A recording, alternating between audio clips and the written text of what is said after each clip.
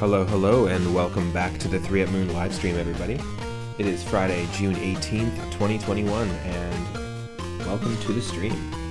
My name is Matt, otherwise known as 3 Up Moon, here on Twitch and YouTube, and happy Friday.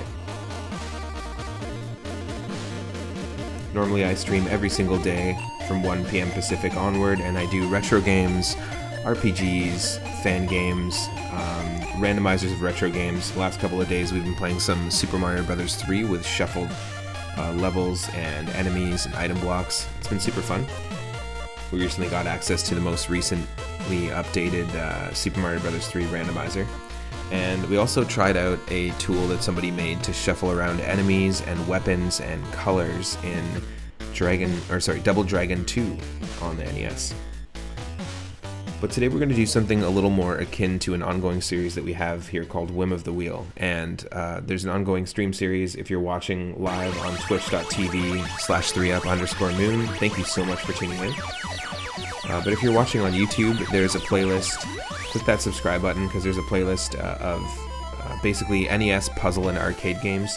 I spin a roulette wheel, and whatever game we get in the list, we have to try to do 3 honest attempts at trying to beat the high score or beat our personal best high score. There's a ton of games on that list, and most of them I grew up with in my very first NES collection ever. Well, today we're going to change things up a little bit, and inspired by our NES homebrew streams and our homebrew streams in general that we've been doing, which are streams showcasing people's current projects that were released in the last maybe 10 years on defunct consoles that they're not developing games for anymore. Today we're going to be doing some Game Boy Color games specifically, and the Game Boy Advance recently just hit 20 years old, and it's got over 1,500 games. I'm not sure exactly, but there's so much licensed stuff that was released for the Game Boy Advance, and I know the same thing exists for the DS and all that, but the Game Boy Color, to me, the sound chip is one of my favorite sound chips, and I'd like to go down the rabbit hole of, unfortunately this might be a bad move because there's going to be a lot of janky games in this journey, but I spun the wheel, and we're at the same whim of the wheel, just like the NES game streams. And basically whatever game we get, I'm going to just dive into for a little bit and just try, we'll attempt it. We spun the wheel, and the first game we got today was Blade, which is the licensed Game Boy Color game for the movie that came out in 2000. The game came out in 2000, and I believe it was released at the same time as the Blade PlayStation 1 game. A lot of Game Boy Color games were tie-ins to movies, and also linked in to the release of a 3D game on like PlayStation 1 or N64. And they would often put out a game on Game Boy Color and on a 3D system, but the Game Boy Color game would be a completely different experience because there's no way to replicate those 3D games on the Game Boy Color. But I'm excited to dive into some of this stuff, and we'll see just exactly, it's going to be pretty nuts, but we'll see just exactly what kind of nonsense we'll come across. Maybe we'll find some gems. I'm expecting a lot of jank, but it should be fun. If you're curious about the music that we're listening to, we're actually listening to Tim Follins' soundtrack for an NES game that was released at the very end of the NES's lifespan, called Treasure Master.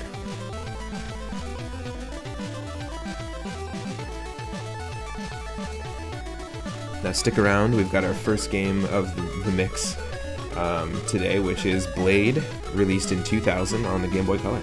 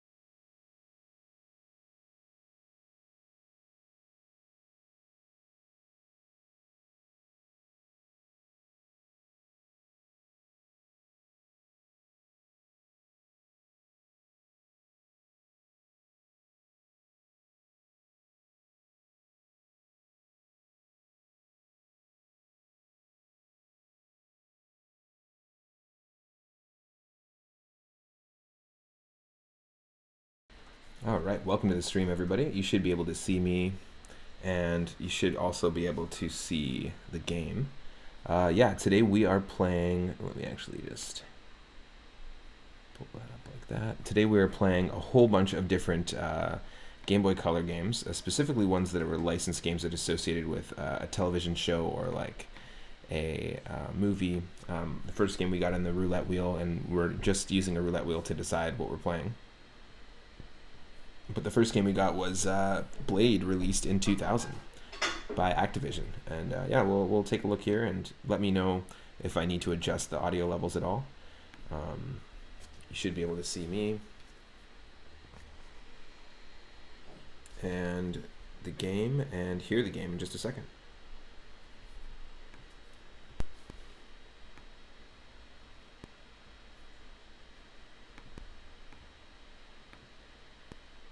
I'm expecting a lot of jank, but we'll see. Oh, HAL. Interesting. Really now. HAL made Kabuki Quantum Fighter. Also, of course, made the Adventures of Lolo games and the Kirby games.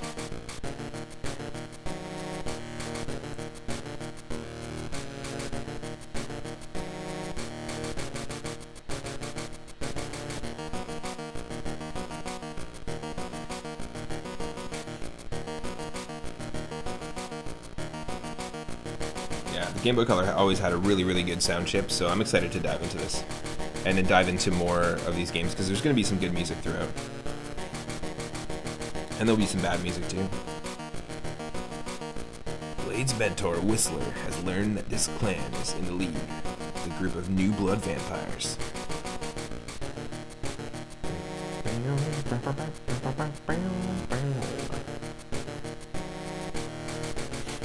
So yeah, hopefully the volume of everything is good. Oh my god, Chris Christopherson on the Game Boy Color. That's what this world needs, apparently.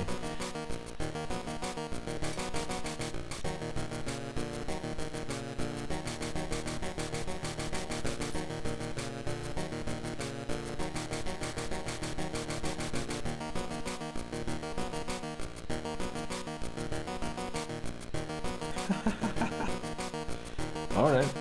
Oh, look at that. Terrible but amazing pixel art. Oh shit. Hell yes. Y'all see that moon right there?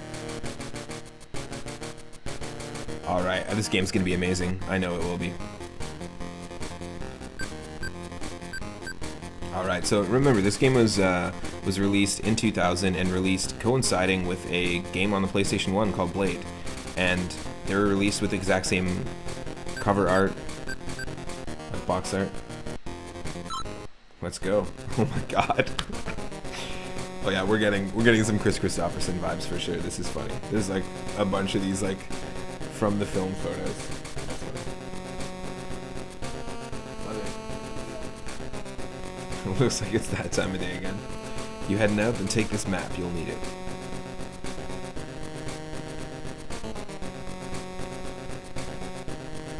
Shows where they have bases around the city.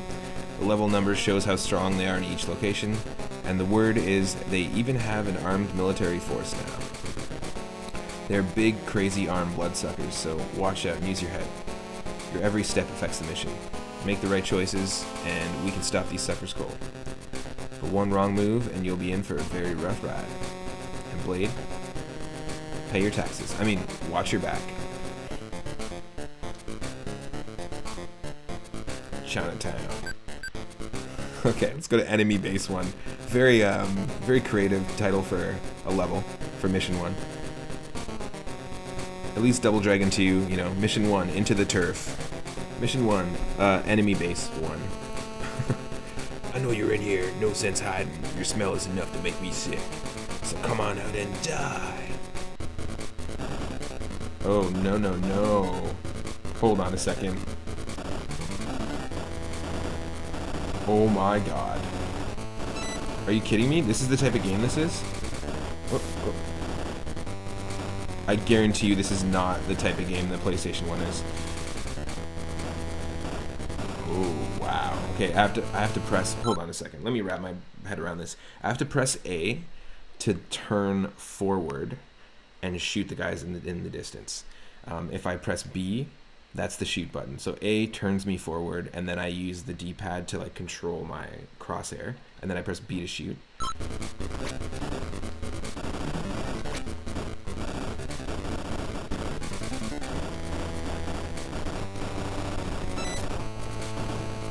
Wow.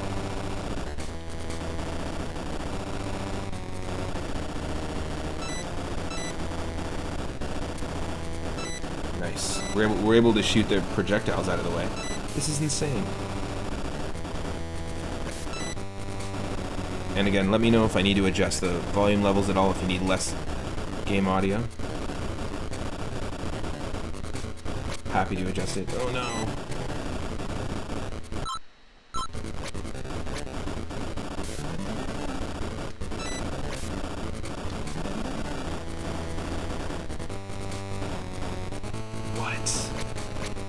That's so nuts.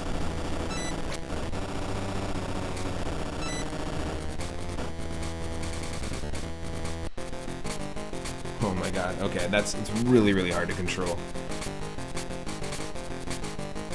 Okay, we got shotgun 4 120. That's almost 420. That's a very, very hard to control game.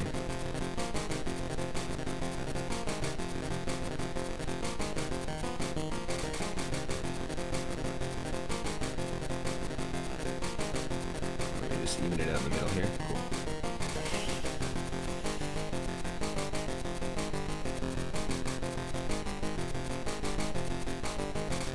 I'm also in a new location for streaming as well, so I just want to make sure that the lighting is okay. Music's pretty cool.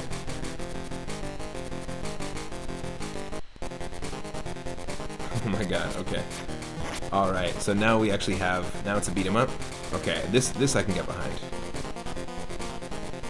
Alright, A and B shoots the glaive, or throws the glaive. B blocks, A punches. You can duck. Duck and punch for an uppercut. Up and punch is a totally different move. Oh. And down and B does the trademark Double Dragon kick. It's so funny, actually. We were playing Double Dragon 2, The Revenge. Yesterday, we were playing a randomized version of it. I grew up with that game big time, and it kind of opened up the door for beat-em-ups for me. It really made it a genre that I wanted to explore more, like the Final Fight games. It was the gateway to the Final Fight games, and Streets of Rage on the Sega Genesis. Of course, two of the console or the arcade cabinets that I played growing up were Turtles in Time, and we recently played that on Sunday for our viewer request night. Every Sunday at 6:30 p.m. Pacific, I play viewer request retro games, and I'm using all the glaives. I'm not trying to. Whoa. Yeah, this definitely feels like Double Dragon-y. But yeah, the two of the arcade cabinets that I played growing up as a kid, there's only three that I played total, that I had the opportunity to actually play in arcade. One of them was Turtles in Time, which we played last Sunday, and another one was the Simpsons arcade game. So I really got into beat-em-ups through Double Dragon 2, so it was fun to revisit that. And this actually has a little bit of that vibe, just a touch. What are these documents? Not much from the looks of it. Better have Whistler check them out, though. Looks like someone left in a big hurry. This gives me vibes of Comix Zone as well, if you've ever played Comix Zone on the Super Nintendo. Found an ordinary room key. Alright.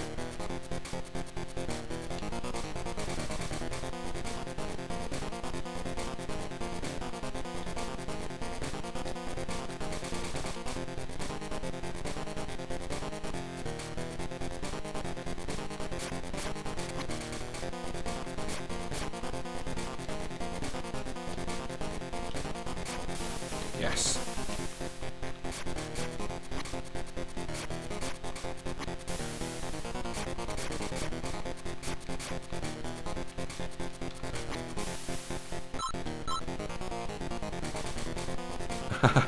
I just recently followed a Twitter that says, "Can I use the bathroom?" or "Can you use the bathroom here?" and basically, or "Can you use the bathroom in?" And basically, it's just posts letting people know if they can actually use the bathroom that appears in a game. So, like, can you use the bathroom in GoldenEye on Nintendo 64, for example? Well, no, you can't, and there's a guard guarding the bathroom. Another post was, can you use the bathroom in Parappa the Rapper on PlayStation 1? And it says, you can, but only if you rapping good. Because one of the stages is you waiting to use the washroom. And so this would be a good contender for it. Can you use the bathroom in this? Probably not.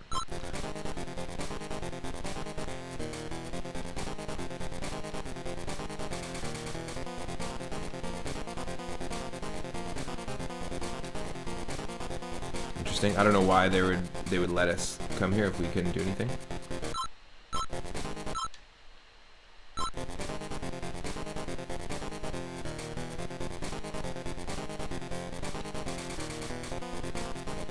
Okay, very strange.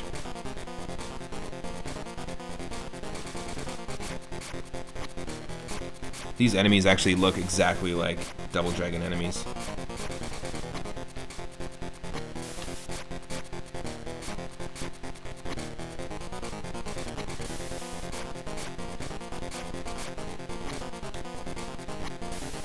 I'm just gonna give these games an honest shot, you know? If we get a couple game overs, then I'll probably switch to the next game, and we have a roulette wheel that's going to decide which game is next. And let me tell you, there's a lot of Game Boy Color licensed games. I don't understand. Like, are we missing something here?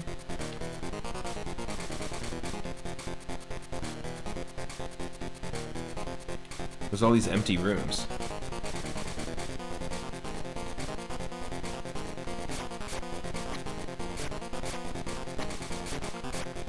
We also have an AP meter and a health meter, it looks like, and then also, I don't know what an AP meter is, ability points maybe? And then serum, which, as you know if you've watched the movie, is a thing.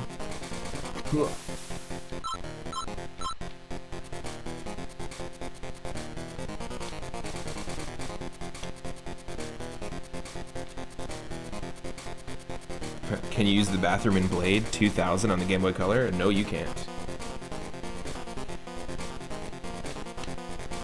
Oh, nice. Okay. Yes. That's like the most Wesley Snipes thing in this whole game. Is the forward dash. Super cool.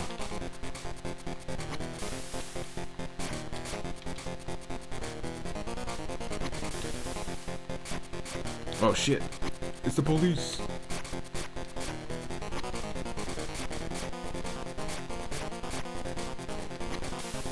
First boss character, maybe? These are all supposed to be like super vampires, apparently, like the next generation of vampires, all the villains. Oh, very Double Dragon. That entire pose is Double Dragon. It's like the ninja characters, the swordsman. I'm gonna enjoy killing you, Blade.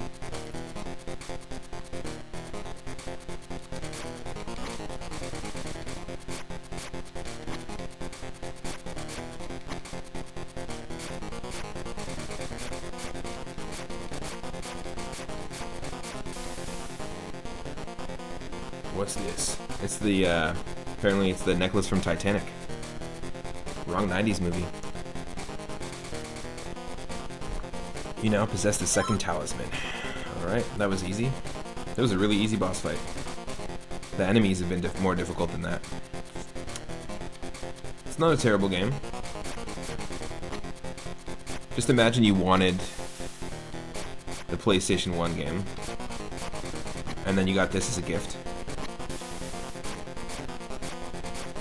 And you were like, oh, thank you. Thanks for the gift. I appreciate it.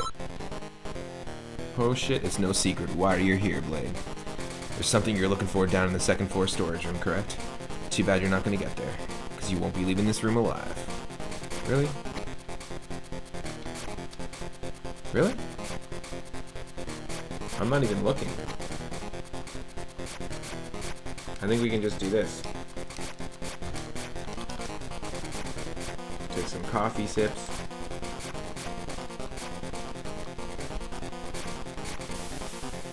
Oh look, you now possess a decorated key.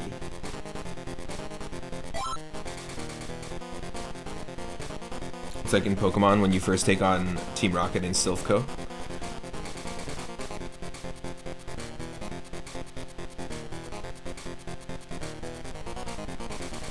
Might as well dance for a little bit.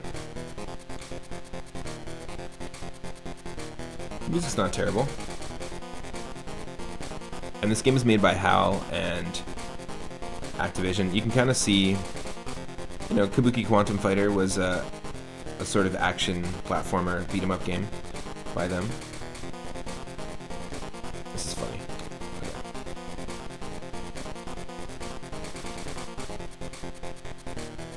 All the dance moves. 4th floor. We don't have enough serum. We need more serum. I don't know how we get serum.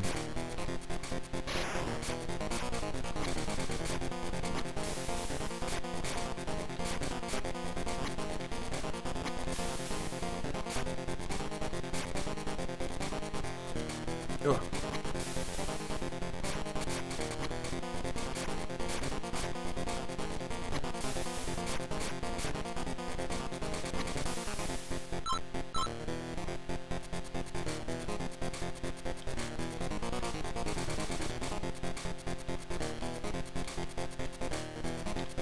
Why is there nothing here? Is this just to create atmosphere? Like, there's got to be something that eventually happens in these rooms. No. I'm gonna go to sleep now. Game over. Well, that's quite the password. DBF exclamation mark B? BCBB? BB. I'll remember that.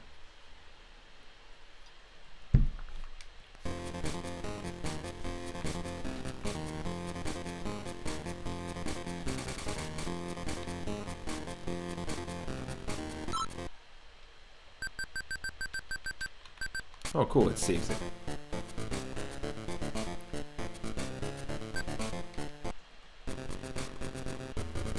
I'll give it another honest shot. Let's go.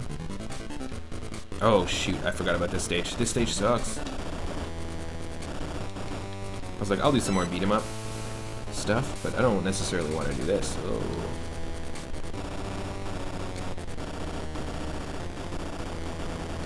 Oh, that's why.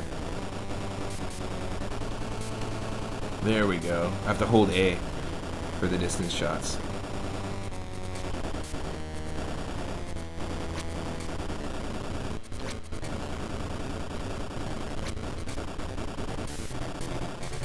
Shit.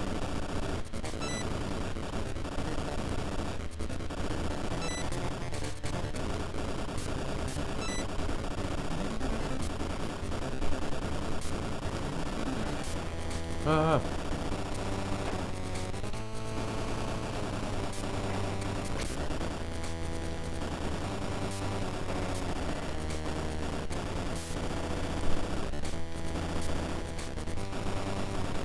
Ah.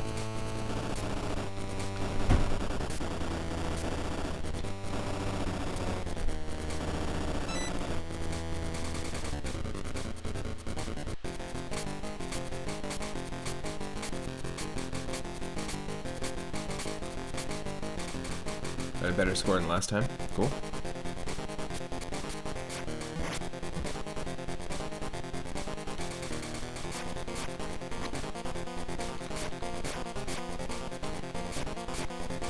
They take movie logic rules, the minions and the henchmen like wait for me to beat up one of them. The AI in Double Dragon 2 is much smarter than this. Okay, we got ourselves the room key.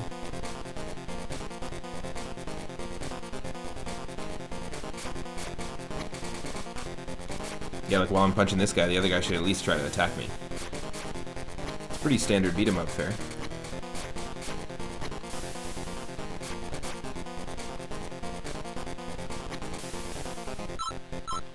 This must be like a serum thing.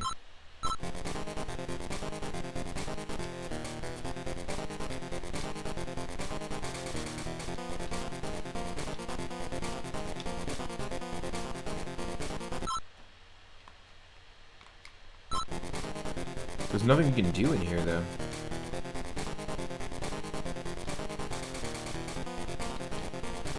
Huh.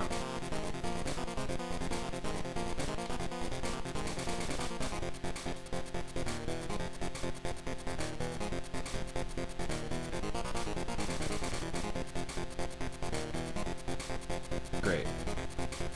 Just one sec.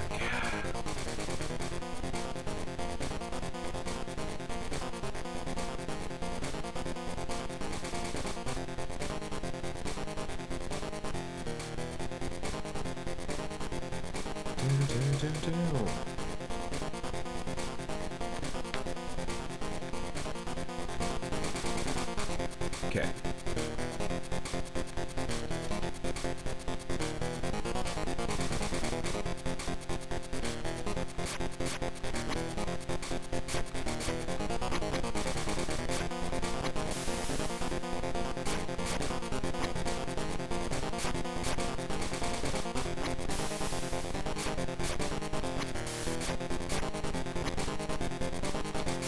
Seems like Blade on the Game Boy Color just isn't nearly as popular as Super Mario Bros. 3 on the NES.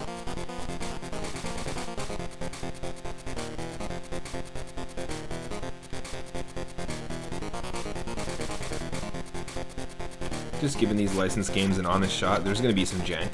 It's kind of like a little bit of a jankapalooza. This isn't a terrible game, but again, the AI is just not quite there, and there's got to be a way for us to heal, but we just don't know how to do it, apparently. Did that heal us? Like, I'm not even sure if we're healing. Okay, let's just quickly, let's take a look at the HUD very carefully when we enter one of these rooms.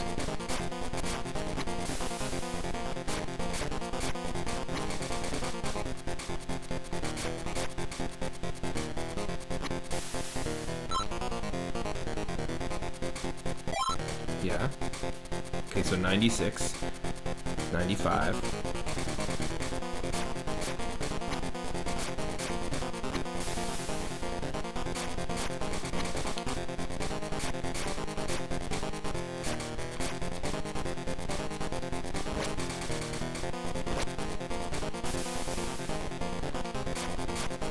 That was cool.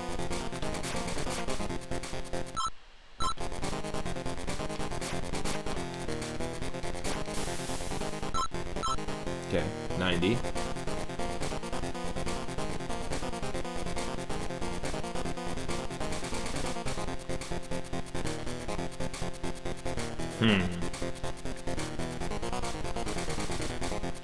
Looks like he's trying to take a poop, but he can't. Those urinals, dude.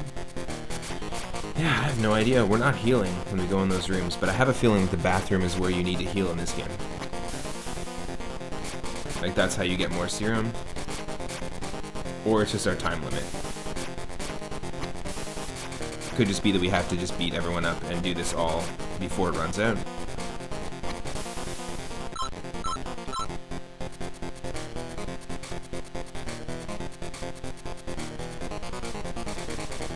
Don't understand.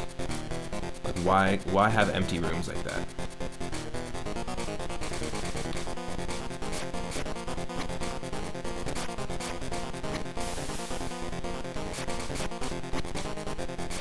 Yeah, the other enemies just hang out. They just wait. That's what you want to do.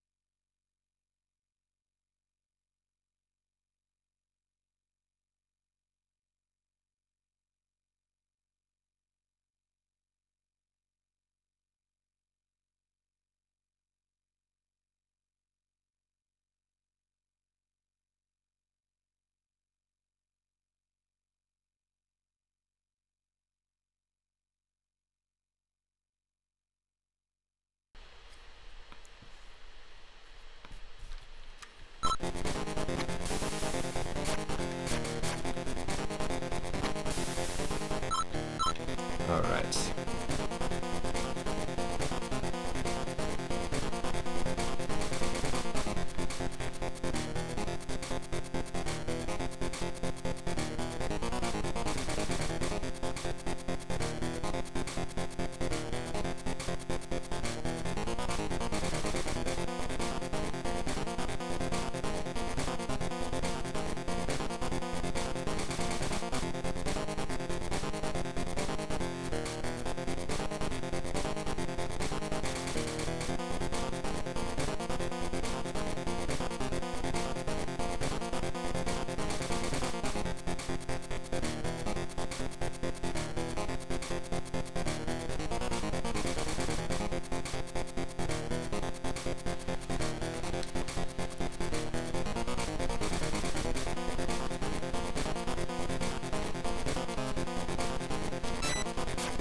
Oh nice, the block actually worked. So let's just hope that if we beat this stage before the time runs out, if it's possible, that maybe we'll find some more health. So we've got the second talisman now, nice. Just gonna refresh, just refreshing Stream Manager stuff on my end.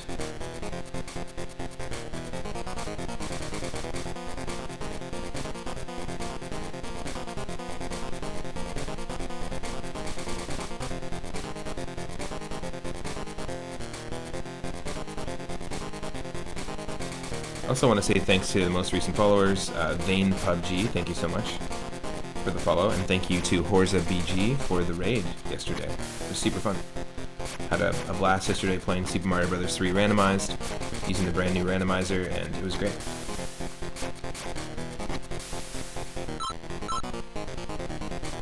We're also only 7 followers away from hitting 400 followers, and once we do, we're going to play Wario Land 4 to celebrate.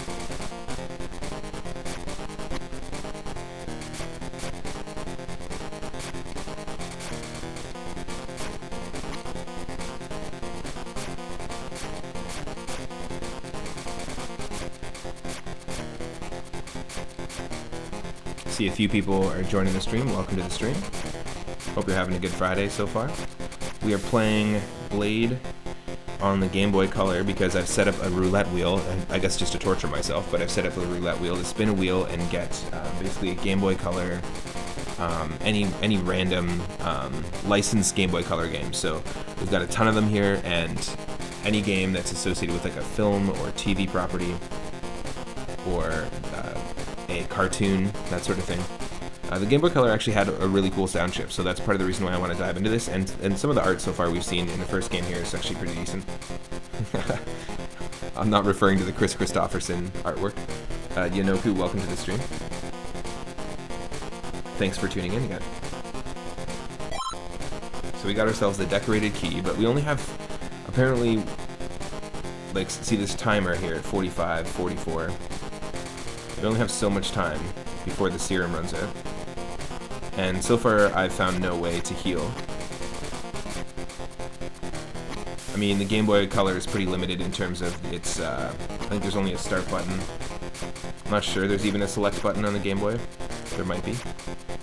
Well, I guess there would be, yeah. Start, select, A, B. And there's not many things we can do when we go in these red rooms. I think the red rooms are where we have to heal, but I just don't understand how to do it. You know, I'm going into these games blind. This game was also released coinciding with a PlayStation 1 game as well, of the same name.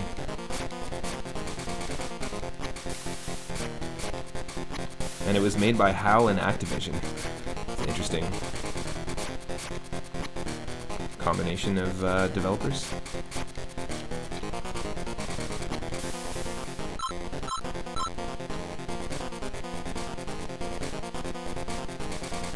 Yeah, see, we just run out. There's nothing in the rooms. It doesn't make any sense. And we can't press any combination of buttons. I think we might be near the end, so hopefully we can do it here. Like I said, this kind of reminds me a little bit of Double Dragon 2, which we were playing yesterday. Just messing around with the randomized version. Some of the designs of the enemies are very similar as well.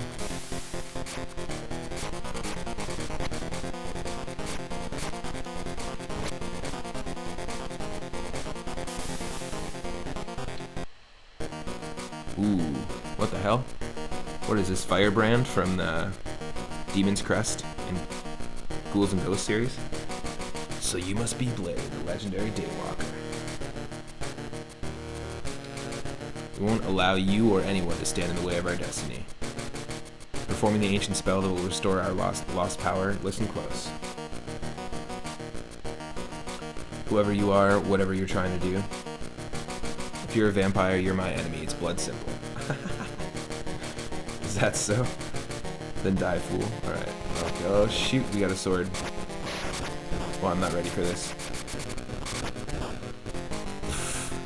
No way. No way. And we're starting back over here? Nope.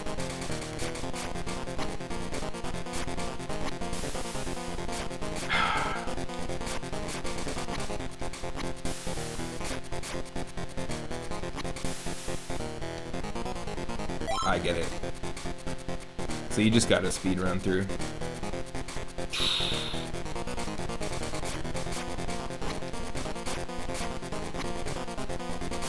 I'll try one more attempt.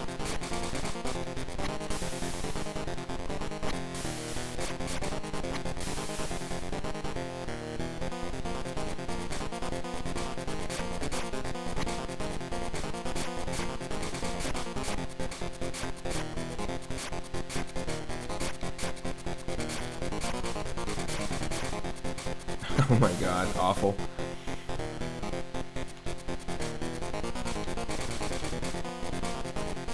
Can you use the bathroom in Blade? No, you can't.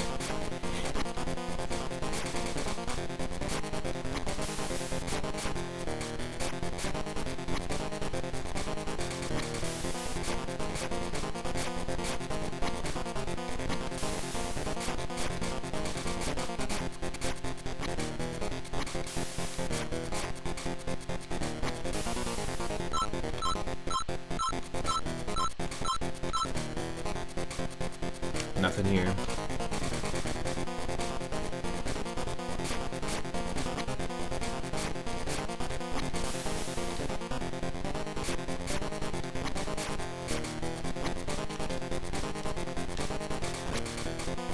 Just because it looks cool.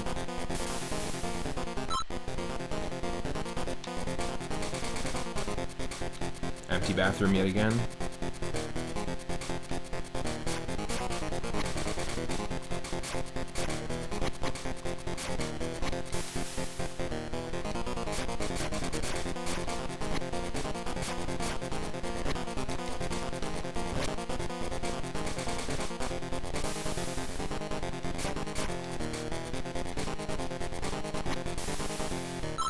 Oop.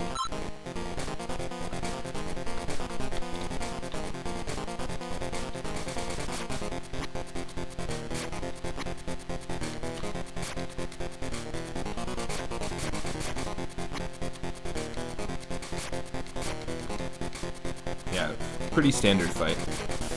The enemies aren't actually doing much damage to us. I just want to make sure we pick up all these items before we go back and try to take on that sword fight.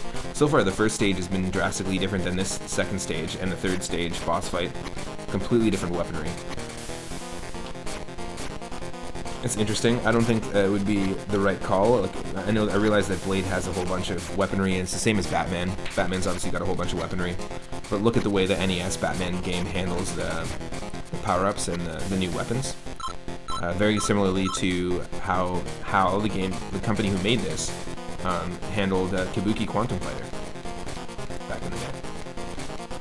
Just works a little bit better rather than having like new equipment for each stage and then changing the gameplay of each stage. You want that Zelda dungeon mentality where it gives you a new item in each dungeon that's required to complete that dungeon, or required to complete the next dungeon. I guess that's also a Mega Man mentality as well, because it's like you get that power from a Robot Master and then it helps you defeat the next one. The way they're handling it in this game is just feels a little more random. But you know, a lot of these games are rushed too. They're probably like, shit, we gotta release this game to coincide with the PlayStation game. You gotta make something that's nothing like the PlayStation game or the N64 game. But we have to still market it the same way and get it out there before our deadline, so.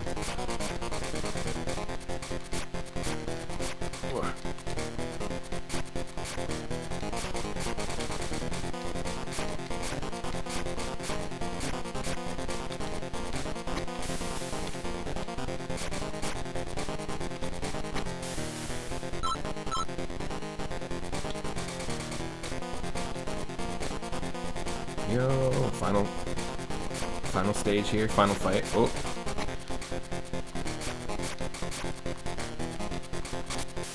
Whoa. I've never used that before.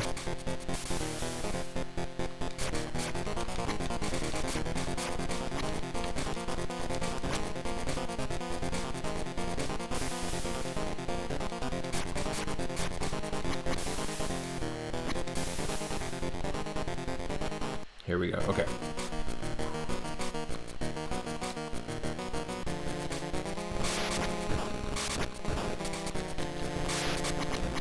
Yo, holy shit. That's insane.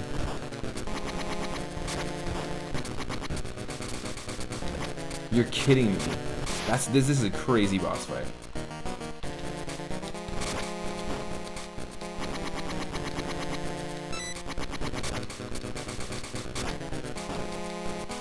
Can we catch it in here?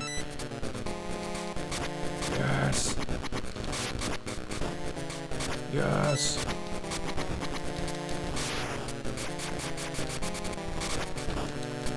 Okay. Firebrand became Sonic the Hedgehog. Use a spin dash. Dual barrel roll.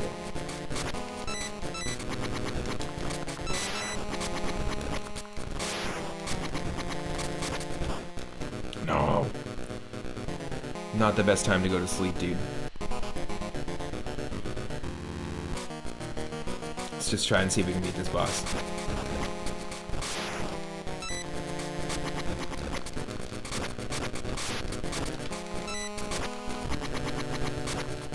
Ooh.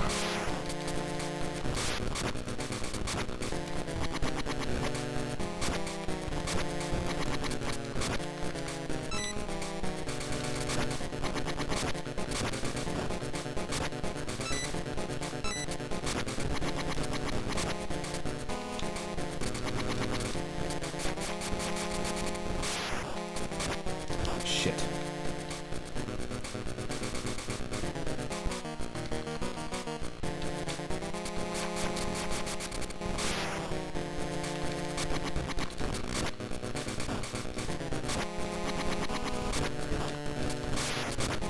Shit, come on. Ah! This is not easy. And fighting the boss on such a small screen, too.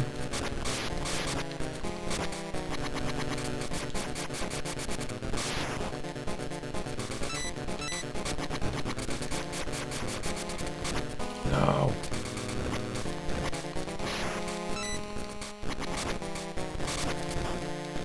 Damn it. He's just really trying to take a nap.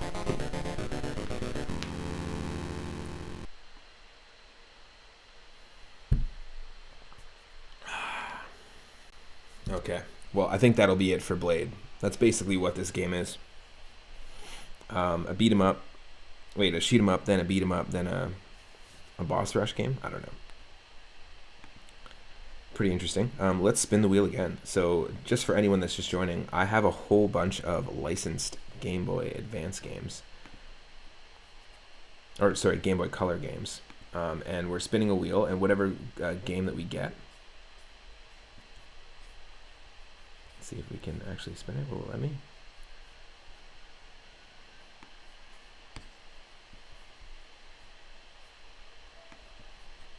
There we go. We'll spin the wheel, and whatever game we get is going to be the next game that we take a look at. I'm going to play some music in the interim, just some music from Treasure Master. This is what we've been listening to. It's Tim Follins' work on the NES game Treasure Master. It's one of my favorite soundtracks on the NES, and it was released near the very end of the NES life cycle. The through line of today's stream is basically like, hopefully we're going to find some good uses of the Game Boy Color sound chip. It's something that's super nostalgic to me, the Game Boy Color sound chip, and same with the NES sound chip, so I just want to tie in the intro music to being some of my favorite stuff using it. Some of my favorite work using the NES sound chip. Tim Follin is the composer. And I'll just be 1 second here, and then we'll switch to the next game.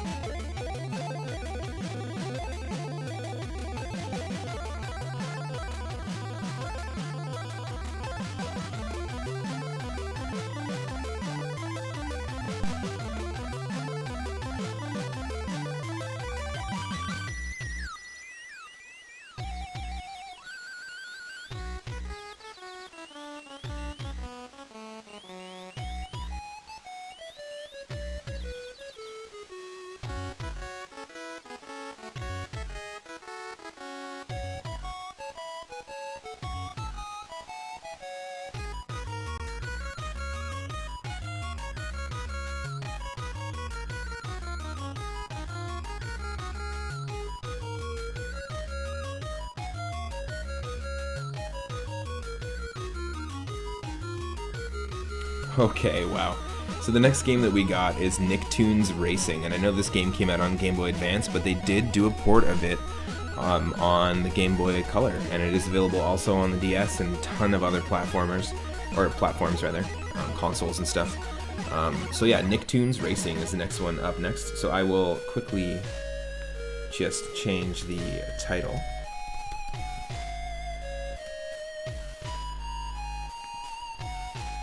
Stick around and we're going to give this game a shot. Hopefully it's good. I don't think I've played a good racer on the Game Boy Color before.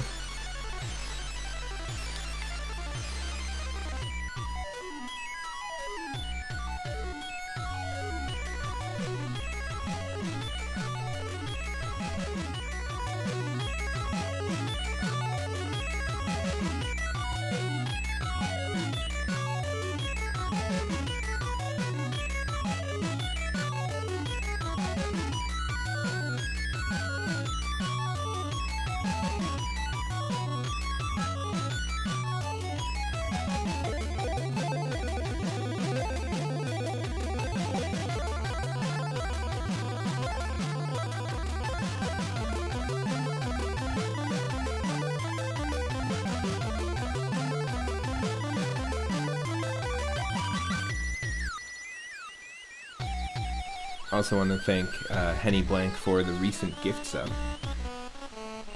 and Lord Loki Asgard for the recent gift sub as well. Really appreciate it. Helps the channel to grow, and it really means a lot. It helps the channel to reach certain goals. Like we do have a subscription goal right now. We have 22 sub points, but we're looking for 50. Once we hit 50, we'll be able to unlock a brand new emote slot, and then it's our final tier 1 emote slot that we can unlock. So it's a pretty big goal. I know we can get there, and of course we are 8 followers away from 400. So, you know, I'm just throwing myself into the rabbit hole of Game Boy Color licensed games, just to see what kind of stuff we'll end up with. So hopefully people enjoy it, even if the games are janky.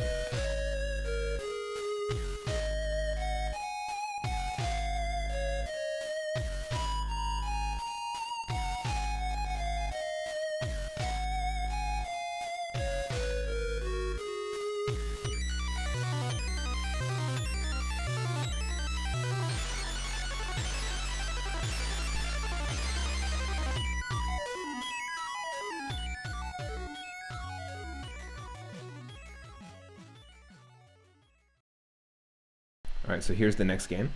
The next game we're going to dive into, Nicktoons Racing on the Game Boy Color by Hasbro Interactive.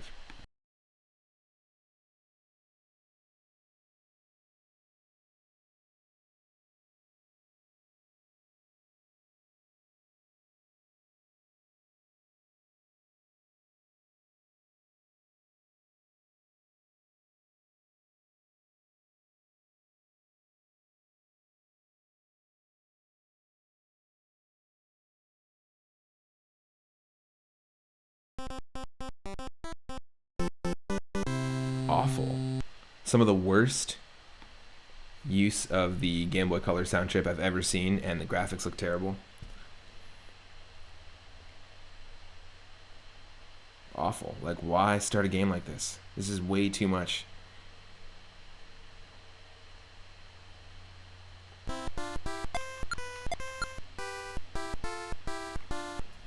Oh god. This is the not quite Rugrats theme song.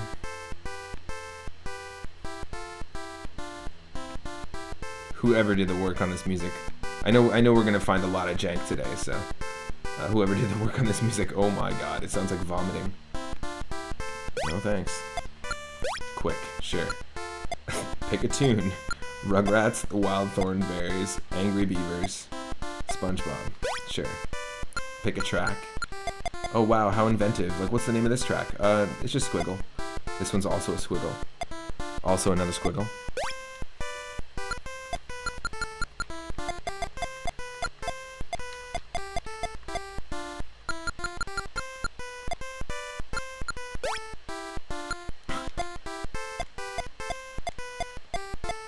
What?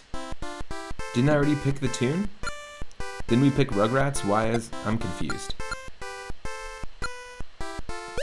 Okay, we'll be SpongeBob. Oh my god. Oh my god. Okay, so many things wrong. The color palette, absolutely wrong. The sprites look terrible. I thought Donkey Kong Land had some of the worst sprites on the Game Boy. And this is the Game Boy Color. Consider this is the next level up in terms of the console. And on the Game Boy with the coloration, Donkey Kong Land 1, 2, and 3, super, super awful. Oh god, oh no. Okay, where's SpongeBob apparently? This is god awful. Not that Blade was amazing, but jeez. Oh, I get it. Rugrats is the theme of the track. That's why the tracks don't have any like unique names or anything, is you can just play that track with the theme of any cartoon. That's a little weird. Awful music.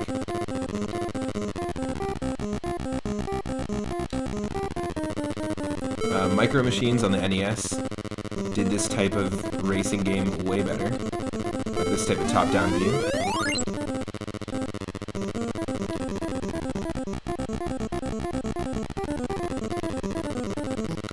Also, RC Pro-Am did this type of racing way better. Rock and Roll Racing on the Super Nintendo came out years before this. It just says L2P2, and I'm imagining that's some sort of Star Wars droid. L2P2. But it's actually level 2, or lap 2, sorry, position 2. Is what it's telling us. They're like, no, let's not make graphics to tell you if you're in first or what place you're in. Let's just put it at the very bottom with text. This is god awful. Sure, am I going the right way? Even?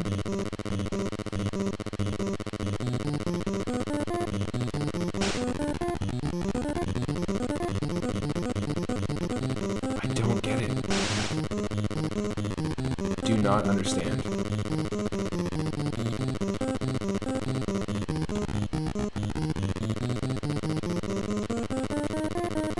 I don't think this is how racing games work.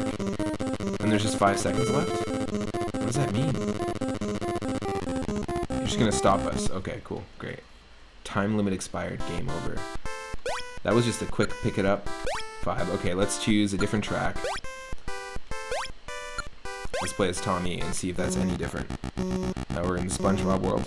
Oh god, the sprites look terrible.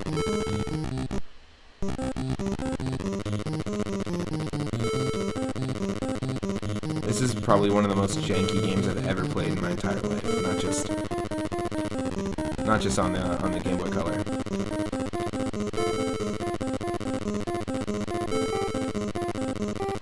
Ooh, not smooth at all.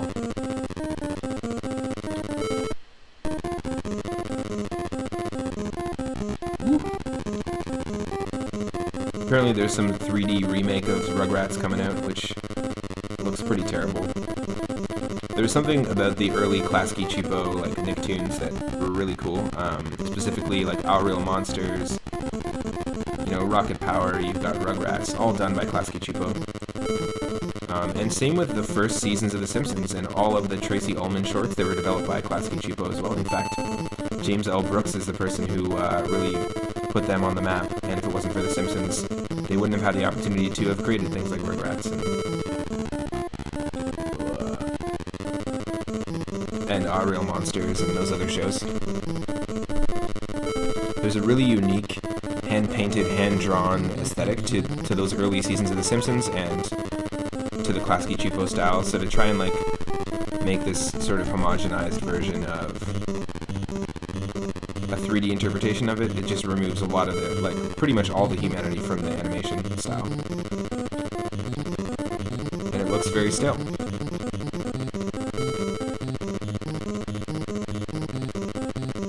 What the? Okay, we're getting items apparently too, like stop signs will pause. I guess it's like the lightning bolt in Mario Kart. It pauses the opponents.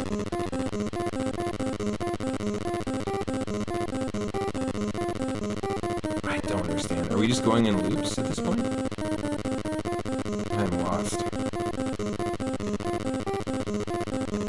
why would you ever do this to anybody? Like, why would you ever buy this for somebody? Imagine you got this for your kids. Or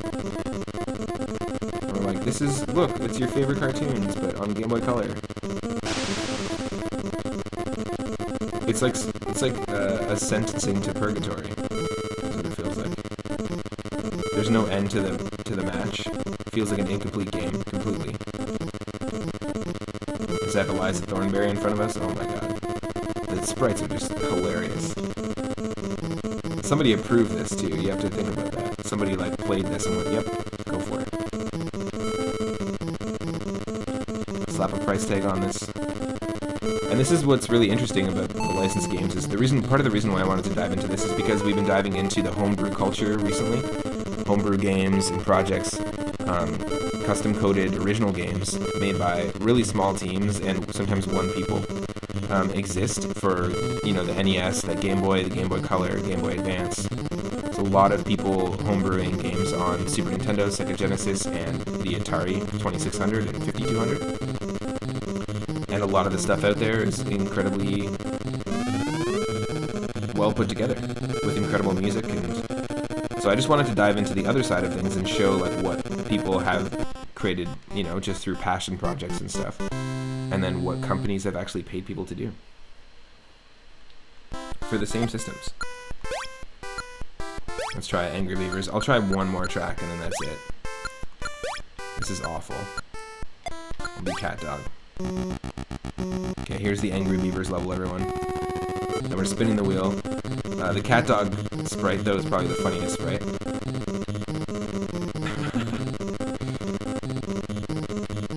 I feel bad for the dog because he's just eating the dirt, basically.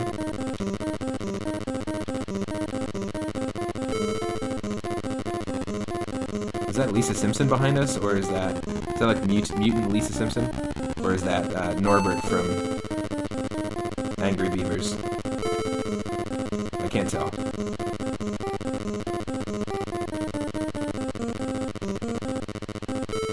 This is awful. Like, the thing that sucks about this is that like every one of these cartoon properties, which they had the license to, has really good music, like iconic music. Just do the Angry Beavers theme and like make it a racetrack remix, and you're good to go. This is crazy.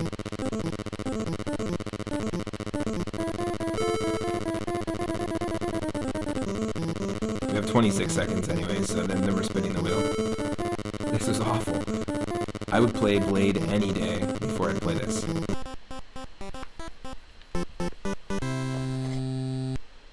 Crazy. Whew. Well, nope. No thank you. Don't play that game. Nobody ever play that game. That was awful. Nicktoons Racing on the Game Boy Color. No, no, no, no, no, no, no.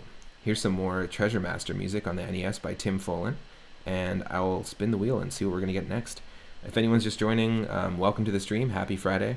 I am streaming a bunch of super janky Game Boy Color licensed games. Games that are associated with TV, movie, or cartoon properties that were pumped out and released. Most of these games have other versions of these games or other ports released on multiple consoles like Game Boy Advance, and for some of them on PlayStation 1 and N64. We played Blade earlier, which was it was trying to be like a Terminator arcade style shoot 'em up. In the first level it was trying to be Double Dragon 2, but with worse AI programming and less clear explanation of what to do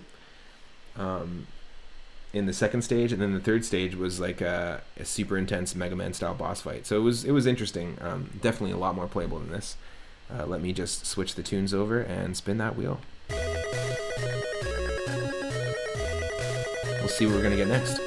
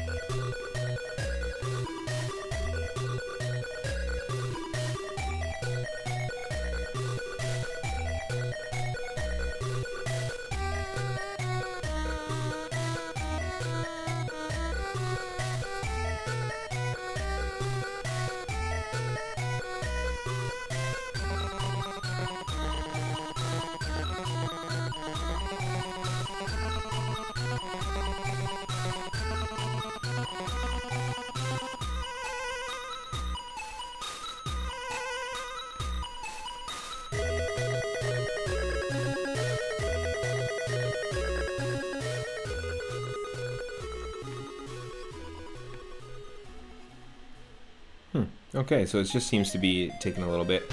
Just 1 second here.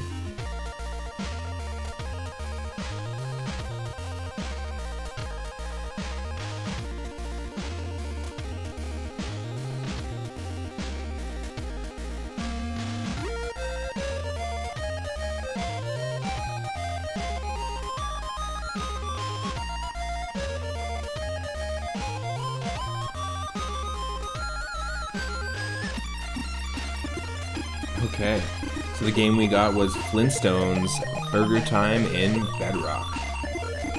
There are some well-known Flintstones games on the NES, actually, and there is a really decent one on Super Nintendo that I rented way back in the day called The Treasure of Sierra Mad Rock. But this one I've never heard of. Now, if it's anything like Burger Time on the, if it's a port of Burger Time with Flintstones characters, that'd be pretty funny. Burger Time's a really cool arcade game that I grew up with on the NES. I really enjoyed it.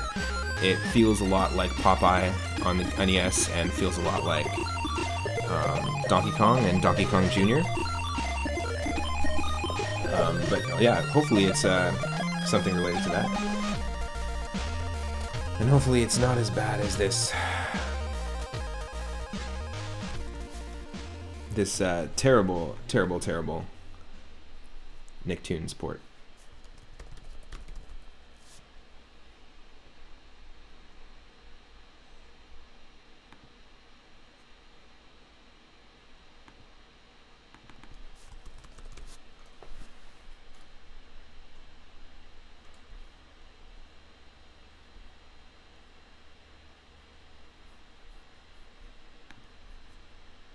Just a moment here.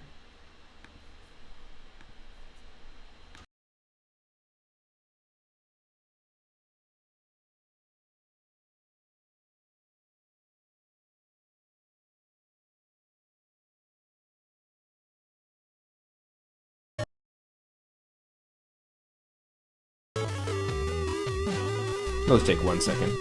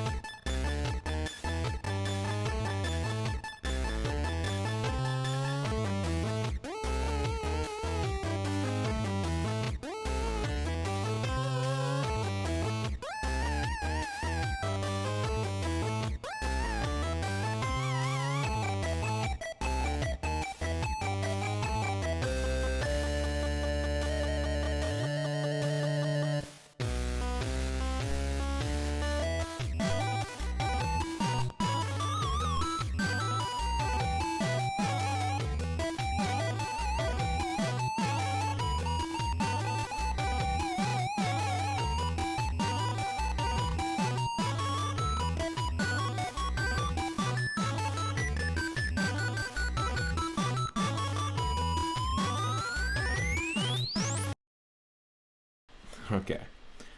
The Flintstones Burger Time in Bedrock. You should be able to see it now. And released in the year 2000. Cool. Let's go. Same year as Blade.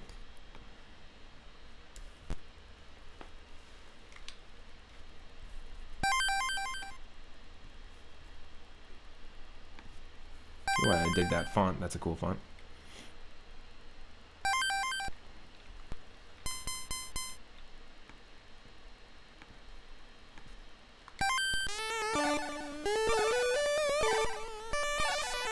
Way better music. It's the not quite Flintstones music, but it works.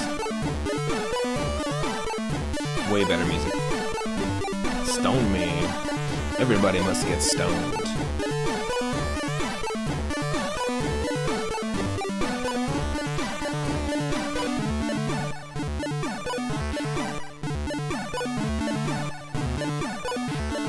Fuck yeah.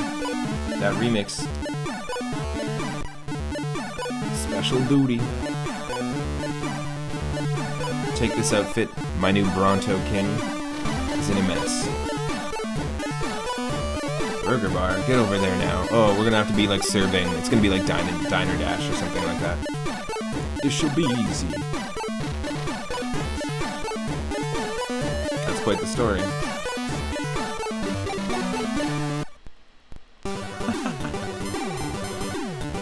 Okay. So we've got some options. There's a high scoreboard.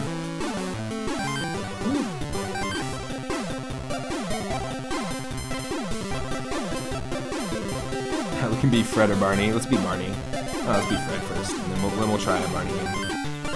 It is burger time! Yes! I am so stoked that it's burger time.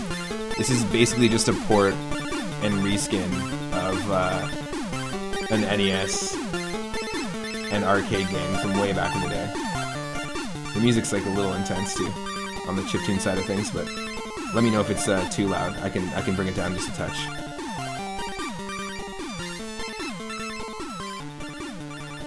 That's probably a little bit better. Okay. I'm super huge into burger time. Ooh, interesting. Okay. Yeah, it's exactly burger time, but it's just much slower moving burger time. Very cool. Very, very cool.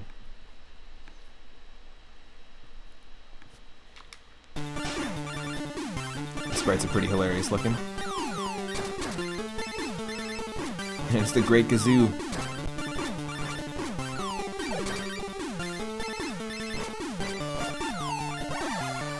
It makes sense that you'd be walking all over the burgers in Bedrock. Doesn't really make sense as to why a chef is walking on the burgers in the original Burger Time, but yes. Yep, and the enemies still can be brought down by doing that. That's cool. Cool, so you can't use the same tech when there's an enemy on a bun. Normally in the original Burger Time, if there's an enemy on a bun or on a piece of the burger, and then you walk over it and drop the layer down to the bottom. Oh my god, that's funny. None of this makes sense. None of this makes sense, what I'm looking at right here. But normally in the original Burger Time, in the arcade Burger Time, and there's a local arcade in my hometown that actually has a Burger Time cabinet, which is really cool. It's been closed obviously since COVID, but it was a really cool place to pop in and give it a shot and try and get your high score on the board. This is a ridiculous thing that exists. I'm shocked that this exists. But yeah, there's a few things about the tech in this game that are different than the original, and it moves much, much, much slower. Well, here we go. Let's keep going.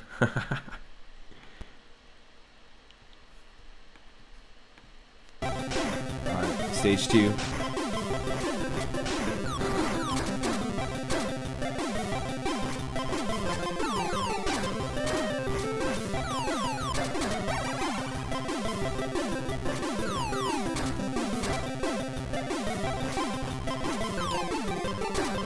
Let's go.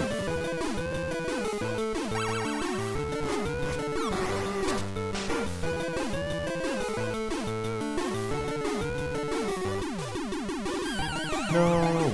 No! Fred looks like he's waiting for a phone call.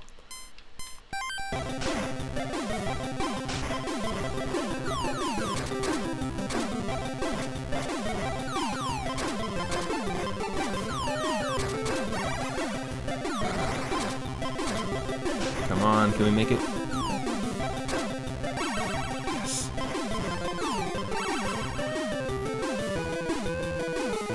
Too slow. Come on. Way too slow moving up ladders. And just in general, this is it's like half the speed that the original Burger Time runs at. Highly recommend checking out Burger Time, like the NES one, if you can. If you get a chance to.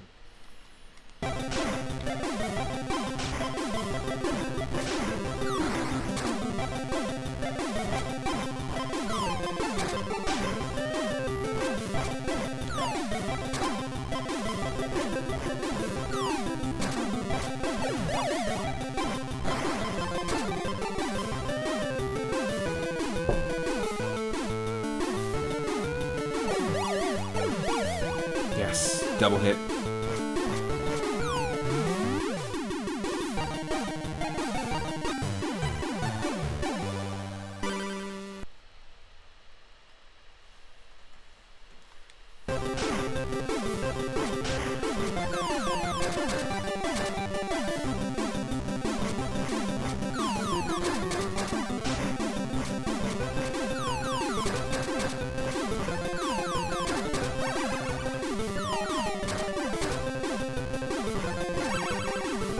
giant ass enemies. Come on, get out of here. There's that little foot from Land Before Time. Oh, come on! That was close.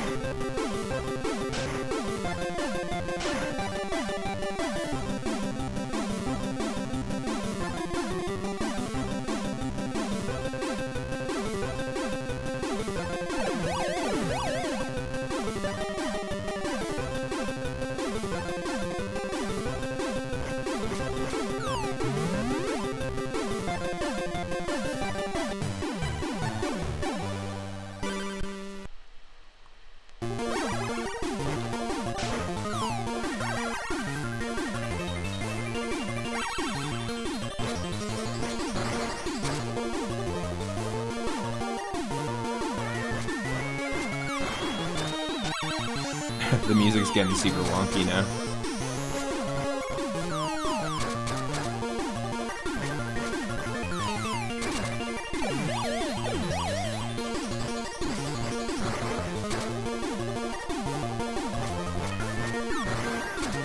Yes.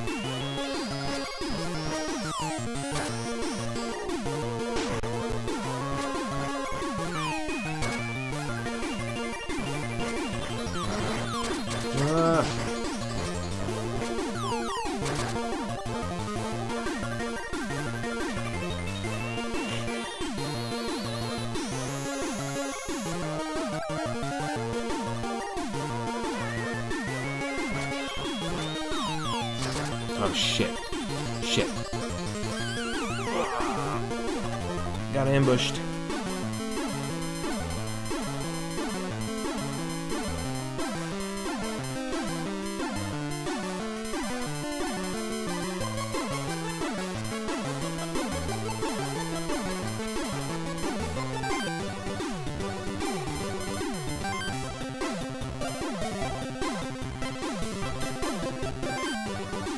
The difficulty's easy too? Holy shit. What's hard mode? We'll do a run as Barney. And then we'll spin the wheel and see what we get again. This is not terrible. I mean, I would have probably played this as a kid. Especially knowing all the time that I spent with Burger Time, the original one.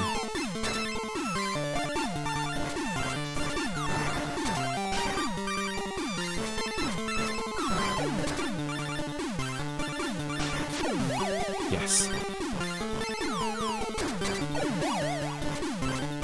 Just want to waste all of them.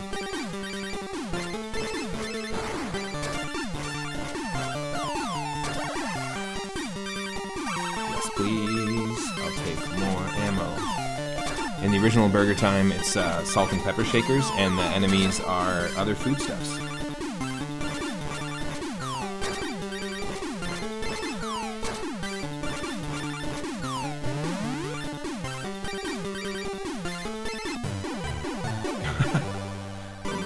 The artwork's terrible.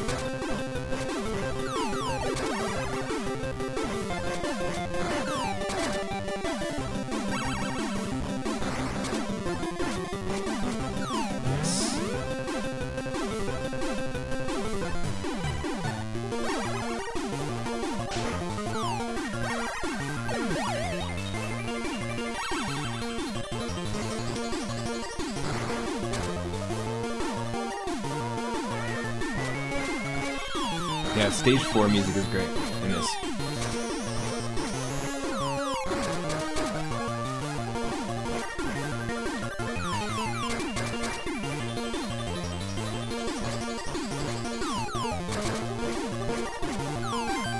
I just kind of want to...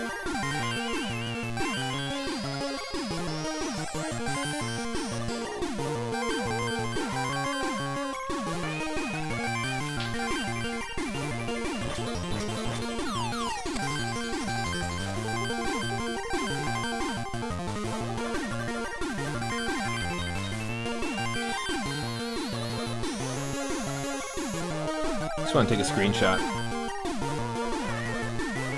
of the Stegosaurus enemy for you-know-who, one of our mods.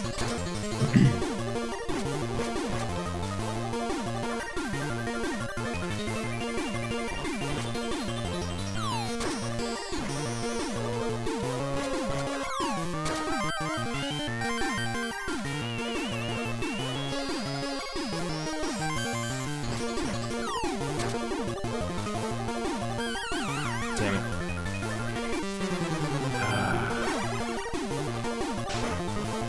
That was me. I was trying to focus more on the screenshot than the gameplay. That's fine.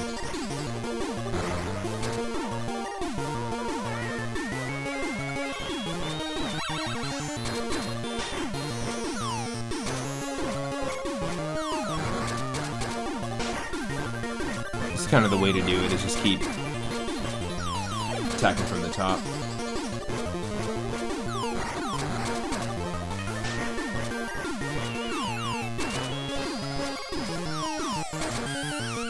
Shit.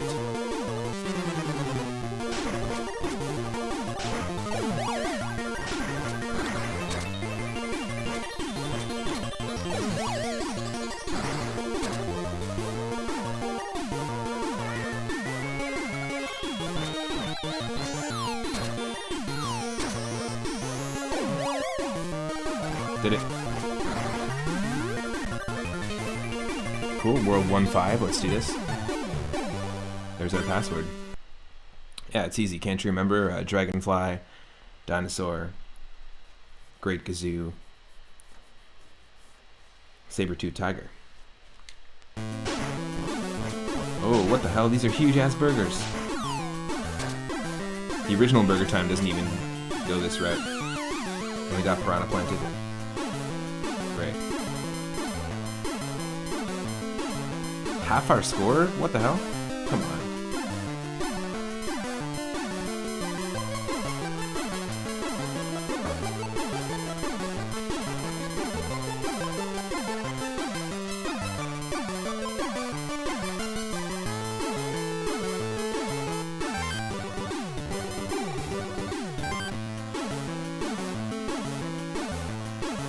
Nice, ELO is on the board with 300 points.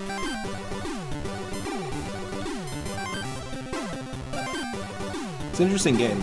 I think that what I'm going to do is actually just take a quick break and just have some food and use the washroom and be right back.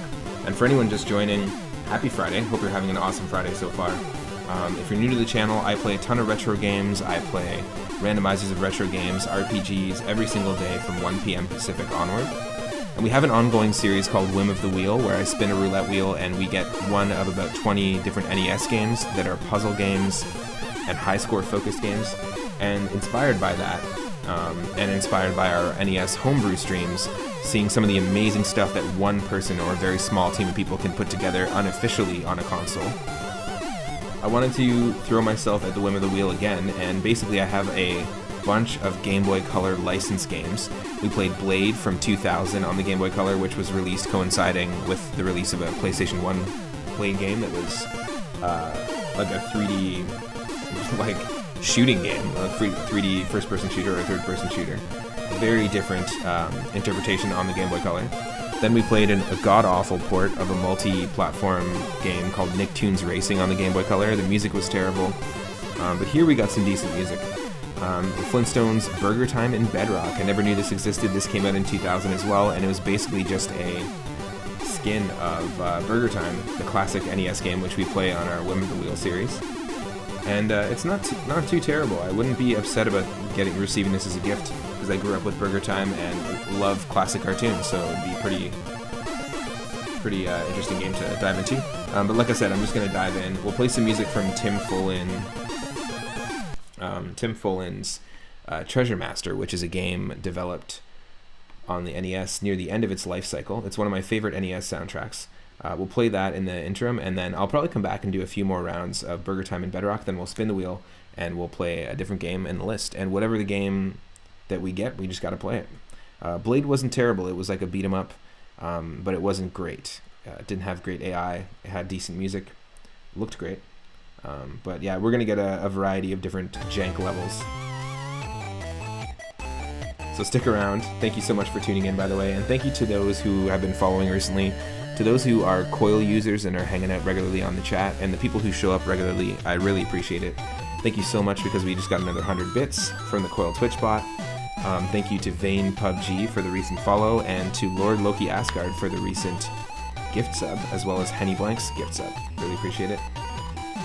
Thank you Horza BG for the raid earlier yesterday. Really appreciated that as well. I will be back. It will not be long. I'll see you in a bit.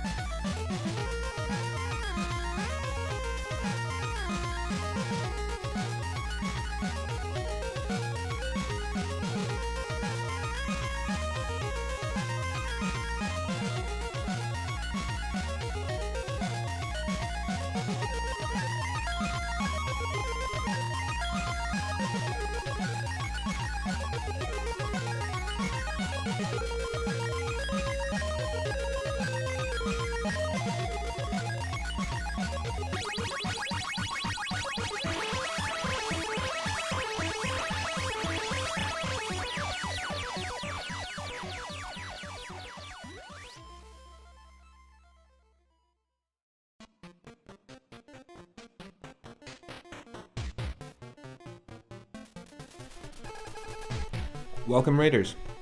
Thank you so much. My apologies for the fact that I'm on a break. I'm just making some food, using the washroom, refueling, getting some water, tea, that sort of thing. Welcome, Burning Pigeons. Welcome, Worst Enemies. Welcome, Adorama. Today I'm throwing myself into the rabbit hole, or down the rabbit hole, that is Game Boy Color licensed games. Believe it or not, we played a really janky beat-em-up, shoot-em-up game called Blade, obviously licensed and connected to the Wesley Snipes movie. It came out in 2000, and the game was also released with coinciding a PlayStation 1 Blade game.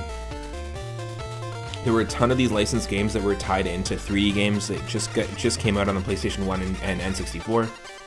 And then we played an awful port of Nicktoons Racing, which it wasn't even really a racing game. It was like an incomplete, like homebrew projects by one person. Worked and sounded much better than that, like thousands and thousands and thousands of times better than that. And the opening credits listed at least, I want to say, like 50 people that worked on that game. It was insane. Sometimes it takes a lot of people to make a real piece of crap. And then now we're playing the Flintstones Burger Time in Bedrock. It is actually a reskin of Burger Time, believe it or not. Released in 2000 on the Game Boy Color. It actually wasn't too bad. It's like Burger Time, but at half the speed. But I'm going to just, like I said, I'm just on a quick break. I just wanted to just explain, welcome people, and explain what we're doing today. I'm also in a different location streaming today. I'm at my partner's parents' house, so we're just setting up things a little differently. And then I'm going to come back after the break and play a little bit more of Flintstones Burger Time in Bedrock, and then we'll spin the wheel. I've got a roulette wheel jam-packed with Game Boy Color licensed games. And what we're listening to right now, music-wise, is actually Tim Follins' soundtrack to Treasure Master. It's a pretty fantastic NES game, released at the very end of the NES's life cycle. And the thing that inspired me to dive into these licensed games here is I've been spending a lot of time with homebrew projects that are, like I said, made by one person with fantastic soundtracks, just like Tim Follins' work, and with some fantastic just gameplay, like games that I could play for hours. And I wanted to show the other side of the coin, the games that had multiple people working on it that were licensed and paid for and funded, that they actually put out there. And there's a ton of this kind of stuff that exists for Game Boy Advance. The other ulterior motive is I kind of am really feeling nostalgic for the Game Boy Color sound chip recently, and the Blade music was actually really good. The music in this is also quite good as well. So maybe we'll find some gems and some new soundtracks to listen to, which I'm really stoked on. So like I said, I'll be right back. I hope everyone's having an awesome Friday. Thank you so much for the raid again, Burning Pigeons. Really appreciate it. I'll see you very shortly.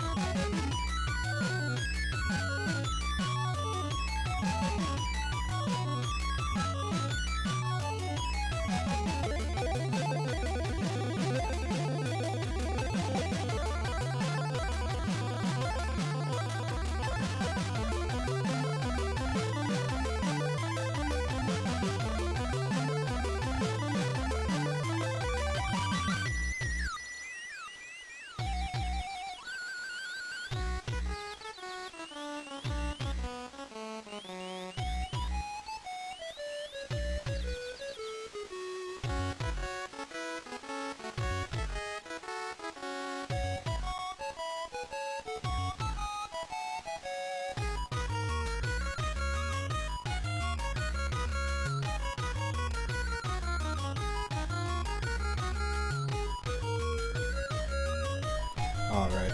Thank you so much, everyone, for sticking around. And look, no one stuck around. Super fun. My apologies for a super long break.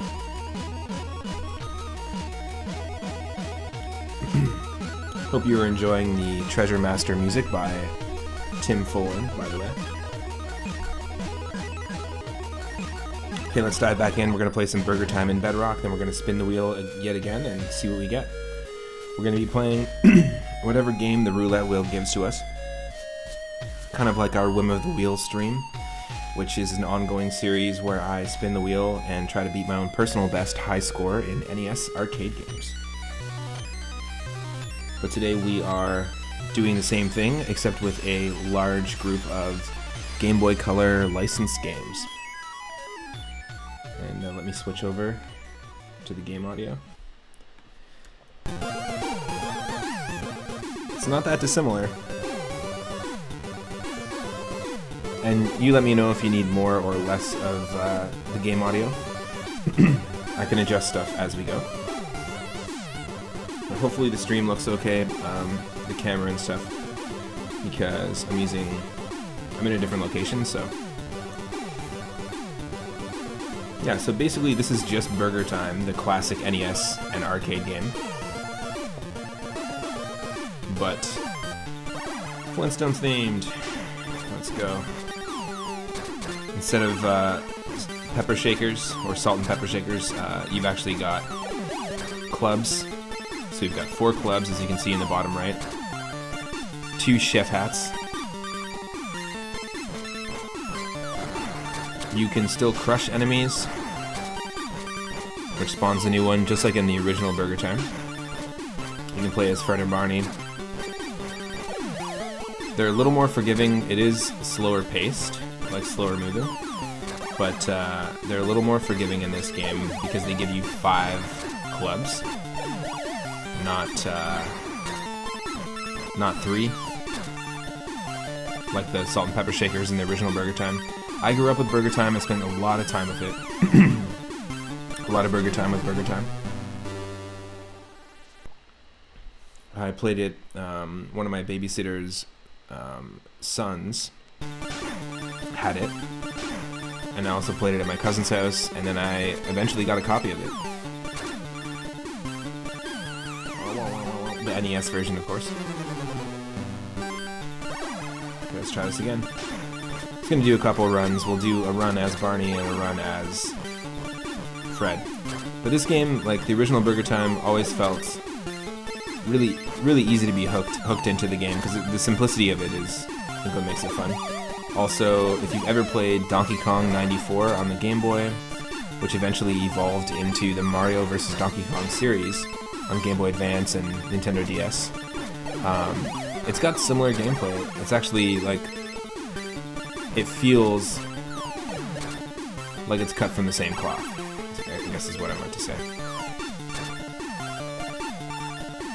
Oh shit. It's tough. Not having good luck with Barney. But when I say it is slower than Burger Time, yeah, it's definitely...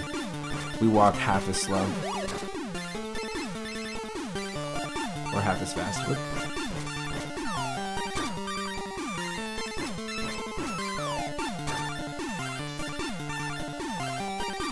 Yes. No! I didn't expect them to come down. Damn. Barney's trouble. Well, his last name does rhyme with it.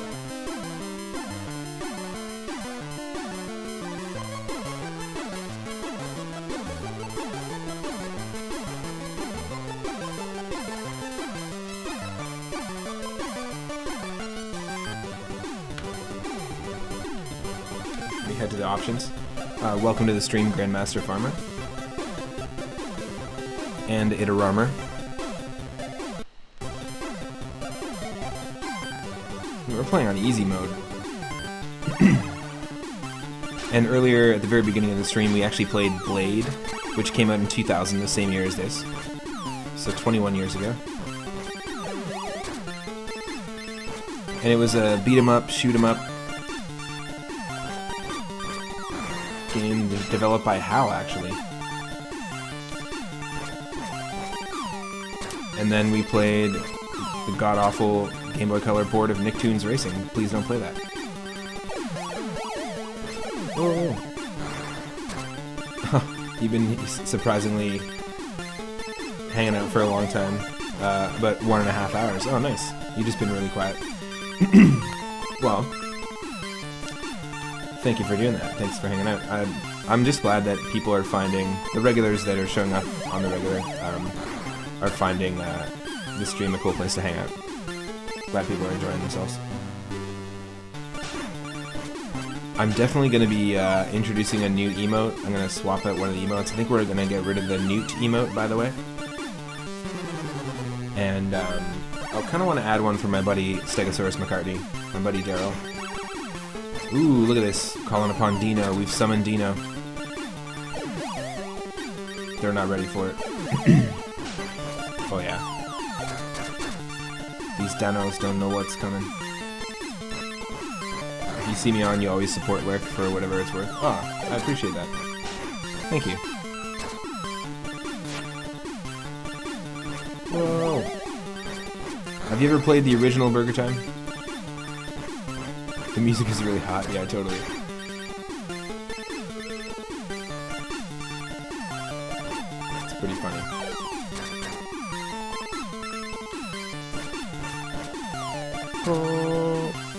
We have no weapons. Destined to die. Damn. Thanks again, Burning Pigeons, for the raid, if you're still hanging out. Hope you had an awesome stream. Hope it went well. Sorry I wasn't here for the raid, but I really, really do appreciate the support.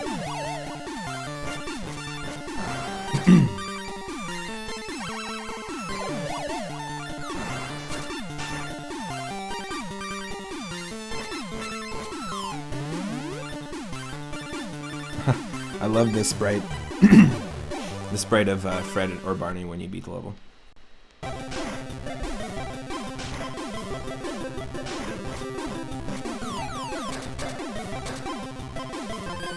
No!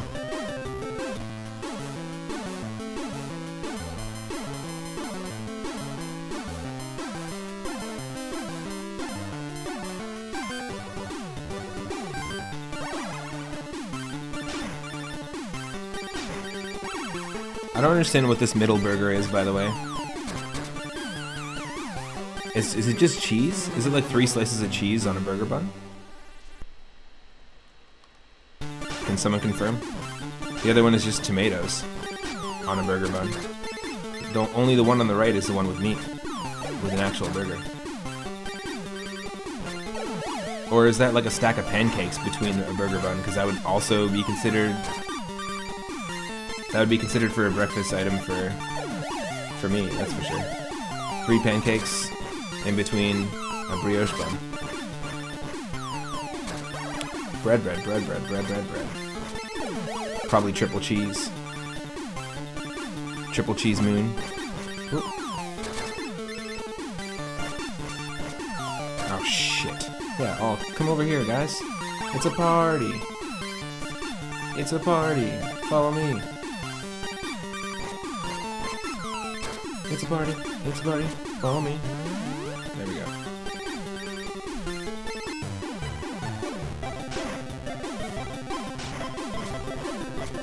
See, the simplicity of a game like this on Game Boy Color, perfect. It's like handheld burger time. I would have bought in super quickly as a kid if I knew about this.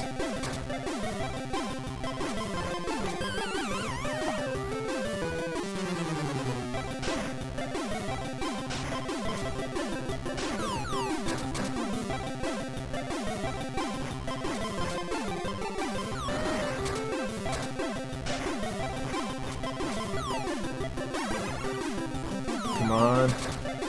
Oh.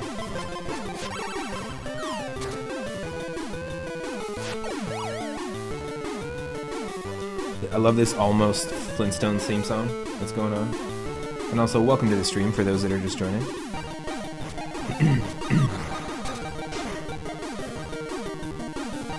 Oh.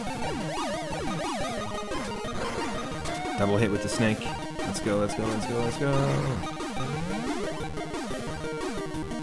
We got to level 1-5 before, but I don't think that's going to happen in this run.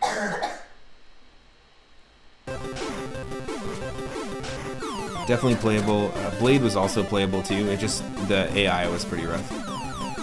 Snake and burger, ouch. It's the brand new trend. So we've got a spinach sandwich, tomato sandwich, and a pancake sandwich. Well, watch out there. Littlefoot from Land Before Time is just right on our trail. Oh. Would you like some dragonfly on your bun, sir? No. Well, it's prehistoric. Are you sure?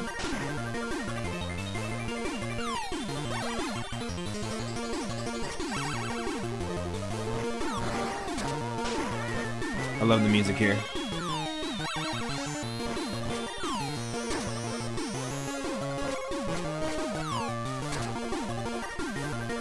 Saber-tooth tigers and stegosauruses. I think that stegosaurus is going to be our new emote, by the way. Replacing the newt.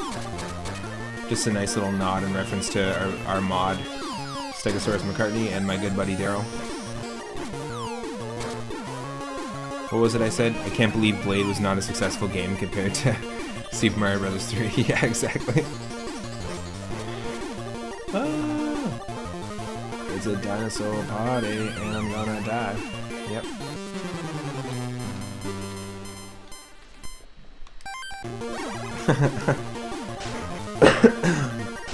It's funny to see something you say written back at you in the chat.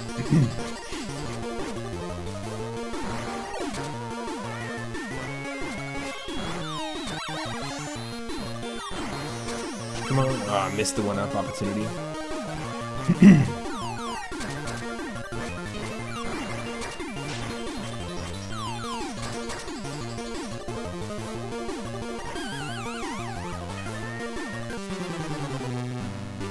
Hark is right. I still prefer the original Burger Time, but this is still super fun, not gonna lie.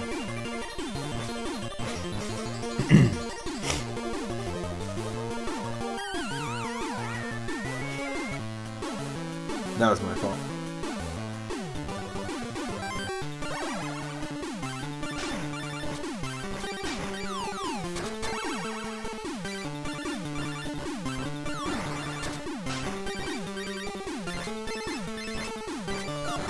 Yes.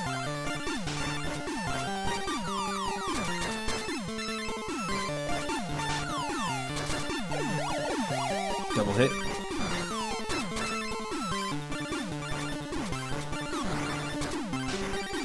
The fact that we've so far played Blade and Flintstones, I kind of want to see a Blade Flintstones crossover. I know that Blade shows up in the Spider-Man animated series because it is a Marvel character. And Blade's interpretation in the 90s animated Spider-Man cartoon was always pretty funny to me.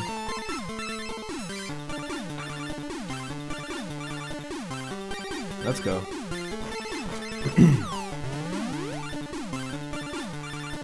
I think we can get far in this.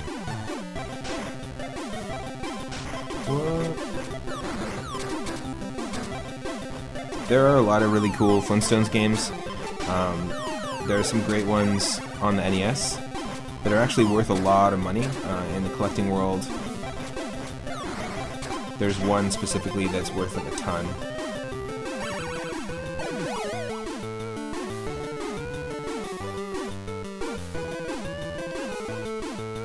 And there's one I played on Super Nintendo called Treasure of Sierra Mad Rock, which actually was pretty decent, especially two-player. It's actually a really fun co-op experience. Kind of has a little bit of a Wonder Boy, Alex Kidd vibe to it, and it's a platformer, but it does also borrow a lot of inspiration from, I would say, Super Mario Bros. 3 and Super Mario World. It's not anything like those games, but you can tell it's inspired by them for sure. It's got a structured overworld. It also has a little bit of a Mario Party Advance vibe, where it's like a board game concept as well. So this one's doable. I love the design of the dinosaur on the top left. The little foot. Grandmaster Farmer says, the B-52s did a nice theme for the movie, you remember, and a bunch of games followed. Oh yeah, I remember that. They did do an original piece of music. Some are alright.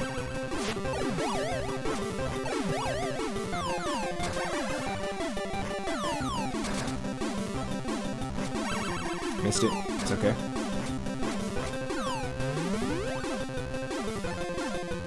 Yeah, this one's not bad. I mean, this is just a skin, right? If you think about it. It's kind of like the Crazy Castle games. Bugs Bunny's Crazy Castle. Oop. Damn it. Damn it. They've been skinned over to play as Woody Woodpecker.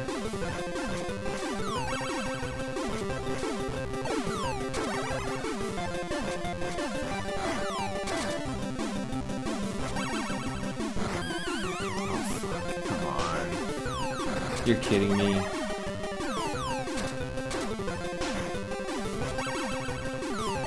I always like to judge these games based on, like, would I, you know, if I was like a kid and especially these licensed games, if I was a kid and my parents like thought, oh, this would be cool, like my kid likes cartoons and it's a fun like arcade game. you know, not knowing what the game is like, because if you really think about it, when you bought a Game Boy Color game, it was like a tiny little box, smaller than a 45, but pretty thick, and it came with, you know, the what do you call it? Came with like the manual and maybe like a blurry screenshot on the back with like a little synopsis of what the game is about, but rarely, you know, does that give you any insight into actually how the game is. Itorama. Not sure if this is a bigger insult to Flintstones or to Burger Time.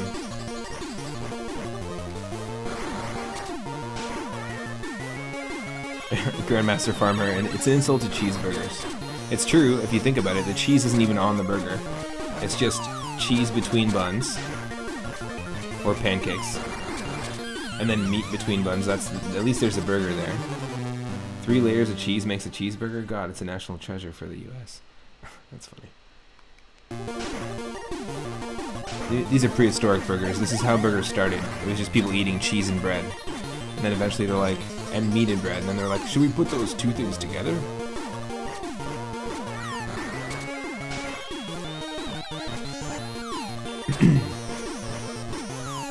Obviously they make it with their feet because they're just walking all over it, all their food.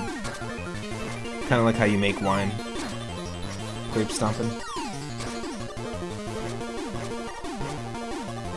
And they also have some burgers that are just like lettuce and bread. Tomato and bread.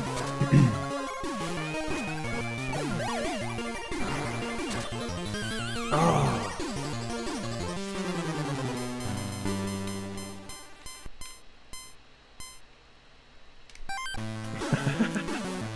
We got our high score though, 12,000, crazy. I'm gonna spin the wheel again and see what we're gonna get. Welcome to the stream. I see a few more people are joining. Happy Friday. Hope you're having an awesome Friday so far. I have a ton of licensed Game Boy Color games loaded up to a roulette wheel. I'm spinning them and seeing whatever game I get, I'm gonna play. They're all games that are tied into a film.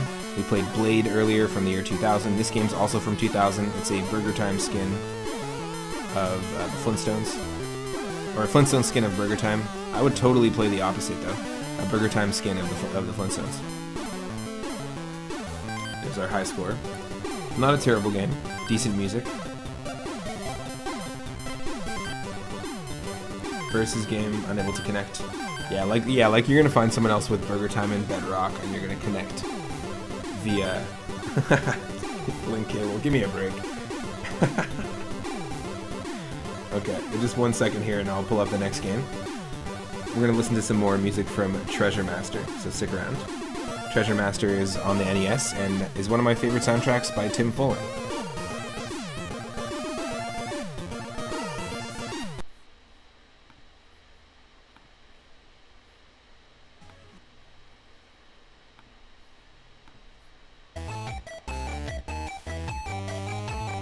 And let's see what game we're gonna get. Ooh, Donald Duck Goin' Quackers. I had this game on the PC. It was released on PC, PlayStation 1, Nintendo 64.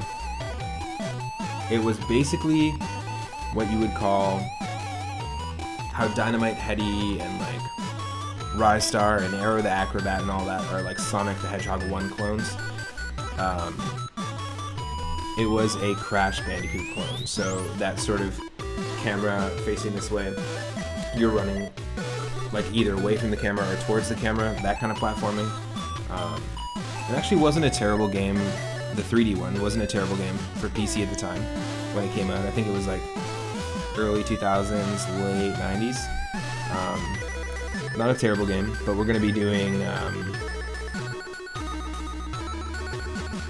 the Game Boy Color game, and like I said, most of these games are licensed games, but they and I've got like cartoon themed, film themed, and TV show themed games in the roulette wheel. But most of these were always released coinciding, like the release of a 3D game like Blade that we saw earlier.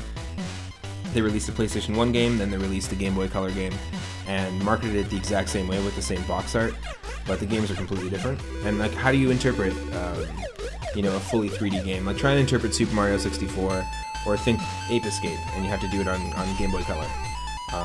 You have to completely reinvent like the perspective of the game, which I think is pretty cool. I'm just gonna update the stream title.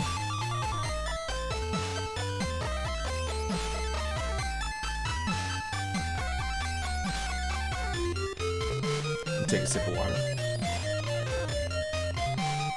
Unable to connect. 21 years too late. It's true.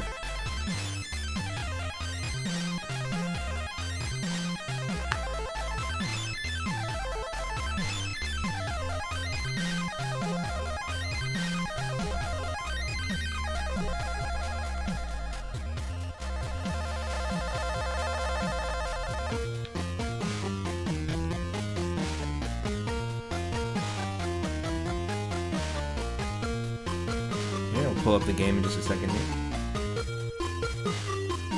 So yeah, I've never played this version, but I have played the 3D version, so on N64 and on PC. So I do have context of what the 3D game plays like. And I just want to say thanks again to the most recent followers as well. Really appreciate it. We're very, very close to 400 followers. Once we get there, I'm going to be playing Wario Land 4. And if you want to go watch me play the first 3 Wario Land games, my YouTube channel is 3up_moon. You can go check it out. It's connected to my Twitch page as well. Ooh, and this game was developed by Ubisoft, and 2000. Same year. Came out the same year. There we go.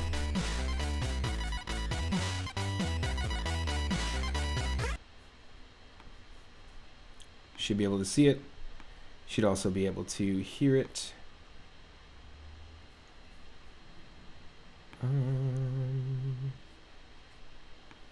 Yep, looking good, looking good. Okay.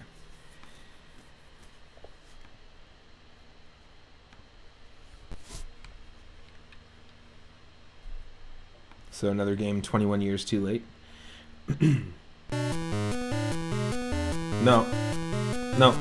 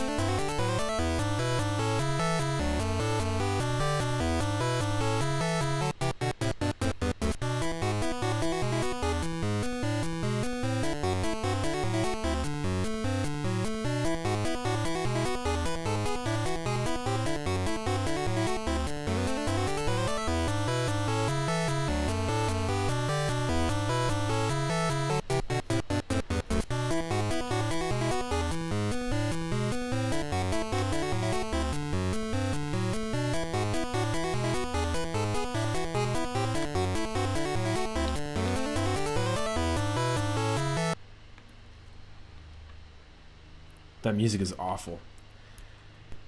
That's nothing like the music in, like nothing at all like the music in the 3D games. Great example of that done right would have been Mario Golf on N64 and Mario Golf Game Boy Color. I did not know that they were connected, but the Game Boy Color, there's a Mario Golf version, RPG basically. And actually, interestingly enough, I just saw somebody play Golf Story on the Switch. Which is a golf RPG that kind of is framed in a similar fashion. But the Mario Golf game on Game Boy Color had the exact same soundtrack, but with the Game Boy Color sound chip, like the same soundtrack as the N64 game, which is awesome. And you could actually unlock characters in it, and just like in Pokemon Stadium 2 or Pokemon Stadium, you could link your Game Boy Pokemon games and bring your teams into the N64. You could do the same thing with Mario Golf and bring your golfer into Mario Golf 64. Had no idea. And there was 2 characters you could unlock only by playing the Game Boy Color game. So that's a good example of like the sound design done right and the connectivity done right. it looks like, speaking of connectivity, my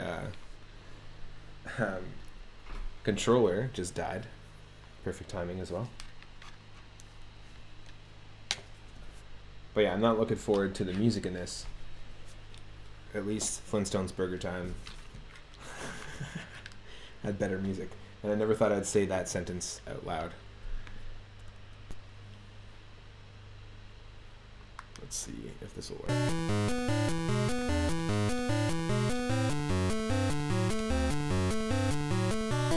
I just don't understand. Sometimes when I plug my controller in, I have to reset a few things.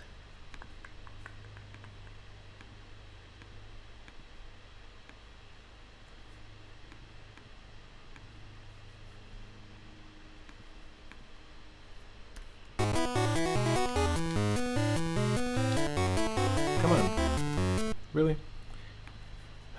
Terrible timing. Just one second.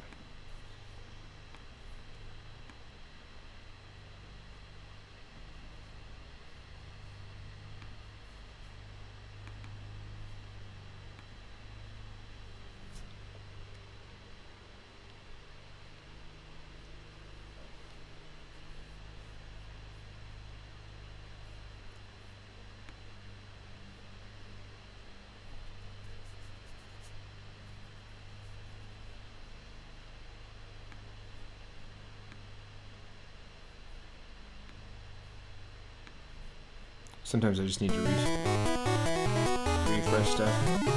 Yeah, there we go. Okay.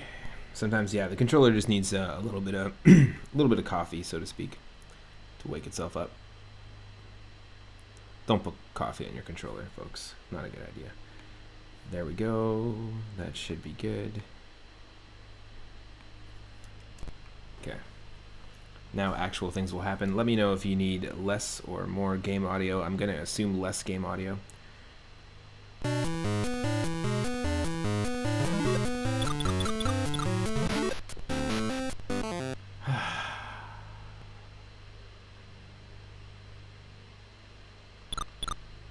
Yes. Let's go. New game.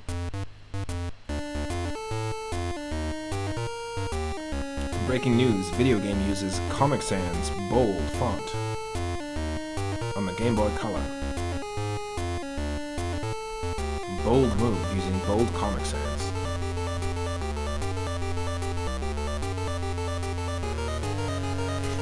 This music is terrible.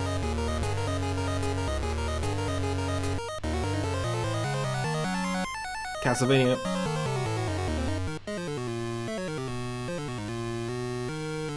The composer was like, you know what? I'm gonna have some fun with this.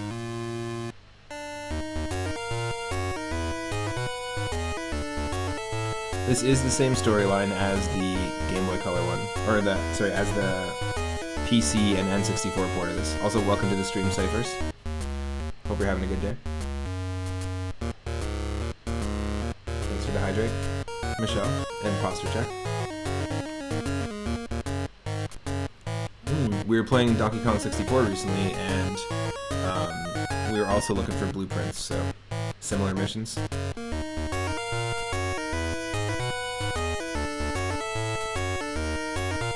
Welcome, Michelle, to the stream.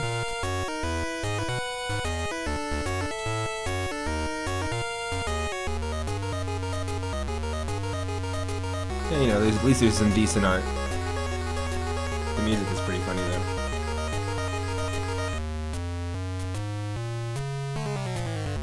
That's cool. That matches the aesthetic of our channel right now. It like totally pulls from the colors of our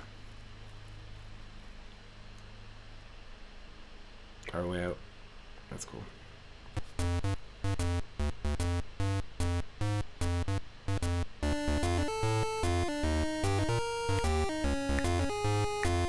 The villain here is the villain from Treasure of the Lost Lamp, it seems. Is it called Treasure of the Lost Lamp? I'm not sure exactly what it's called, but the DuckTales movie, the animated film, looks like the same villain. The sprites look great though. I'm not gonna lie.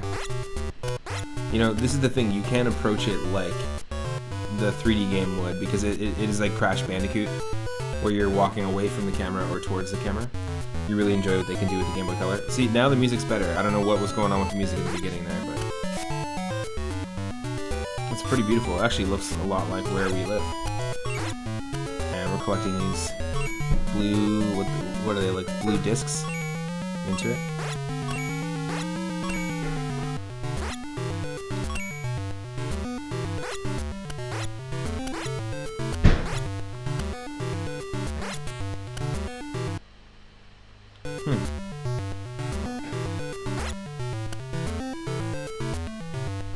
Oh, I like that, the animation of the spinning duck head.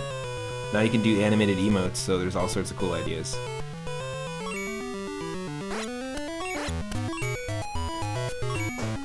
Okay, we got this.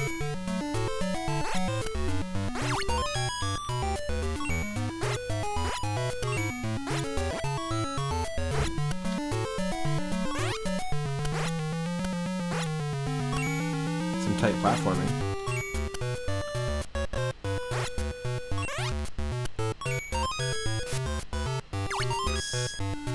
Yep, I mean, this kind of feels like the 3D one does, except that there's like a button in the 3D one where you press it all the time and you literally go crazy. That's why it's called Going Quackers. You just start like punching and kicking the air, and honestly, and you start running faster. And it is a really cool reference to, it uses a lot of animation smears, referencing like an old technique where you would have multiple frames visible, or you would have one start, like one keyframe and another keyframe. If you want to get from here to here, you would like draw a smeared frame, an animation smear, which would be like this and this all in one like smear. Like, look up animation smears and you'll find tons of them, especially in the early Simpsons, in the early Disney cartoons, 1930s cartoons, Looney Tunes. They're everywhere, and they're also utilized in a lot of video games to like convey a little more of a cartoony movement. Sonic the Hedgehog's feet spinning around and becoming a blur is a great example of that. I think we're screwed, by the way. A bug just flew into my eye. That's super annoying. Not open for business. Not open for business, bug. Ooh, perfect timing to get raided. I think we're stuck. No, we're not. The Tame Tortoise, what is up? Welcome to the stream. Hope you had an awesome stream today. Happy Friday, everybody. Welcome Flaming Tomato 4, welcome FD Dog. Welcome Tame Tortoise. Welcome Yum Strawby Waffles. Yeah, Yum Strawby Waffles.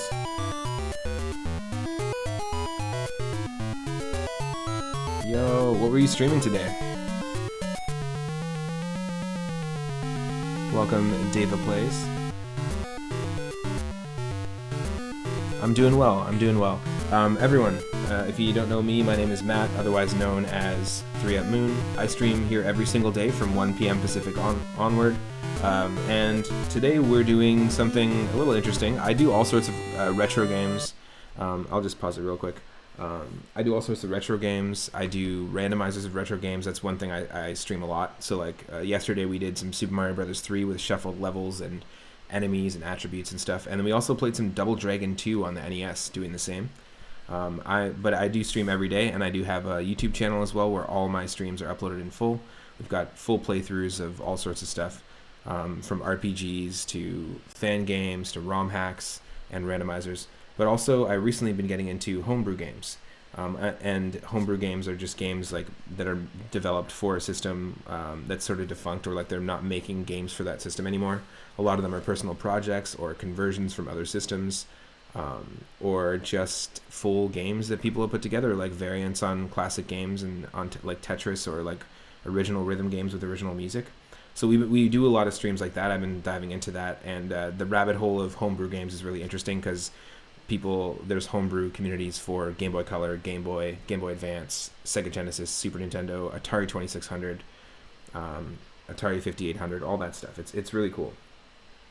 And to show the opposite side of the coin, I wanted to do a stream where I focus on licensed games, where a lot of these things are good, a lot of these things are bad, god-awful, super janky, but there's a lot of licensed games released for the Game Boy Advance and the Game Boy Color, and I lean towards Game Boy Color just because I have this nostalgic... Recently, there's been a lot more nostalgic resurfacing for the Game Boy Color sound chip, and yeah, I've been really enjoying the game, a couple of the games that we've been playing so far, believe it or not. We played Blade on the Game Boy Color from the year 2000. 3 of the games are from 2000.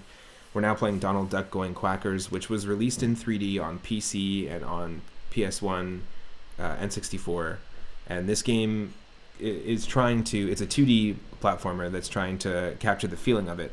And the game we played earlier was Flintstones, Bedrock... What was it? Burger Time in Bedrock, which is actually just a skin of Burger Time, a classic arcade game. Welcome to the stream, Flaming Tomato 4. Thank you so much for the follow. Really appreciate it. But yeah, you can always catch me here doing all sorts of different stuff, and today has been super fun. I basically have a roulette wheel going where I spin a wheel, and whatever licensed game we get, we have to tackle. And also, I do a similar stream like this called Whim of the Wheel, where I spin a wheel, and whatever NES puzzle and arcade game we get, I have to try and beat my personal best high score. We do 3 honest attempts, then we spin the wheel again. I wanted to use the same format, but like not have control of what game we're playing.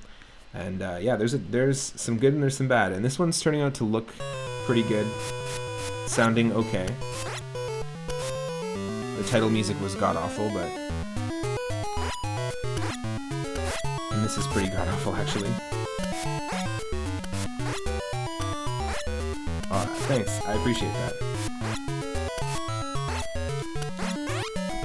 What were you streaming today, Tame Tortoise? Were we rocking? Were you doing some Minecraft? I really enjoyed some of your Minecraft modded streams. They're really fun. And if you're not following the Tame Tortoise, go check out the channel. Thank you so much for the follow, David Plays. Really appreciate it. We're very close to 400 followers. We're 6 followers away from 400. When we hit 400, we're going to be playing Wario Land 4 on the Game Boy Advance.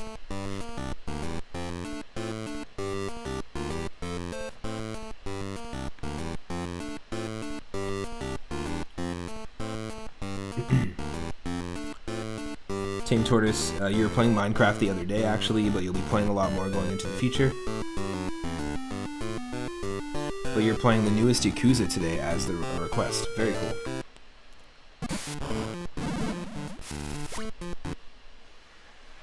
Wow, okay, so it's just like... Okay, whoops, Sonic.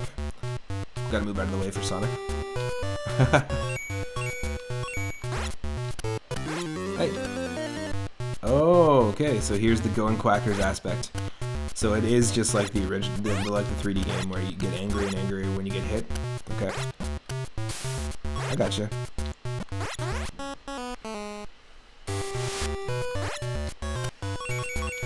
Also, the screen that we just saw before we went into this level is exactly like the 3D game Hub World. This game in 3D is actually just like a clone of or a knockoff of Crash Bandicoot's gameplay, where you're running away from the screen or you're running towards the camera.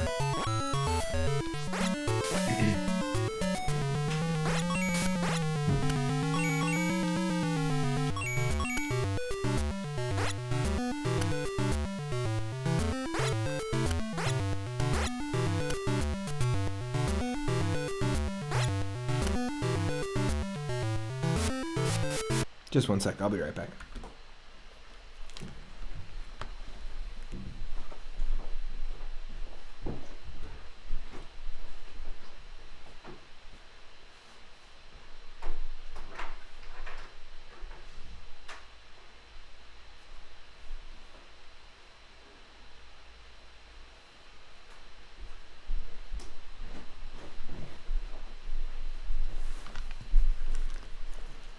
I'm actually streaming from a different location today, from my partner's parents' house. We're dog sitting, house sitting for a couple of days.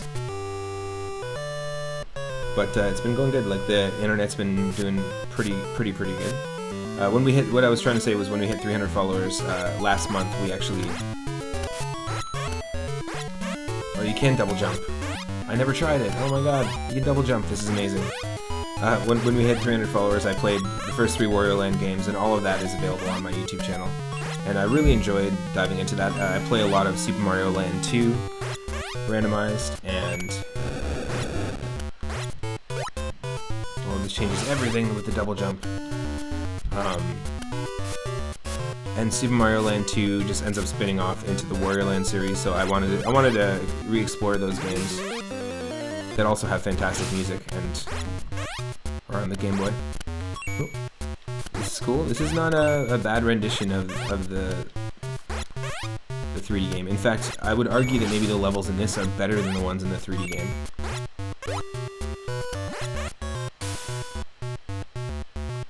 Because the ones in the 3D game don't have as much dynamic.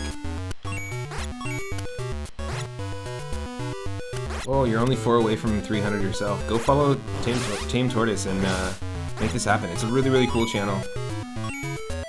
Super fun to hang out there. Lots of cool content there, like newer, modern indie games, retro games.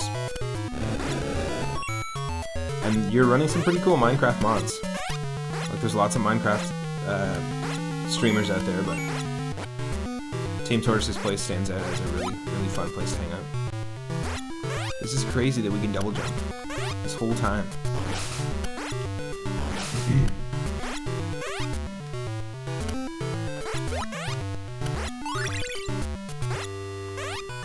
What? There we go. This whole freaking time. What's this? What's this?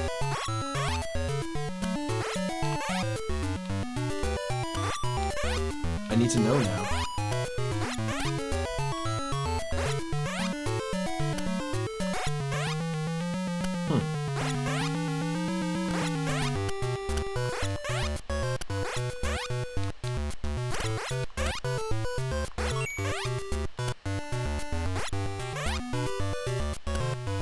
God damn it.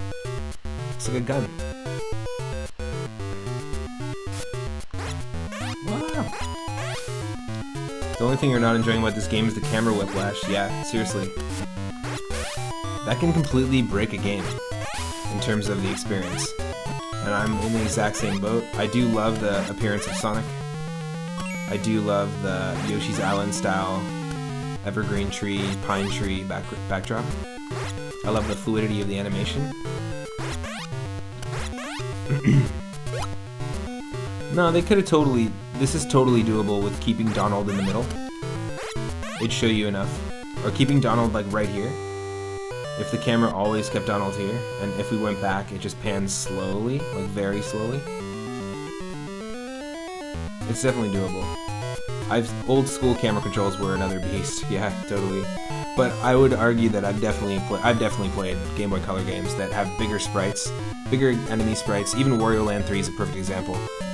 You can see a lot less of what's in front of you, but the levels are designed within that limitation. And the enemies are way bigger. They take up more real estate, and same with Wario.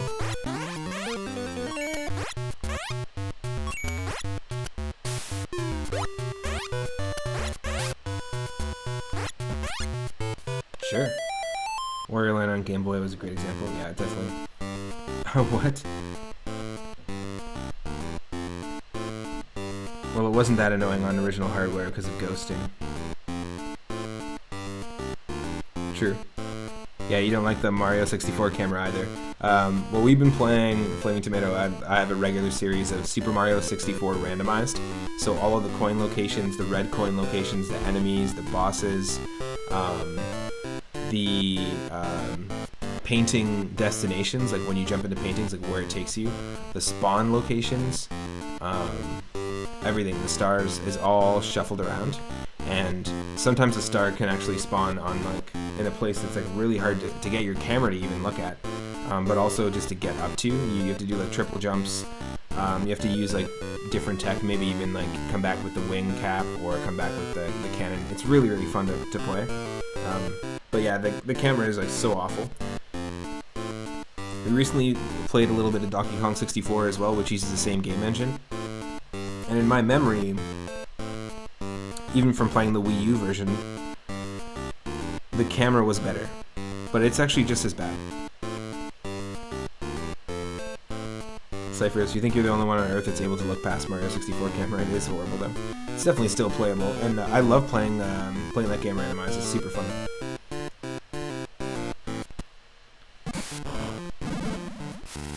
Yeah, that's the exact same like hub world aesthetic as in the 3D version of this. It's not a bad interpretation though.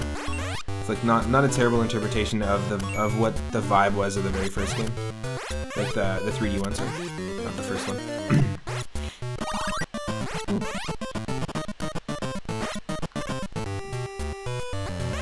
Yes! It is Sonic. It is Sonic!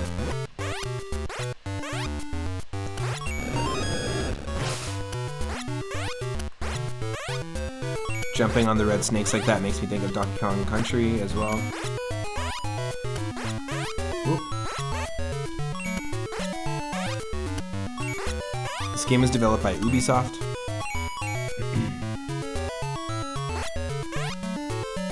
Okay.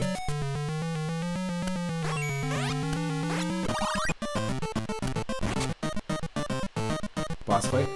No, come on.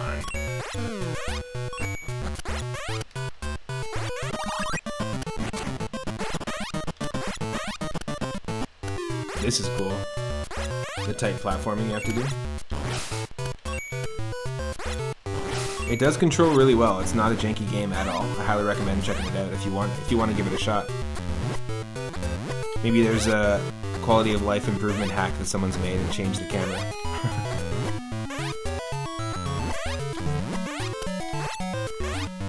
Sonic, show me the way.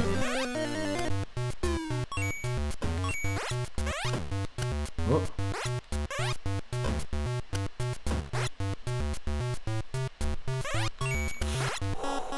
Saved to be dead. Saved to be killed. We have 8 1-ups? How the hell do we have 8 1-ups? That's crazy. I'm not complaining, but like, damn. They're feeding us lives here, I don't even realize it. How do we know when we get a new life?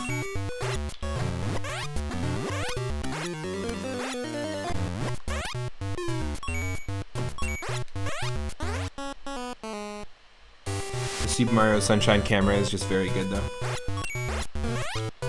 So that game, I'm actually just getting some stuff to get my Switch streaming in order, but that game I plan on playing next in the 3D All-Stars pack.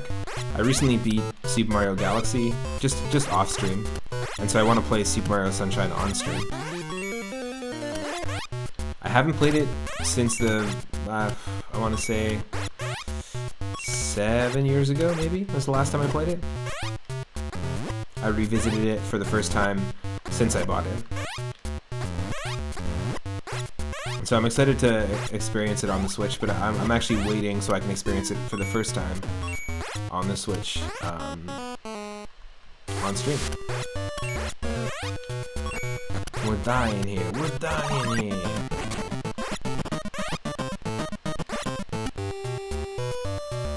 I think I saw Eddie Fuerte doing the 3D version of this game for N64 Variety Stream. Like I said, I grew up with the PC version. Ooh.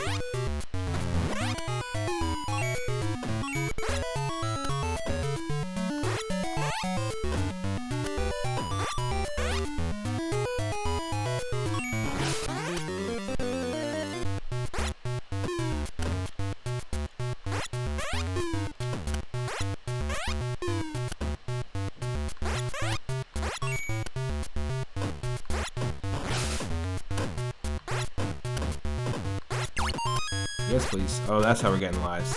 Because we're just finding duck heads all over the place. God dang.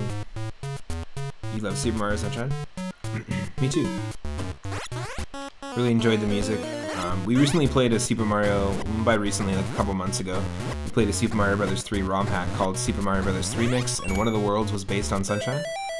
And they added a really cool mechanic where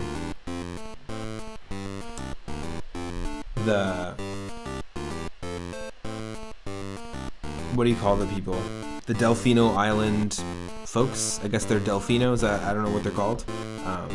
But the ones with the big noses, the ones that locked away Mario in jail to the first place, or in the first place. They made a custom sprite in the style of Super Mario Bros. 3, and when you encounter them in the level, it'll actually pick you up from behind and then toss you like across the screen, and it would actually, you could use it almost like a cannon in Super Mario 64, but in a 2D Super Mario Bros. 3 level, and it would take you to higher points of the level and to secrets, and it was actually really cool. It felt like it could have actually belonged in the original Super Mario Bros. 3, and a lot of that game feels that way. If you're looking for like a new experience and you love Super Mario Bros. 3, I highly recommend checking it out.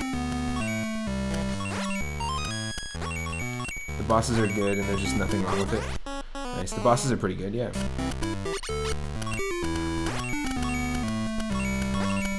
This is some bonus level. This does feel very much like a classic. Oops, I screwed up. Very much like a classic Donald Duck cartoon, though. There's tons of Donald Duck cartoons with him in the woods, dealing with another animal that's pissing him off. So I appreciate that as well as a Disney fan. Whoa. As a fan of classic Disney shorts. Oh. Was this a race? Oh, it's still going. Flaming Tomato redeemed the posture check. Thank you, thank you. It's important.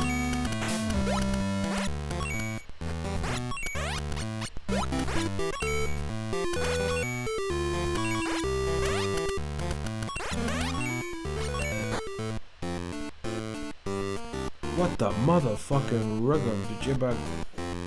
That's what that password means. Oh shit. I remember this encounter in the 3D game.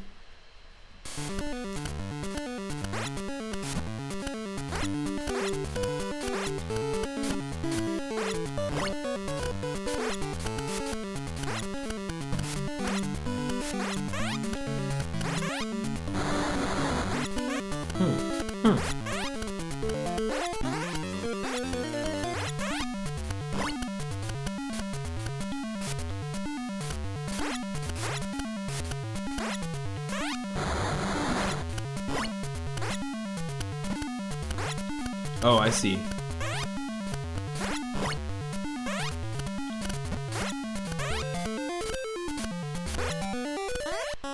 I gotcha.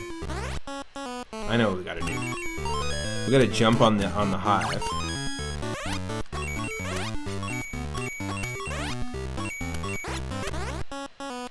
What? Got crushed? Come on.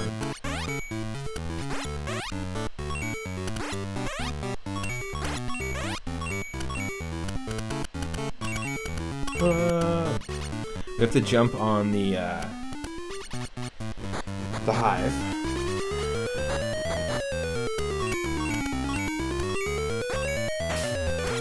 And then do damage to it somehow.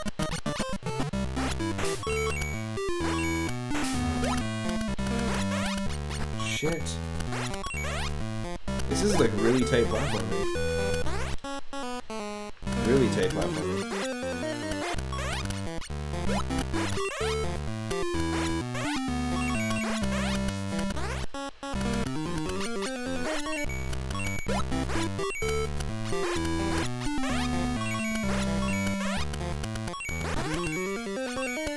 Sure. Let's go.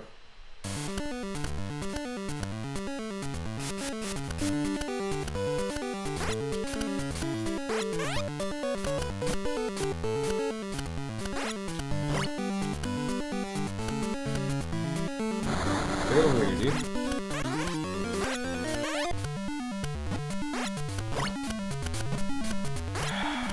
That's such a crazy boss fight idea. I mean, it kind of works. Damn it. Oh, you're supposed to feed him honey. Okay, I gotcha. Because you're supposed to, you want to calm him down. That's an interesting way to do a boss fight. Wow, that's a crazy boss fight. Okay. Oh. Let's go.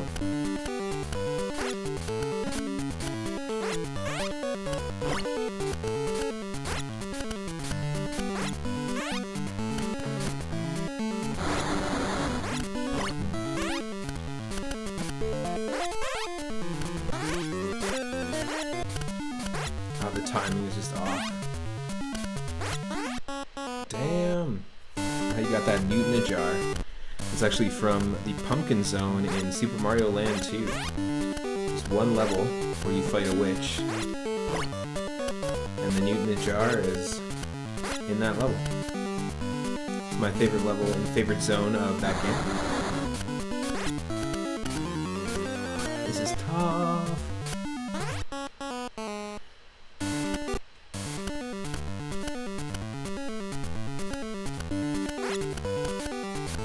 Come on. How am I not myself?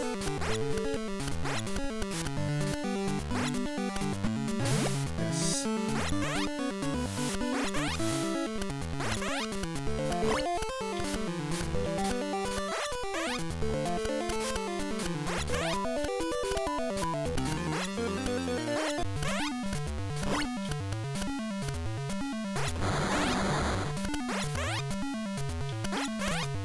Ugh. At least the hitboxes are like really accurate in this. I'll give this game that. Oh, come on.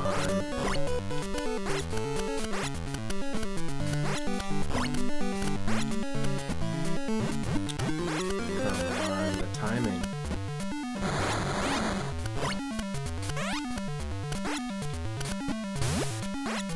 Yes.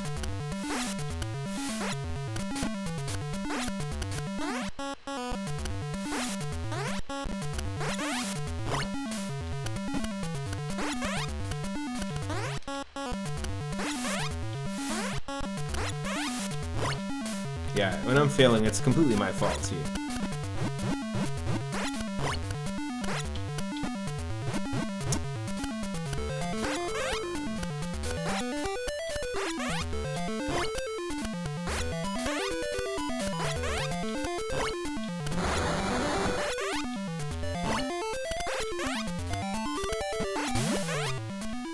No! So close.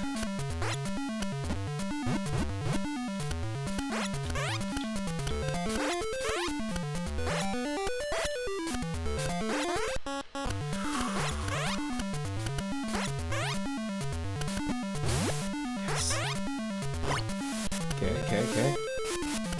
After this, when we run out of lives, or after this boss fight, I'll spin the wheel and we'll play another game. We'll play another Game Boy Color licensed game. Again, it'll be a game associated with either cartoon, or television show, or a film.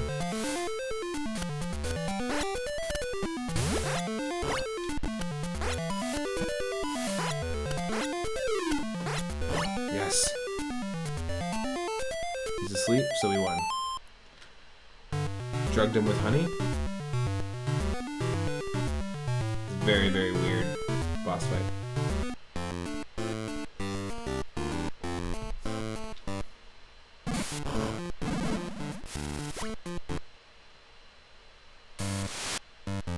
Okay, we'll try the second level.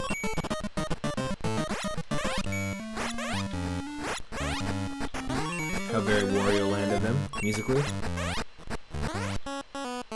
Hey. Hey. Right? This came out in 2000, Wario Land 3 came out in 2000.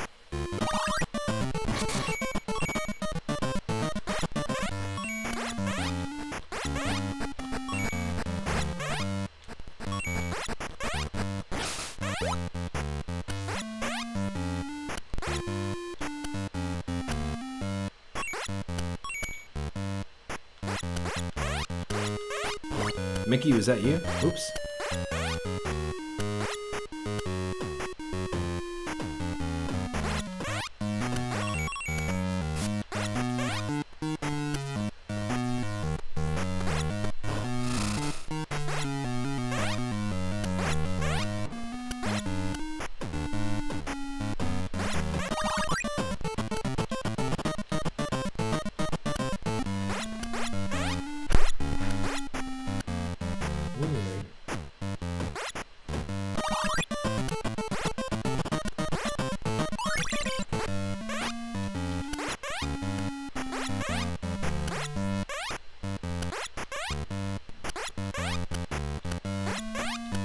Yeah, the camera shaking is just like super janky.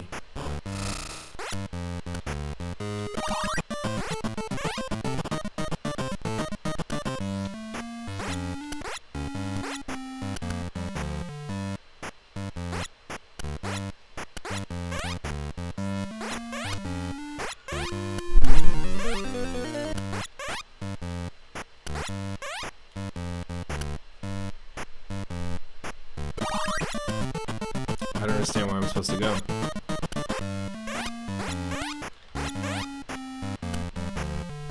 I'm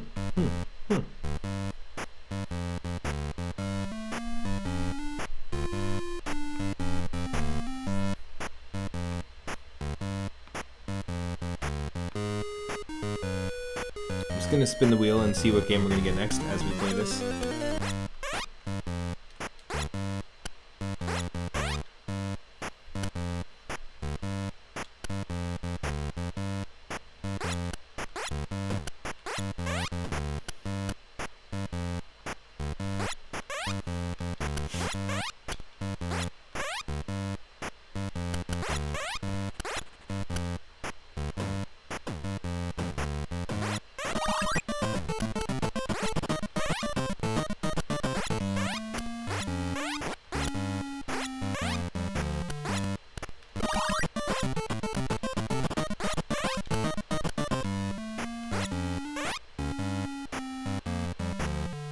I don't understand. Anyone else see anything I'm not?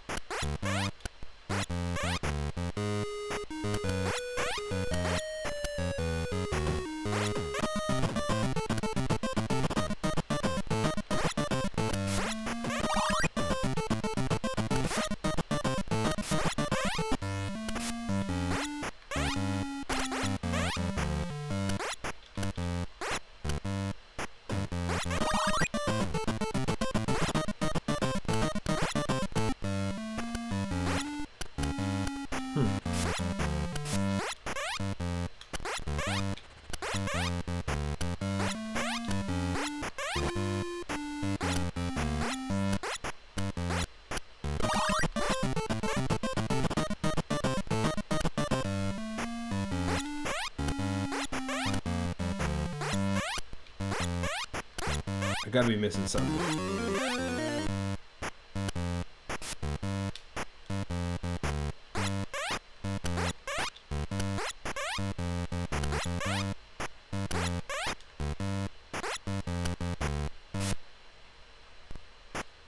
Seriously, don't get it.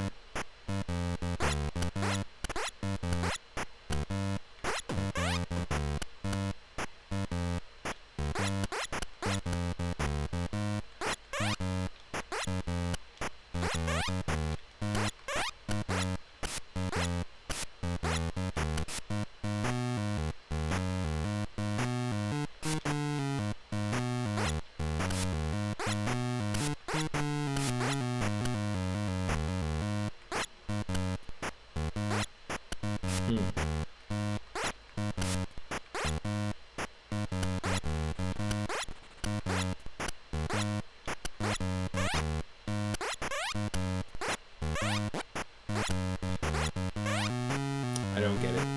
I don't see anything, so I think we're just gonna go with the next game. But yeah, this is Donald Duck Going Quackers. Let's see.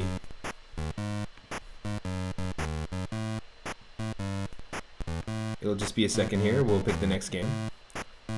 And and let's play some more music from Treasure Master on the NES. The through line of today's stream is hopefully we'll discover some really good usage of the Game Boy Color sound chip. I thought that there were some redeeming qualities to the Flintstones, Burger Time, and Bedrock soundtrack. But yeah, we'll spin the wheel and see what we're going to get, and I will see about getting this Treasure Master tunes back up here. Tim Follin did the music to Treasure Master. It's one of my favorite NES soundtracks. So we'll rock that. And then, yeah, just 1 second here, and we'll see what game's next, and I'll update the stream title. Thanks again, Tame Tortoise, for the raid, and thanks again to Dava Plays for the follow, to Flaming Tomato 4 for the follow, and to Burning Pigeons for the raid. I really appreciate that. Sorry I wasn't here for the Burning Pigeons stream, or raid. But either way, I really appreciate the support. It means so much. So I'll be right back. 1 second.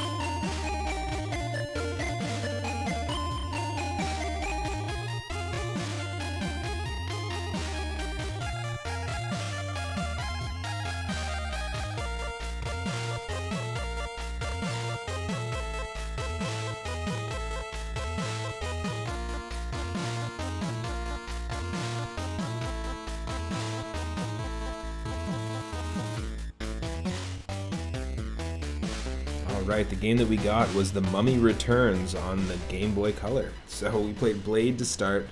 We played Nicktoons Racing, which is just awful. We played Flintstones, Burger Time, and Bedrock, which is a skin of the Burger Time arcade game. And then Donald Duck Going Quackers. Pretty interesting variety of Game Boy Color licensed games so far today. So The Mummy Returns. I will return with The Mummy Returns in just a moment.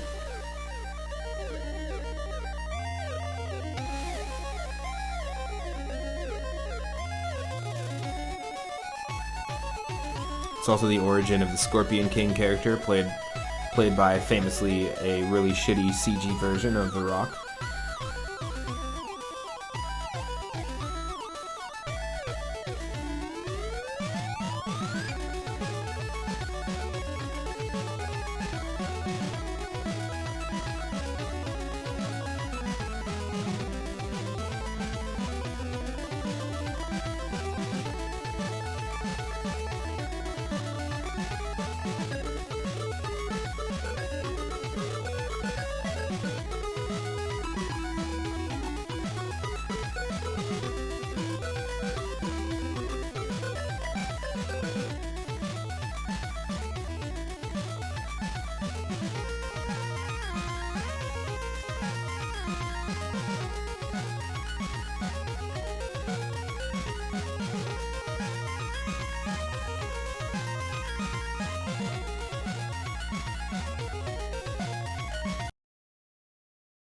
Now, you never know. We might get some good music, some good gameplay. Blade wasn't that bad. The second level of it just had really bad AI. It was just trying to be Double Dragon 2, and it just didn't work. It was trying to be one of those like NES beat-em-ups. So yeah, just a second here, and Mummy Returns will be up on the screen. And you should be able to hear it in a moment.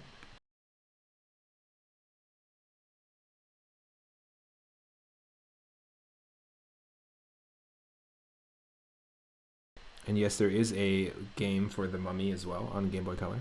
So this is a sequel. And yeah, it came out in 2001. So the next year, developed by Game Brains. Music's audio tools licensed by Factor 5. I wonder what that's all about. Some interesting audio. It'll probably have a good soundtrack. And then, yeah, 2001, crazy, by Universal Interactive Studios. Don't know what else they've done. Oop. We should be able to see it and hear it. Perfect. Here we go. The Mummy Returns, 2001, 20-year-old game. Almost as old as The Mummy itself.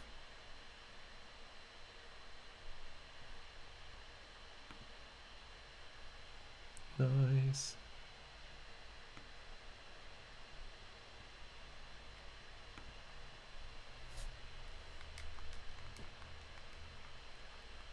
What?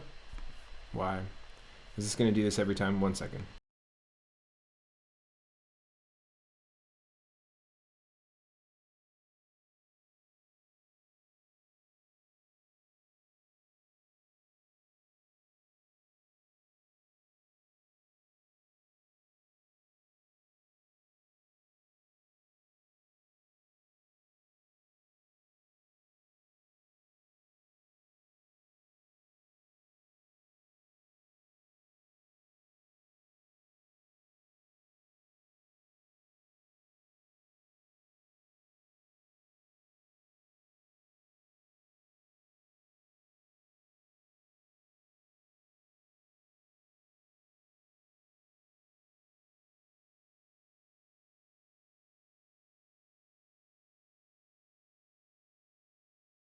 Thanks for your patience, folks.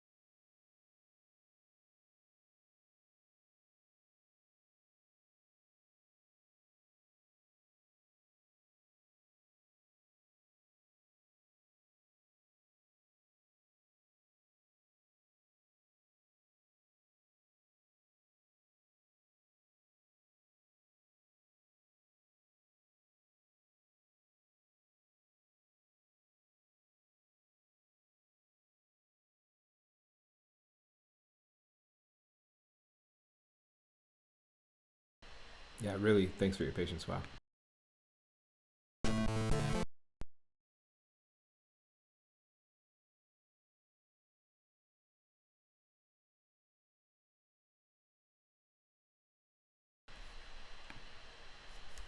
Okay, okay. This should work. Should be able to see and hear it in just a moment here. Game brains.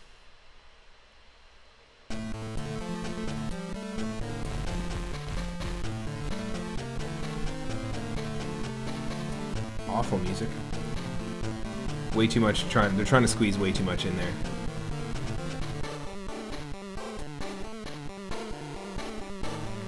All right, Jason Ty.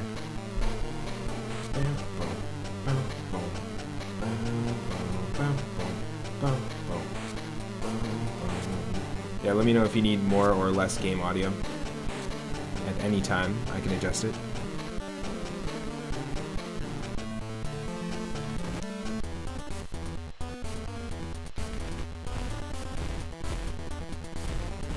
I see.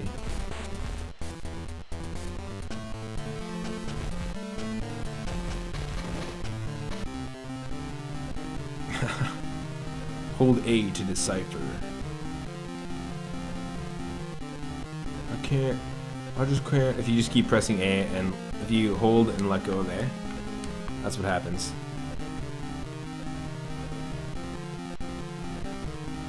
Is this what it feels like?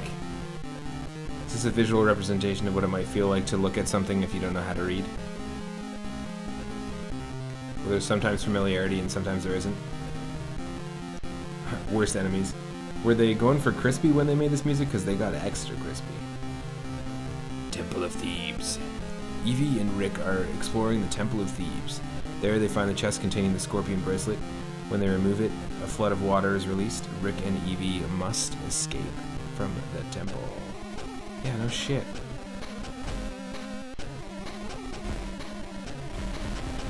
Is this supposed to be Brendan Fraser and Rachel Weisz?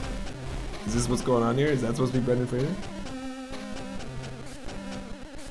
This is dyslexia.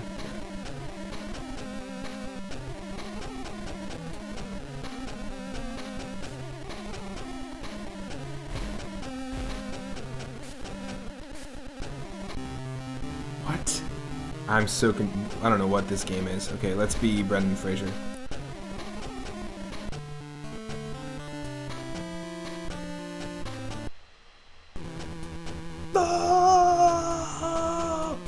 Who made this game?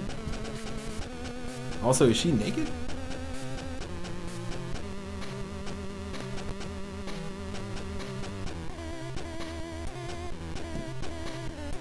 Who made this game?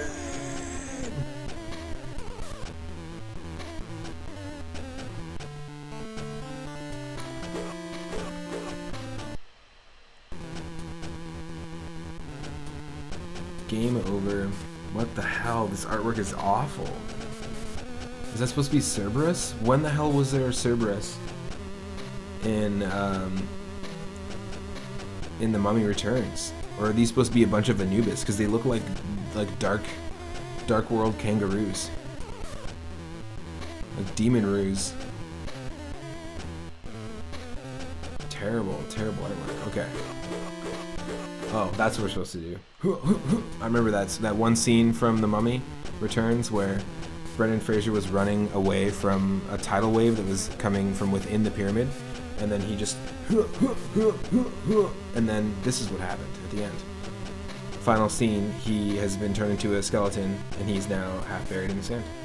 That's why you don't explore pyramids that you don't know. Elliot's saying it's a super rare Kangaroo Jack crossover edition. Okay, what the hell? Sure. Is this a WarioWare minigame? Like, what the hell?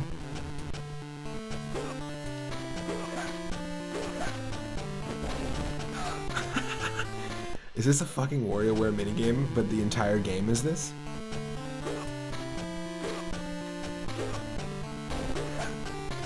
Yep.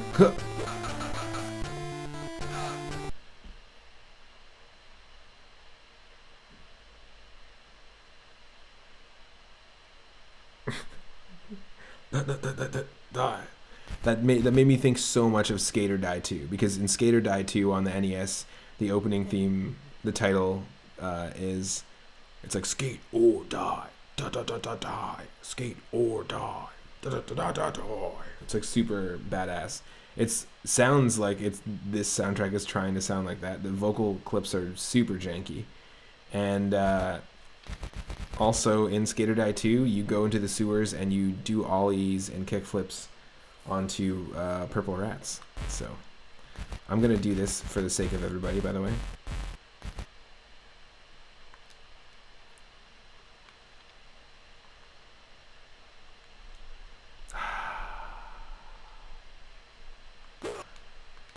You could literally whistle anything.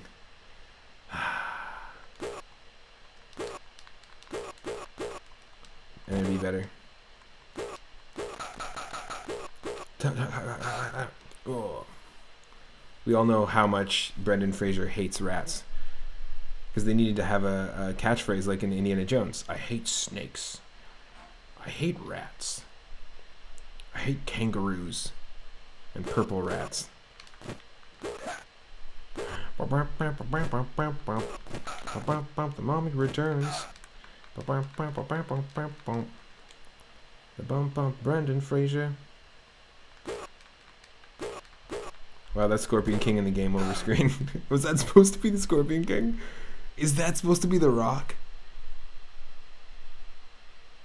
I just realized that now. That is literally... Oh my god.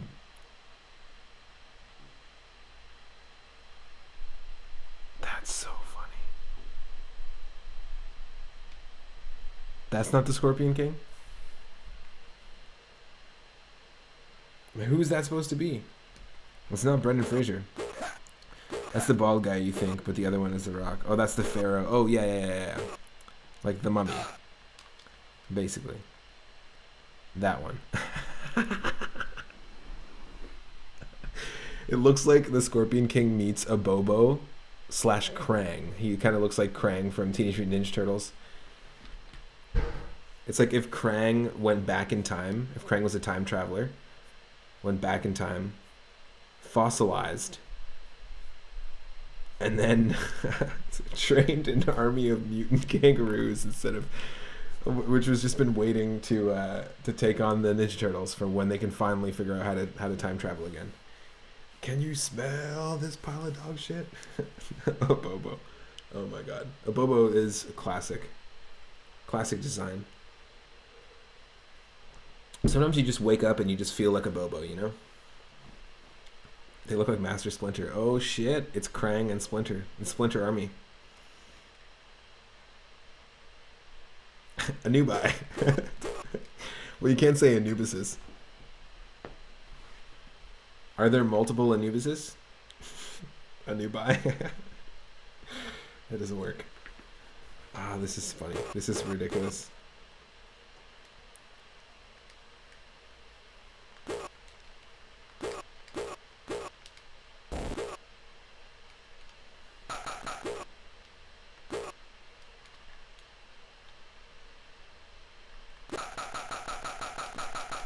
Yo, what?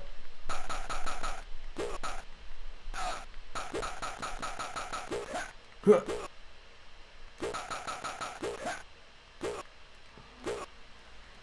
Fuck. I mean, this basically feels like Prince of Persia. Also, was that the Terminator that I just ran into? Who fell? It's like, women and children first. Sorry, Terminator. Sorry, T-1000. Get out the way.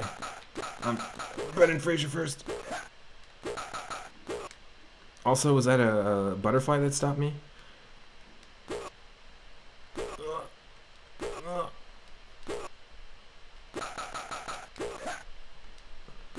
Why am I subjecting myself to this again? Also, I'm so sorry to anyone whose parents bought them this, thinking that they like The Mummy Returns. It's just like Prince of Persia, guys. It's just like Prince of Persia. It's the same thing. Brendan Fraser first. Your new password is nothing. Do you see it? No. Oh, I have to dyslexia it. Hold on.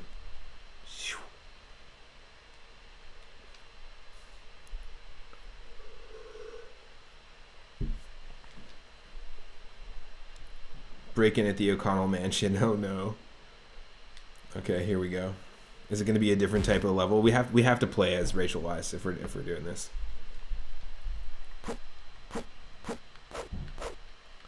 All right, it is like Prince of Persia.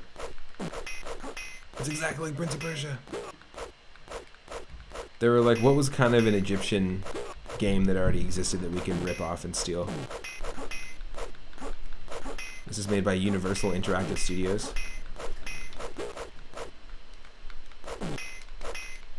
Oh, I am doing damage. Okay, I wasn't sure. It also looks like we're fighting David Bowie in a big red suit.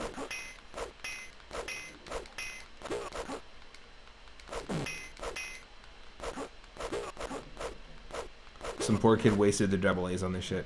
Well, that's the thing. It's like I always think about these. I'm thinking about these licensed games from that perspective, as if like your parents, because I know like my parents could only buy me like every once in a while I could get like on a birthday or like in a special occasion I might be able to go get a Game Boy Color game, if it wasn't something that I saved for myself. And sometimes you get gifted by a family member like a game that is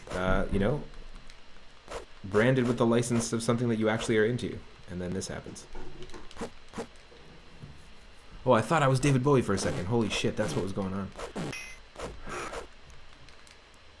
I wish. Oh my god, I can't unsee the Krang Scorpion King. Scorpion Krang.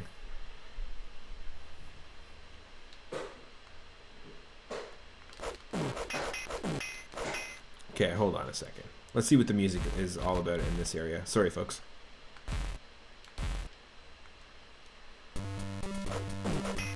It's a new stage. I read I, Robot. Will Smith wasn't even in that book. And neither were the Converse shoes, either. Or was that I Am Legend? I think it was I, Robot.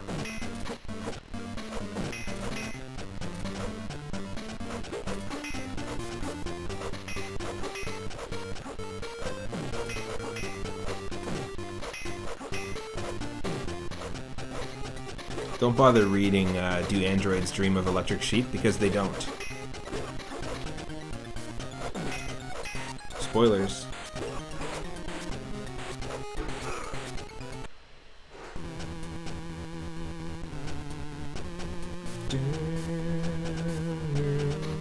This is terrible. I'm not continuing with this. Not this one. We're spinning the wheel again. Let's go. This isn't even, I wouldn't even consider this a video game. This is just an experience, like a psychological experience. Not even an experiment, just an experience. At least there's a cool red pyramid in the background. And this Terminator 2 style end screen is probably one of the coolest game over screens, and this one right here specifically.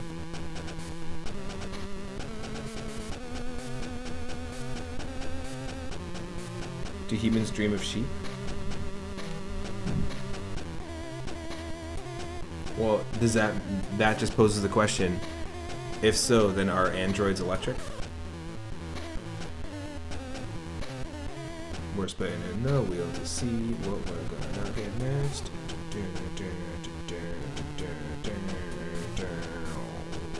Okay. Treasure Master music, you return. Sorry, Mummy returns. You're gone. You didn't return for long.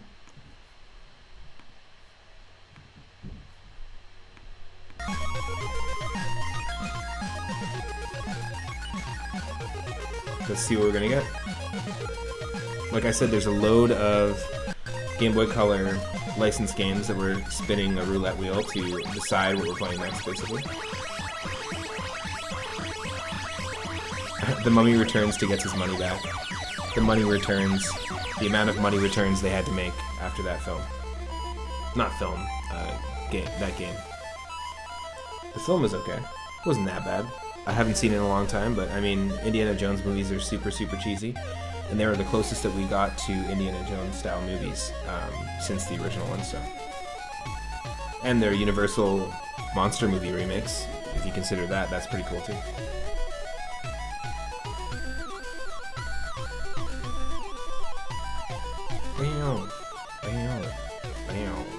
The music is by Tim Follin that we're listening to. Treasure Master is the game. There's a game that you could actually submit your high score and there was actual treasure. Like there was like a chalice and like a crown and stuff that you could win, like real prizes. And it was a tie-in with MTV actually. Woohoo, okay. I don't know if this is gonna be god-awful like our Nicktoons racing experience earlier, but we got Toy Story Racer on the Game Boy Color. That's right.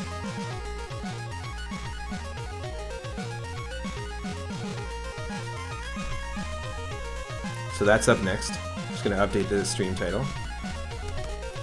I don't think I said this before, I don't think I've ever played a really good, or a good at all, racer or racing game on the Game Boy Color. There are some fantastic ones on the NES that are very simplified. Even RC Pro-Am has a really cool like top-down perspective. And it's very simplified. But also works really well. But we played Nicktoon Racing and it was awful. The sprite work was terrible. It wasn't a complete game and there was no HUD. It was not clear as to whether you were, like there was no clear tracks either, and it was not clear as to whether you were winning or losing. And it was a timed thing, like the time would just run out in the middle of the race and then you would just die. Like game over. It made no sense. So hopefully Toy Story Racer is a little bit different.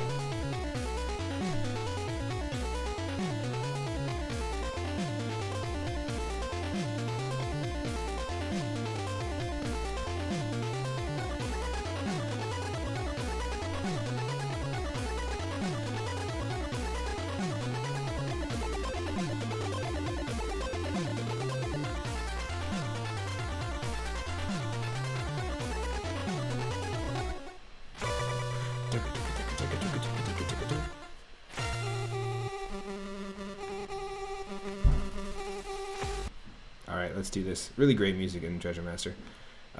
Toy Story Racer. All rights reserved. Mr. Potato Head is a registered trademark of Hasbro, just so you know. Just so people know. Etch-a-Sketch is actually the name and configuration of the Etch-a-Sketch product are registered trademarks owned by the Ohio Art Company. Duh. It's also using the same audio tools. Okay, so I'm not looking forward to the audio necessarily in this one because it also credits on the title screen here. Here, take a look. It credits U6 audio tools licensed by Factor 5. That's another game that's using that audio tool, and that's what made everything sound super crunchy in The Mummy Returns. So hopefully it doesn't sound super crunchy. That should look a little bit better on screen, and you should be able to hear the game in just a moment. Toy Story Racer is our stream title. Oh, Toys Story Racer. Whatever, dude. That's what it's called in our stream title. I'm not changing it. Toys Story. There are multiple toys in the game, in the film, so that's it. That's the new name.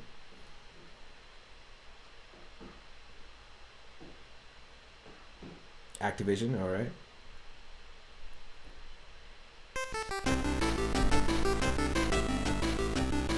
Excuse me? This doesn't sound like anything Randy Newman put together. Okay, Cypher, this one's for you. We've got ourselves some more, what looks like Comic Sans.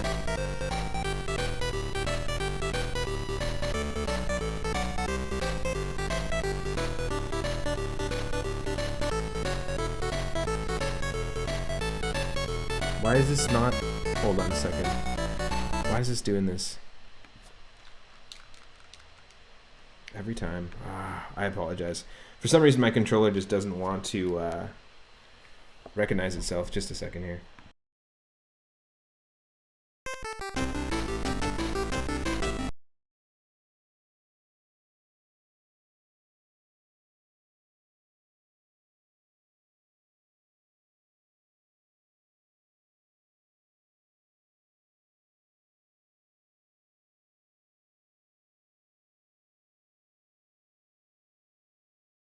Biggest pet peeve here is just these moments of silence, but that's fine. Thanks for your patience.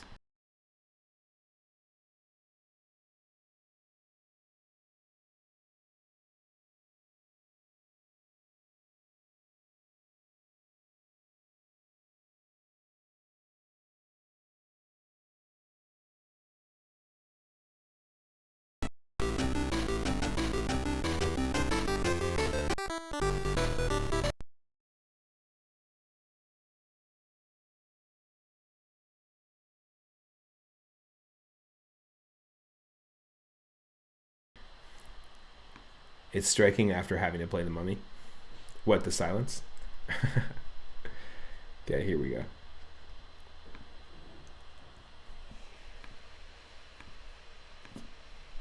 Hopefully this isn't too loud. There we go. Let's go to the options first. At least these programmers knew what they were doing in terms of giving you the option to turn the music off. But also, I always thought that when a game does that,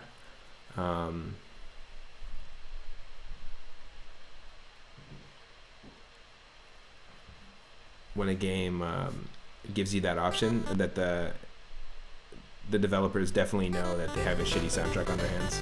So at least there's some self-aware vibes. Difficulty easy. Boring. Oh, I see. The controller is striking after having to play The Mummy. I gotcha. Well, folks, we know.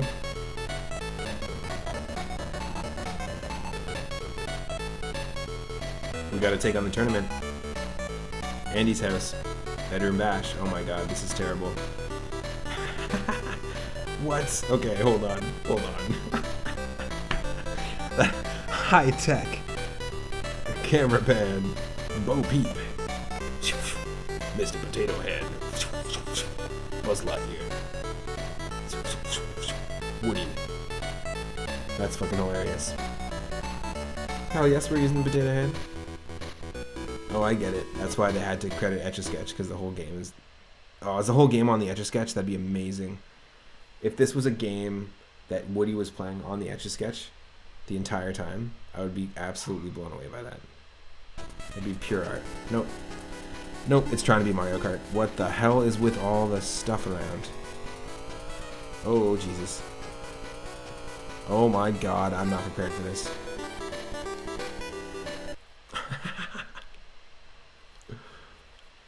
Okay, what? One sec.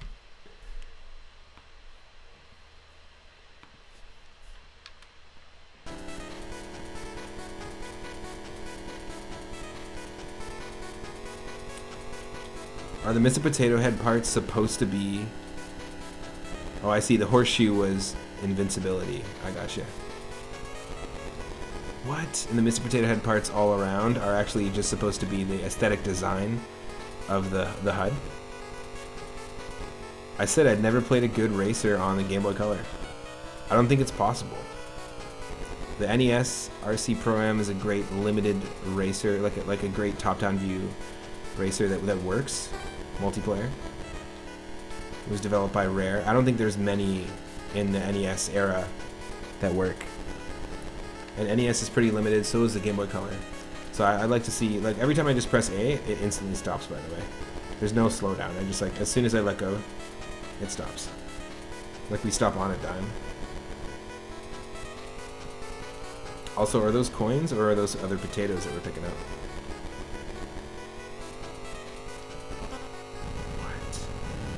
What? Bye-bye. Oh, that's because that's because I let go of A. Oh my god, that's so dumb. There's no forward momentum at all. You can't, like, in another kart racer, if you let go of A, you can kind of, like, use your forward existing momentum, but nope. This is awful. Got some good emote ideas all around on the screen, though. Out of time. Don't you mean the programmers were out of their minds?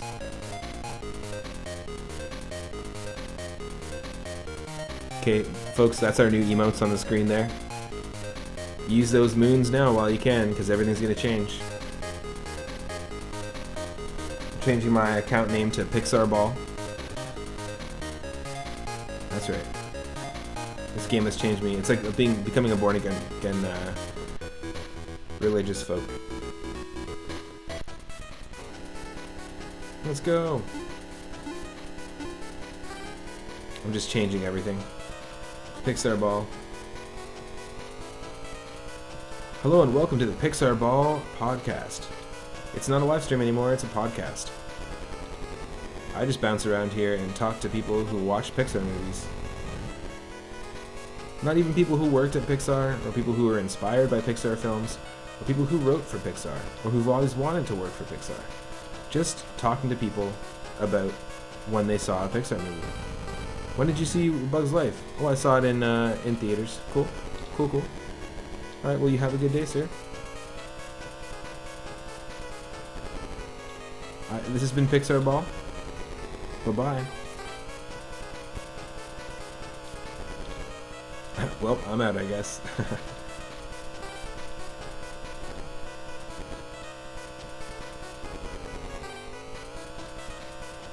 This music sucks. Just saying. And the sound of the engine is louder than the music.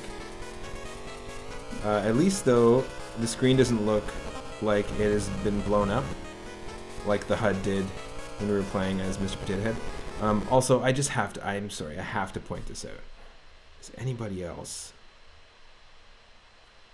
seeing? I mean, I just for the sake of, just why? I can't even do it. I can't even do it. It's awful. Look at Mr. Potato Head's face. On this screen, specifically right here, that has to be our new emote. It has to be. It has to be. That's it. Folks, that's it. We're replacing the newt with this right here. Mr. Potato Head in Toy Story Racer. Sorry. If you like the newt, it's gone.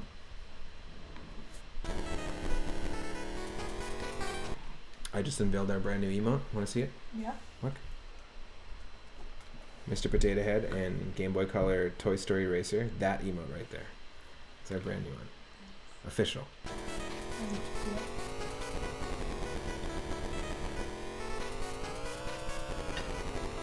This is one of the worst racing games I've ever played in my life.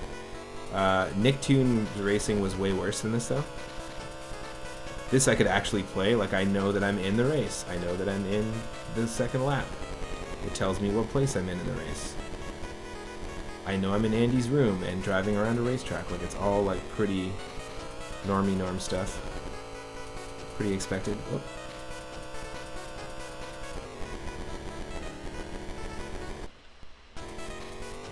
The only thing about this that's really getting on my nerves is the music and the fact that as soon as I let go of A, I just like stop on a dime. It's very weird.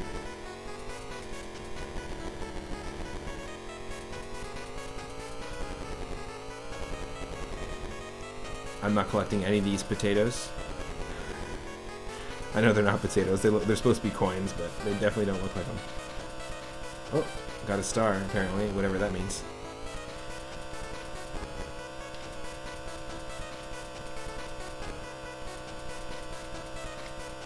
Final lap.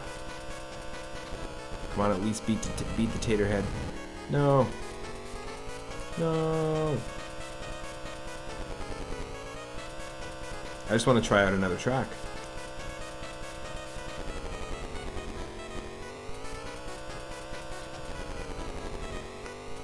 Oh my god, what? Okay, that's crazy.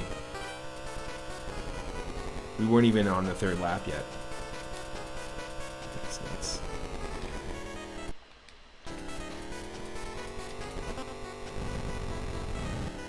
What is this, like mode 2.5? Mode 0.8? The technology, the chip that they're using? I don't know.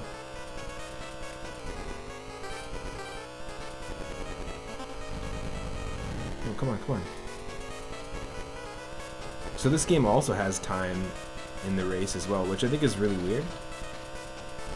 I guess like in some arcade racers like Cruisin' World, Cruisin' USA, for example, they have like time limits and then you hit checkpoints.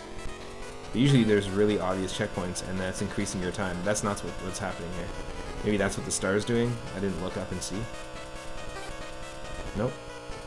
It is not. So I just don't understand what's going on.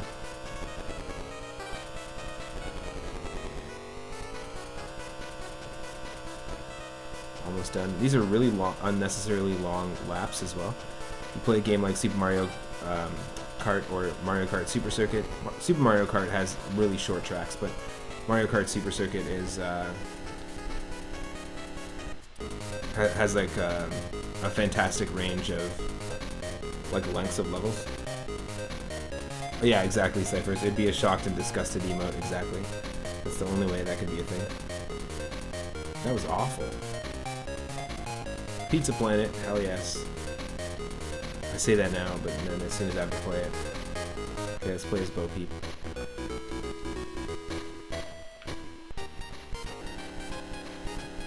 I'm gonna spin the wheel right now as I'm doing this for the next game. It's like an acid trip where little Bo Peep entering another dimension, racing little green men in Pizza Planet. And I don't understand this music at all. Is this the Peach Beach of the game? Oh. That's an amazing emote as well too, the three-eyed little green man.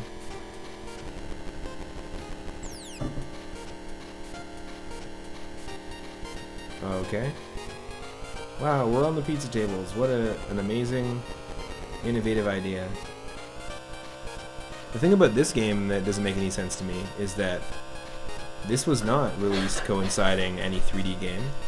There is another Game Boy Color Toy Story game that was released, and actually the Game Boy game came out and the Game Gear game came out at the same time as the Sega Genesis and the Super Nintendo version, which was closer to the release of the movie. So that was actually like released fresh off the Toy Story buzz. This might have been a Toy Story 2 tie-in.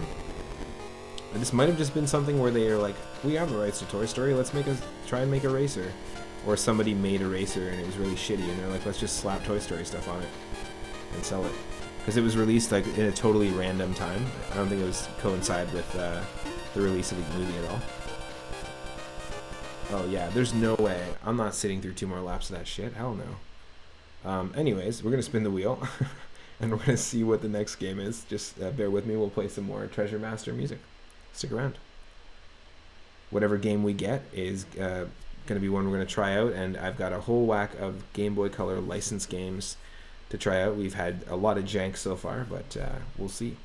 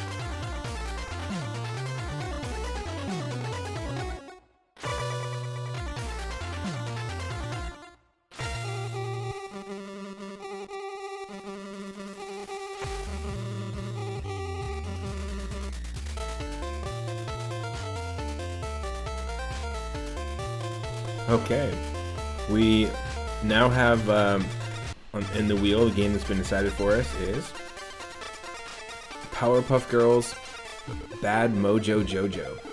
And just like Pokemon, how there are different versions, Pokemon Red and Blue, and they're meant to trade, or Legend of Zelda, Oracle of Ages, and Oracle of Seasons. This game is released as 3 different games that you could pick which one you wanted. I don't know if they're different at all. We might get another one down the line, but they were all meant to be linked together. Bad Mojo Jojo, Battle Hymn, H-I-M, and then Paint the Townsville Green were the 3 of them, so we'll play one of them.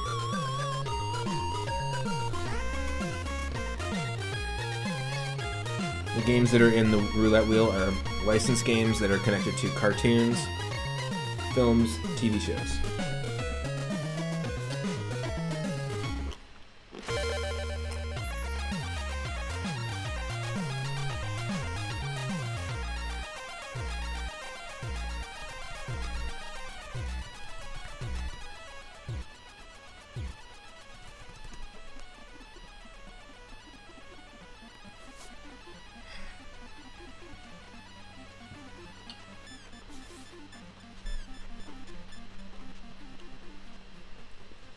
We're probably not going to play this one for long. So I'm spinning the wheel again.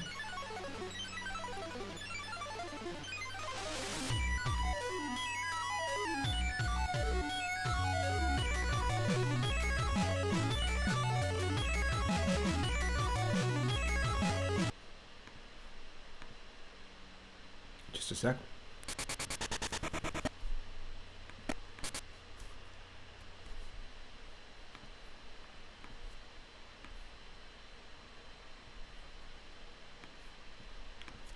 After this one, we're going to play whatever the wheel decides here.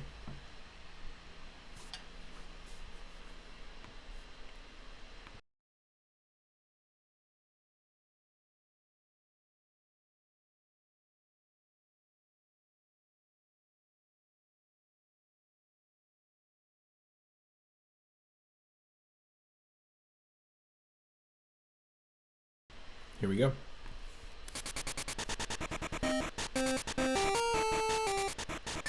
Oh god, this is awful. The music isn't even in time with the actual piece of music they're trying to portray.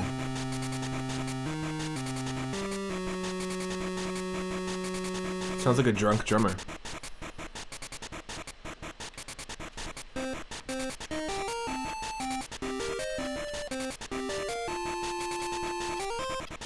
Wow, no. No.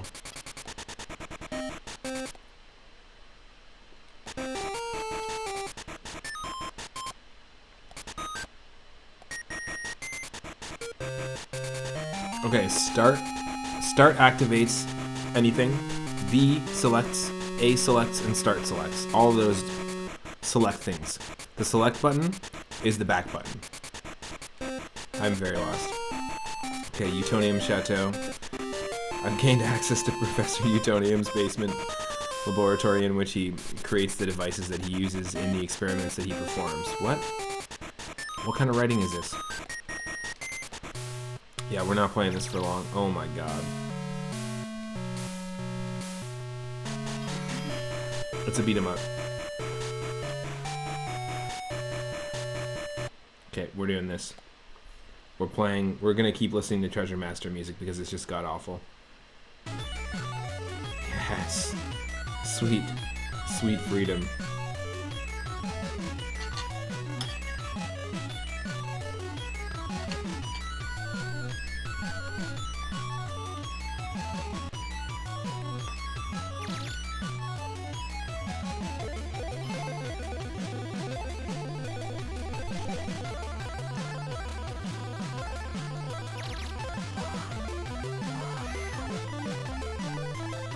We got 1 of 71, apparently.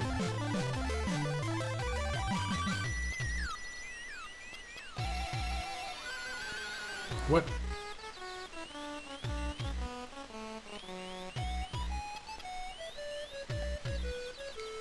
Okay, so those are like special attacks. If you press select, you can call the Powerpuff hotline. And I guess summon in the other Powerpuff Girls. Come on.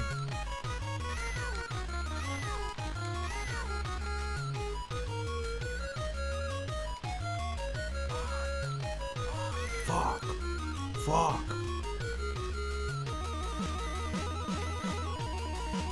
This is god awful. Not as bad as Nicktoons Racing though. Or Toy Story Racer. But at least it's trying to like be its own platformer, I guess.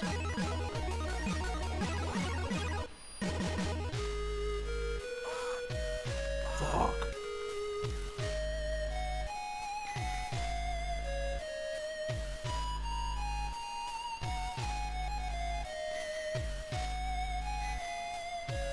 Music informs your experience of a game so much though. And if it's terrible, you're kind of shit out of luck there, developers.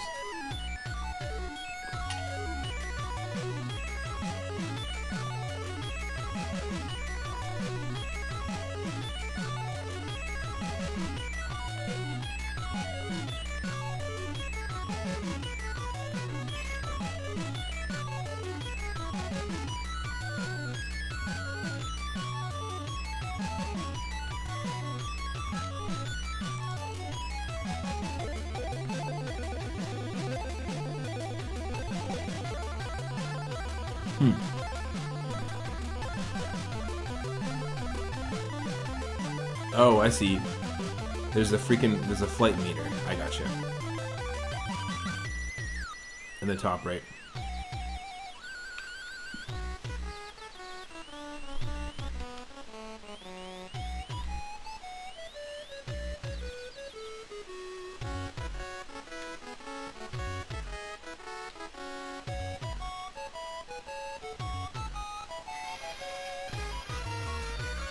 Help, I was working in the power supply room when I was attacked by Mojo Jojo. Save me. Yep.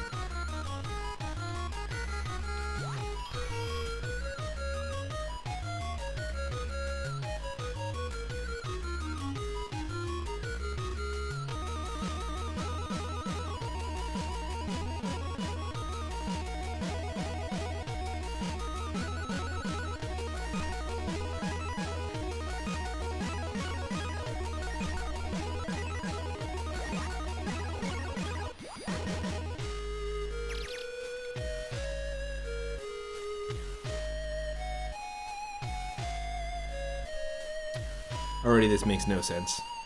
The Donald Duck game, despite the janky camera, was easily one of the best platformers we played so far today. I'm gonna let you finish, but Donald Duck's Golden Quackers is one of the best Game Boy Color platformers in 2000.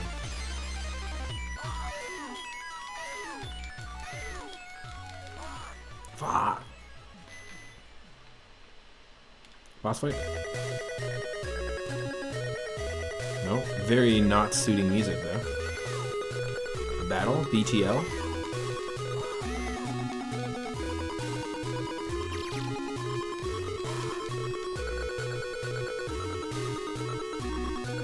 This game must not be that long because we killed 22 of 71 enemies. Well, I guess it's not enemies. Maybe we picked up an item from that enemy and didn't even realize it. What the fuck is with this? Look at that squid.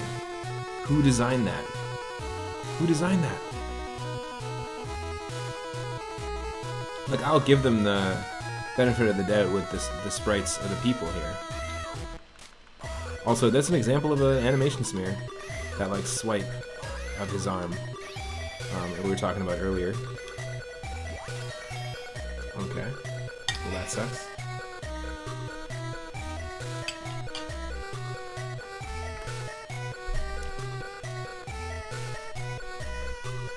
We're done with that. We'll keep listening to the Treasure Master music. And the next game that the wheel chose for us was Harry Potter and the Chamber of Secrets on the Game Boy Color. So I'll load that up, just 1 second.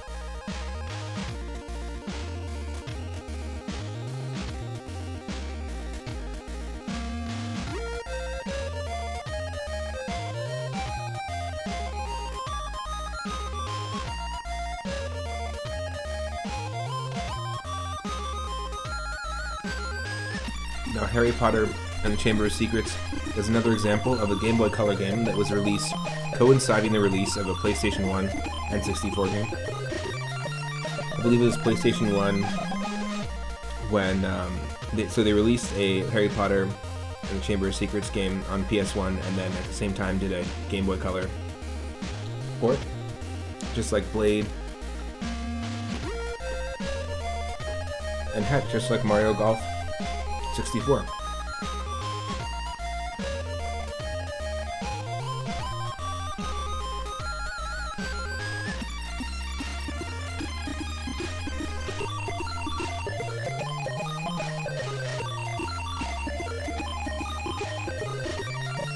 Here we go.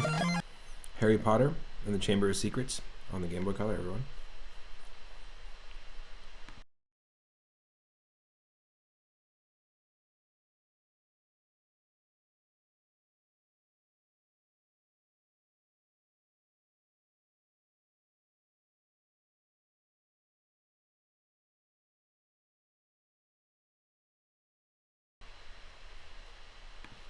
You should be able to see it in here in just a sec.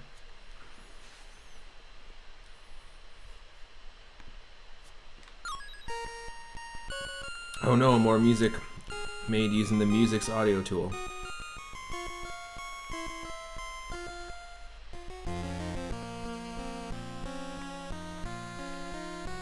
(2002). So closer to the end of the... At this point, I know there was a Game Boy Advance Harry Potter and the Chamber of Secrets game. So at this point, the Game Boy Advance was already around for about a year.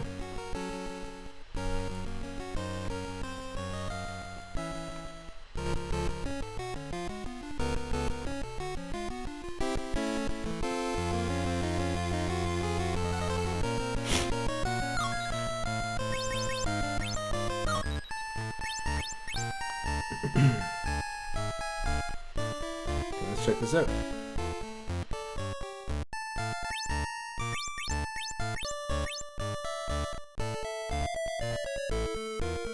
Just gonna use the washroom really quick, but anyone else getting any Luigi's Mansion vibes from this music?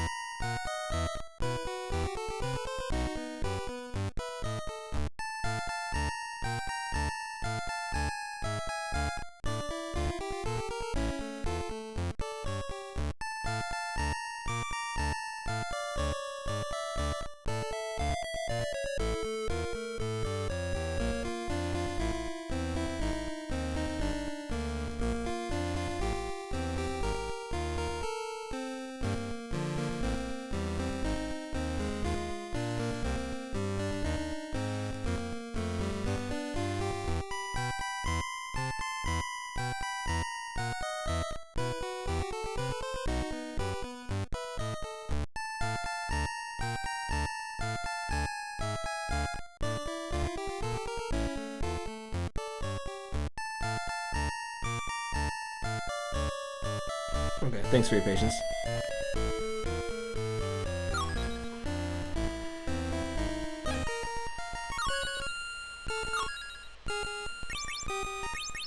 Hell yes.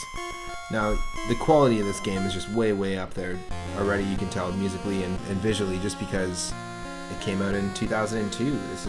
They're already developing for the Game Boy Advance, and whoever was working on this already really knew what they were doing. Like, I always highly recommend checking out games at the end of a console's life cycle, because usually at that point the developers, the artists, the musicians have had the most experience working with that console and within its limitations. So, as always, we're choosing the third save slot. It's literally an RPG. Hell yes. What a rotten way to... Oh, never mind. It's not Wario's voice. Sorry. What a rotten way to spend the summer holidays. I can hardly wait to get back to school at Hogwarts. Warriors. I can't even say it. Oh my god, we're already moving. It's like Chrono Trigger. Just starts. Wake up, Chrono. Oh, Hedwig. It's a freaking RPG. And this music is 100% Luigi's Mansion ripoff. Status. Whoa, Harry Potter's hat. He's feeling it. He's proud to be a freaking wizard. Look at this. You have no items.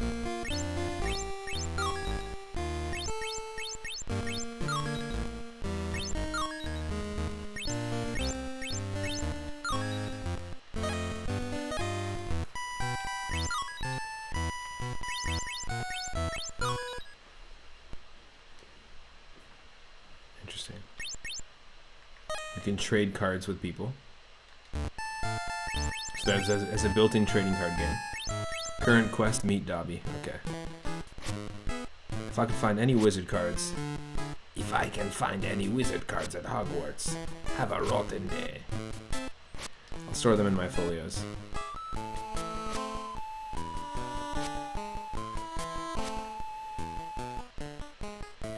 Pretty finished packing the things I'll need for Hogwarts. Whoa, hello. Oh my god, Dobby looks so disgusting in that in that artwork. Just really bad pixel art. Harry Potter, such an honor it is to meet you at last. Thanks, who are you? Just Dobby. Dobby the house elf. Can't have a house elf around. My aunt and uncle don't know anything about magic. I'm only here to protect Harry Potter, to warn Harry Potter. To warn me of what?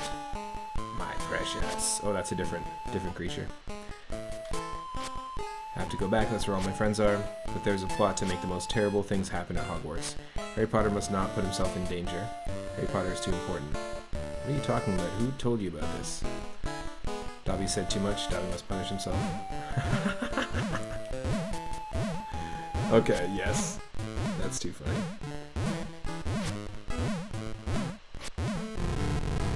Oh no, someone's coming. Please, Harry Potter, heed my warning.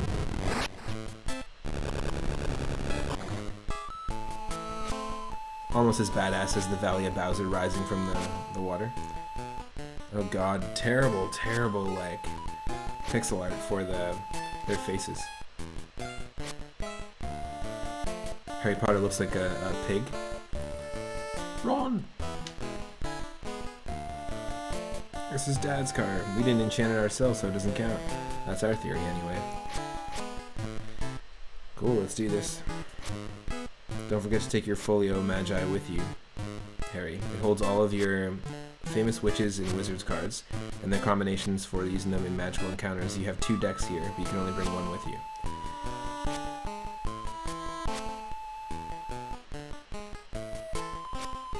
Ah, so it's obviously like a trading card game. The Morgan Le Fay deck? Or the Merlin deck? Chat, it's up to you. Which one should we choose? Both are terrible pixel art.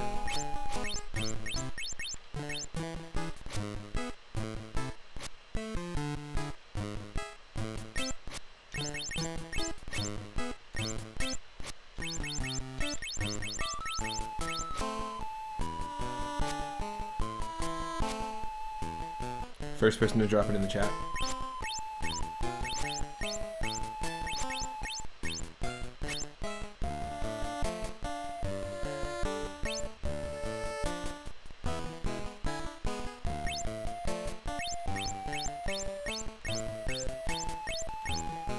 No one cares? Okay, let's do it. You receive Folio Magi and Folio Triplicus.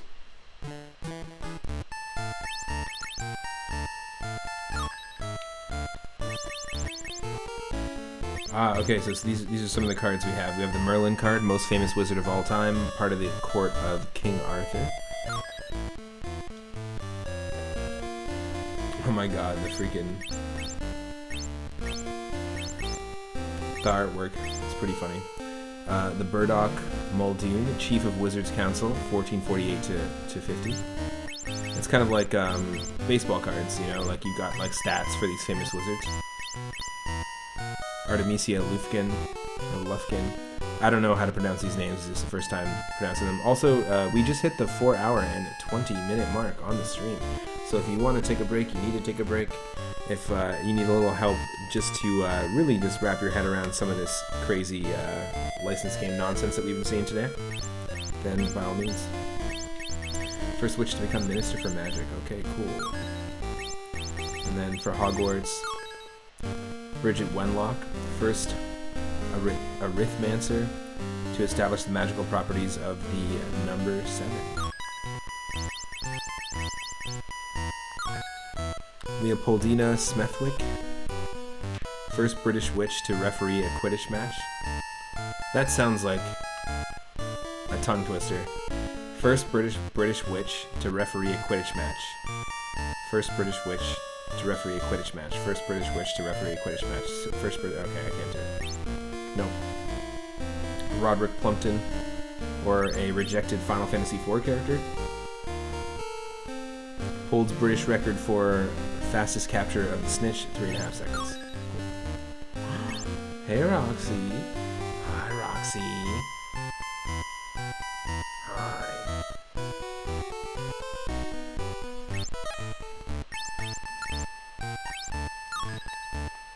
Folio Triplicus. Ah, okay. If we use all 3 of those cards, we have all 3 of these cards, so we can replenish magic, which restores all of Harry's magic, and then we've got Broom Doom, which brooms sweep down from the sky and smash into enemies. Nice. Cool, cool.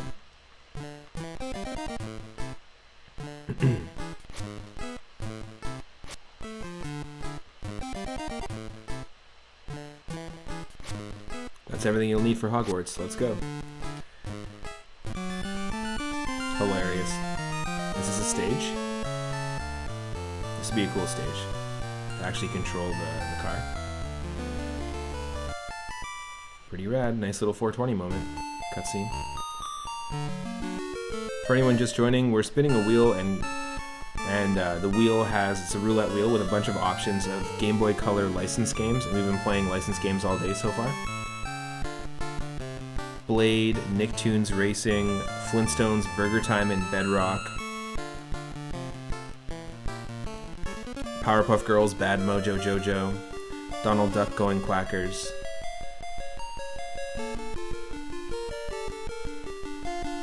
Toy Story Racer.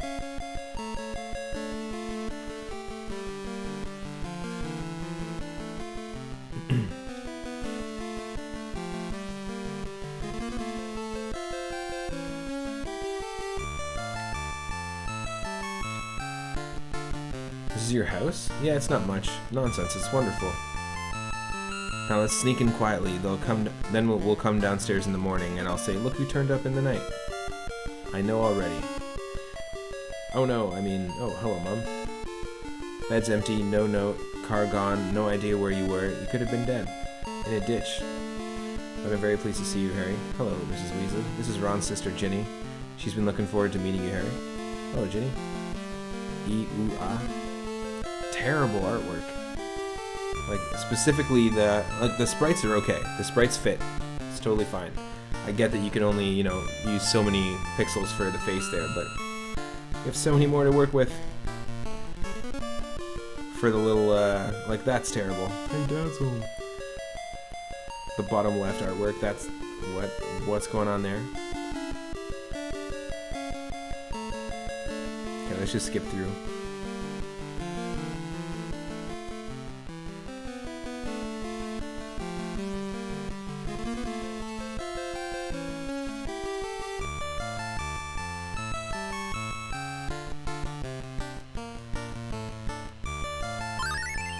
You receive every flavor beans. Nice.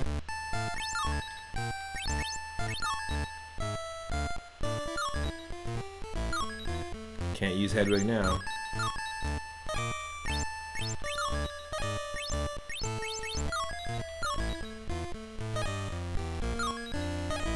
I'm assuming they're healing items, so I'm just not going to bother at the moment. Wiggenweld potion.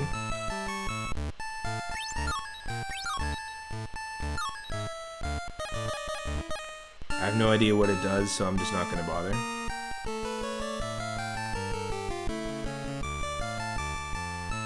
I don't want to end up wasting it. Come to the table, Harry, and have some breakfast.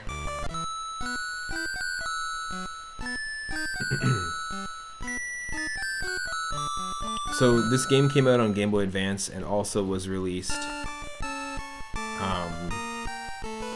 you know, alongside a 3D PlayStation 1 game.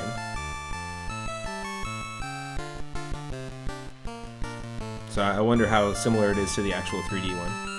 Donald Duck Going Quackers was actually very similar to the 3D game. Time for bed, Harry. You'll be in Ron's room while you're here. Where's Ron's room? Up the stairs. Can't miss it. Nighty night.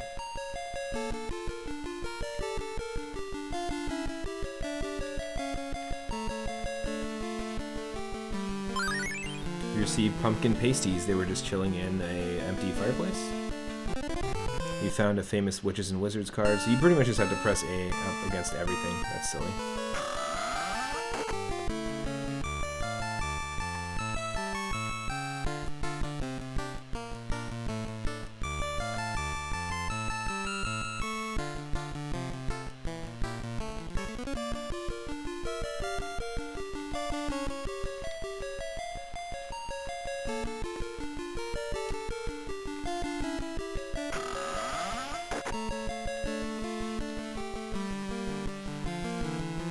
Don't know what the hell that is. You're about to enter a magical encounter and have several options. What the hell? Spell lets you cast a spell. Item allows you to use an item. Card lets you create a card effect with famous witches and wizards cards. And flee lets you attempt to escape from the encounter. Your stamina and magic points are shown in the display to the right. Oh shit.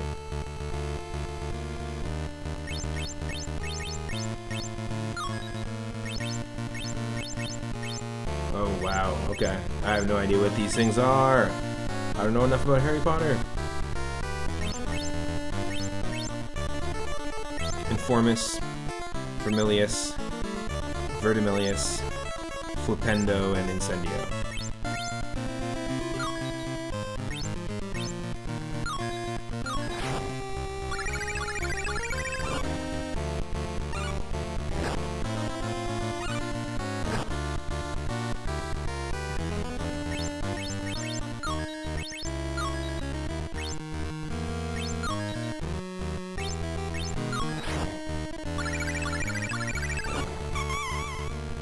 Yeah, it's a freaking RPG.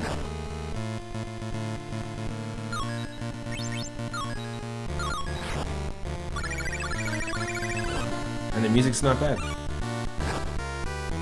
It's not amazing, but it's not terrible. Oh, there's no... Harry recovers 29 stamina points. But no magic points.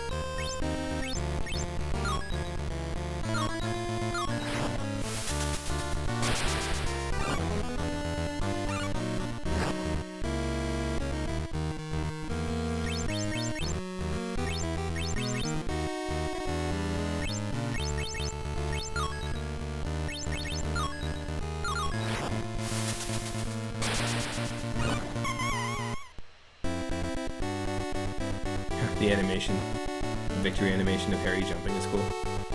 16 sickles, 16 experience. Gained a new level, +1 strength, +2 defense, +2 magic points, and +11 stamina points. Nice.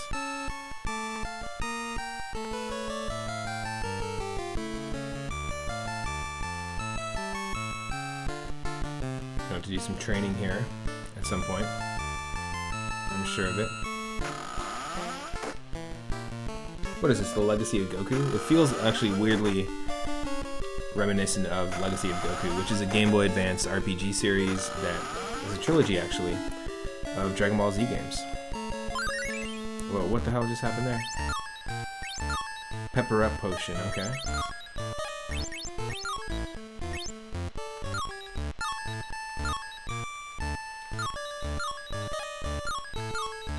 Ah, okay, so they're in battle. All the candies are in-battle items. Gotcha.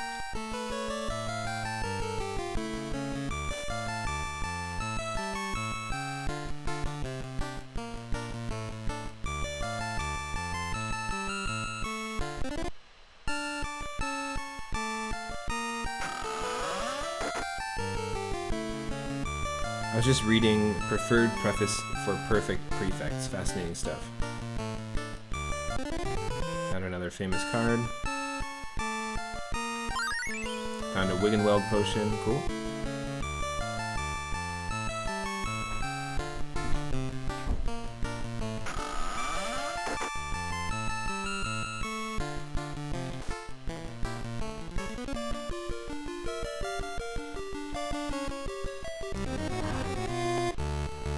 Hi, Roxy. It's a toaster! It's the brave little toaster. Don't attack it. Alright, attack it. Gotta toast the toaster. Step right up. It's time to get toasted. If you've recently watched our Super Mario Advance playthroughs, played through it twice, the Game Boy Advance version of Super Mario Bros. 2, they added all sorts of hilarious sound effects, like extra sound clips, to all the bosses, and that's what Triclyde says when you first see him, before he starts shooting fireballs at you.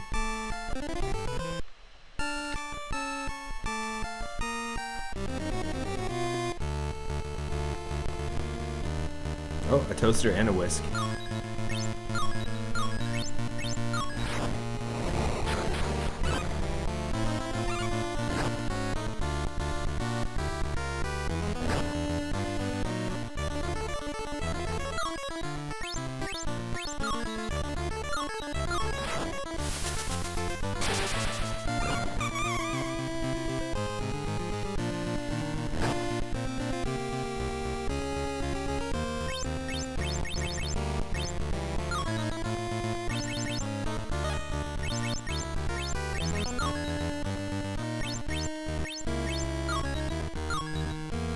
Seems to never lose its flavor, +9 stamina points. Nice.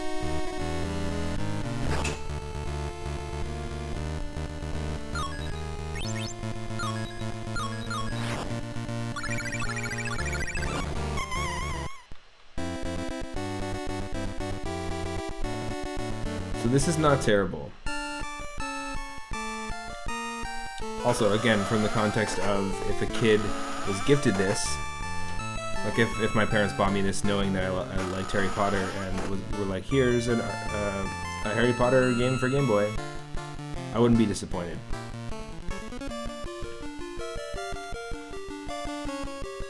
Some of the games we played earlier today, I would be disappointed. Card attack combo, cool.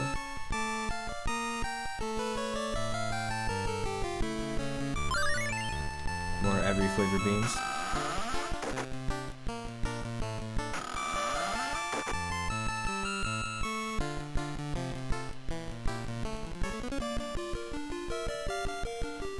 Harry, you should really be off to bed.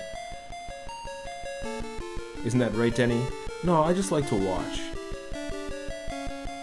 I just like to watch. That's totally cool. Okay, Denny. Well, bye, Mark.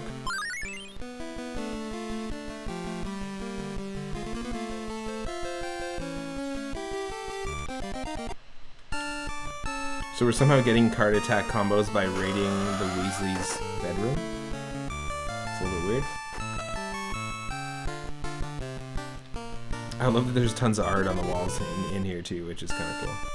They put that extra touch. It's not good art, but it's art.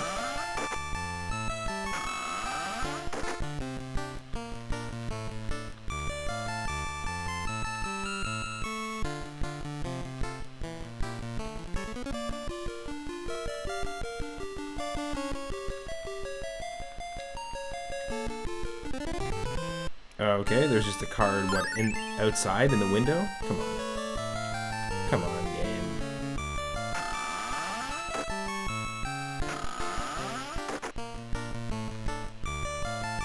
Here, it's a card combination for your folio triplicus. You can use card combinations to cast special spells during magical encounters. Yeah, I've been picking these up all over your house. Each combination uses 3 different cards, but remember that any cards that are not rare will burn up when you use them. Okay? Well, it's certainly been a long day, Harry. It's like a Nuzlocke challenge. When you use the Pokemon, they burn up. I'll see you in the morning. Good night. Okay, cool. Nice moon moment.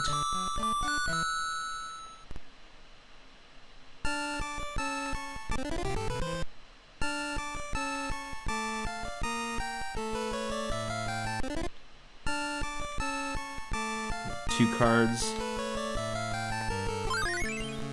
Pepper up potion. So let's actually just take a look at our cards again, because it looks like we've gotten tons more. We've got Greta Catchlove, author of Charm Your Own Cheese.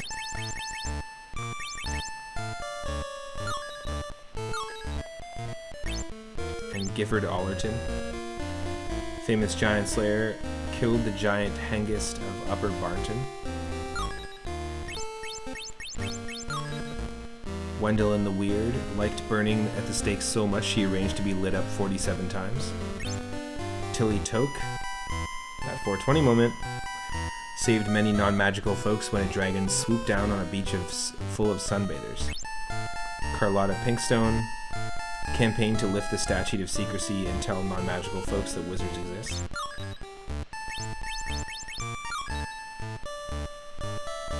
Adalbert Waffling, famous magical theoretician. Gunhilda of Gorsmore, one-eyed, humpbacked witch who found a cure for dragonpox. And Transfiguration, Mirabella Plunkett, famous for falling in love with a merman and turning herself into a haddock. That's funny.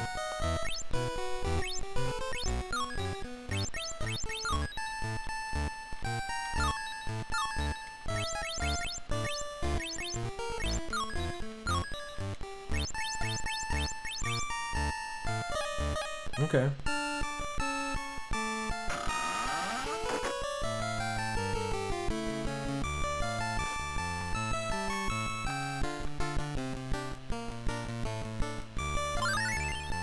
More pumpkin pasties. And a zombie? What the hell was Scooby-Doo? Dex, are you a ghost? James. Must be going now. I'm terribly sorry to have bothered you.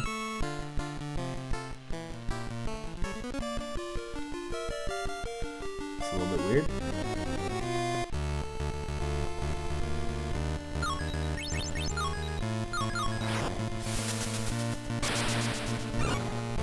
Also, this reflection looks suspiciously like the Smash logo. Harry Potter for Smash.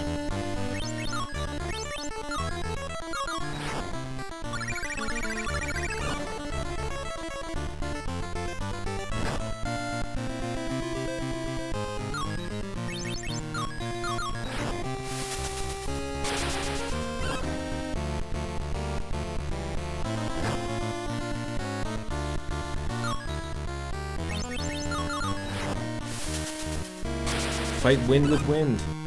It does nothing.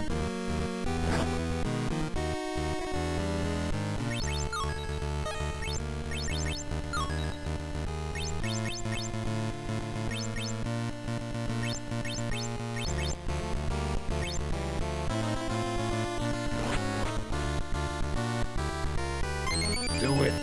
Broom attack. see what happens. Broom Doom. Nice. Hell yes.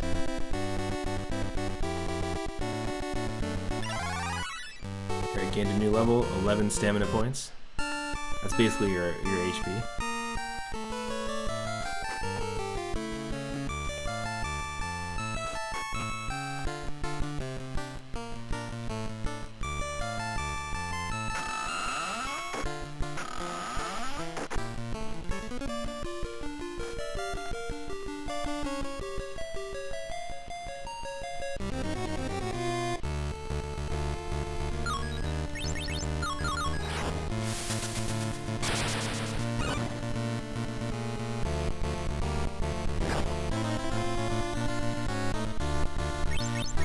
Yep, we played Burger Time as Fred Flintstone and Barney Gumble in this stream.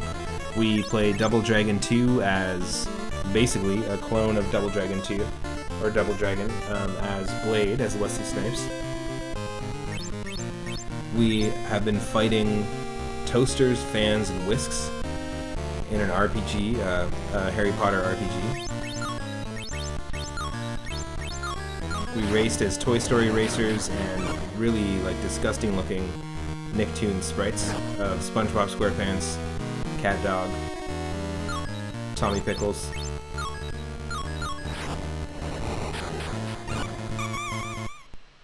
And we played a really well animated but just janky camera system 2D platformer, Donald Duck's Going Quackers. Pretty wild variety of stuff. I just wanted to just dive into some of these licensed games, just have a peek at to what people got paid to do as Game Boy Color developers. Like, these are all official releases, which is crazy to me.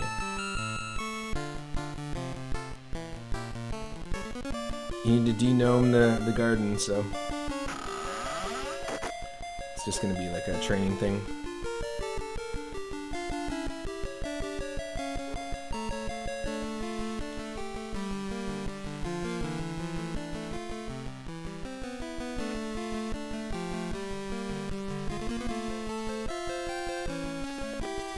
Okay, denome the garden. Compete against Ron to see who can catch the most gnomes in the allotted time. The Game Boy controls Ron, you control Harry. The Game Boy controls Ron. Whoa. I've never had, like, the idea that there's, like, a pre-programmed AI has ever been referred to, like, the way an enemy behaves, has ever been referred to as the Game Boy controlling it. That's insane. I just broke the 8th wall. Think about that. The console you're playing is the thing that's controlling the enemies that you're fighting. You control Harry to move Harry to a gnome hole, press and hold the control pad. To grab the gnome, press the A button. Oh, it's whack-a-mole.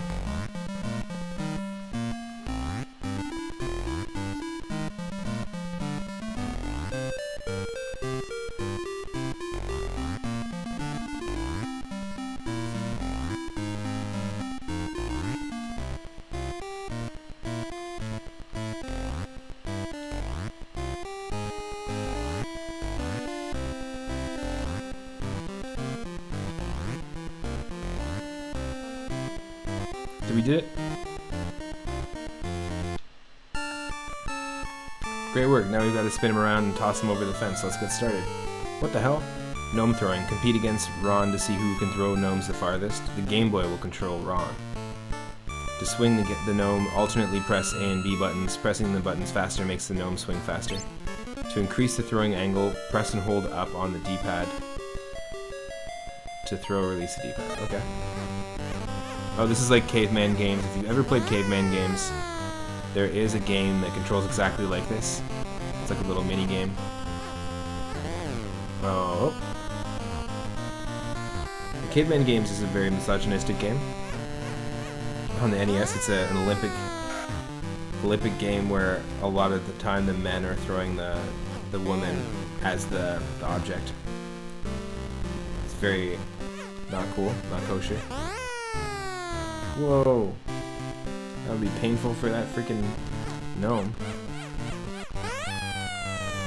Yes! You did it. You did it.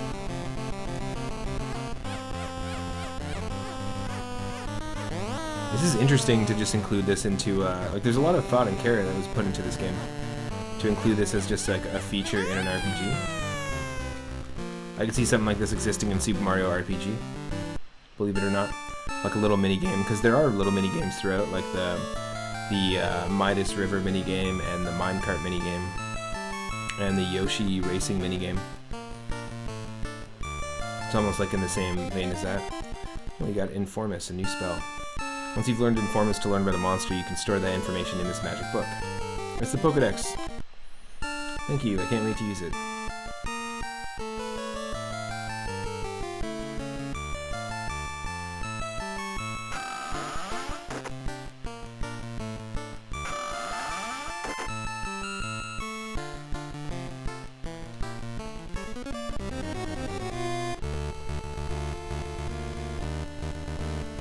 Nice. Okay, that's really cool. The garden hose snake. That's a really cool enemy design.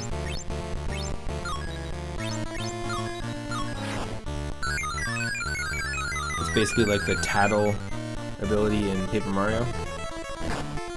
And by the way, I will be starting Super Mario RPG and Paper Mario and Mario & Luigi Superstar Sega eventually on the stream.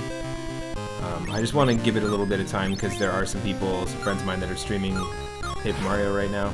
I just want to give it some space, and then we'll play Super Mario RPG and dive into it. Should be pretty fun. Also, if you want to see me play more like retro games like this, not licensed games, but specifically just retro games that actually are decided by you in the chat, every single Sunday at 6:30 p.m. Pacific, I dive into an ongoing queue of retro games decided by you. It's a redeem that we have. If you have 4,200 Moonstones, you can add any game for Game Boy, Game Boy Color, Game Boy Advance, NES, SNES, or Sega Genesis to the list, and I will tackle it in the order that they're redeemed. I don't do timed gameplay at all, so if I like the game, I'll play it longer than maybe a game I don't like, and if it's an RPG and I really enjoy it, like Tactics Ogre, for example, which we've continued on the stream, I will continue it as a regular series. But this Sunday, we're actually going to be playing Indiana Jones' Greatest Adventures on the Super Nintendo, redeemed by Stegosaurus McCartney, one of our mods. It is essentially think Super Star Wars, but it's an Indiana Jones like trilogy of games, all in one cart. Blobbert is an NES game that came out last year that is a homebrew game made by a Cardboard Box and redeemed by a Cardboard Box, our follower, who also made Hyperbeats and was the one that kind of led me down the path towards the rabbit hole of NES homebrews and doing more fan-based projects and stuff like that on the channel. And then Tetris Battle Gaiden on the Super Nintendo. It's a Japanese-only Super Nintendo Tetris game that is going to be played by both me and my partner Michelle on stream. All of my viewer request streams are uploaded in full on YouTube, and last Sunday, we played Little Nemo Dream Master on the NES. We got very close to the end, and we played some Teenage Mutant Ninja Turtles, Turtles in Time on the Super Nintendo.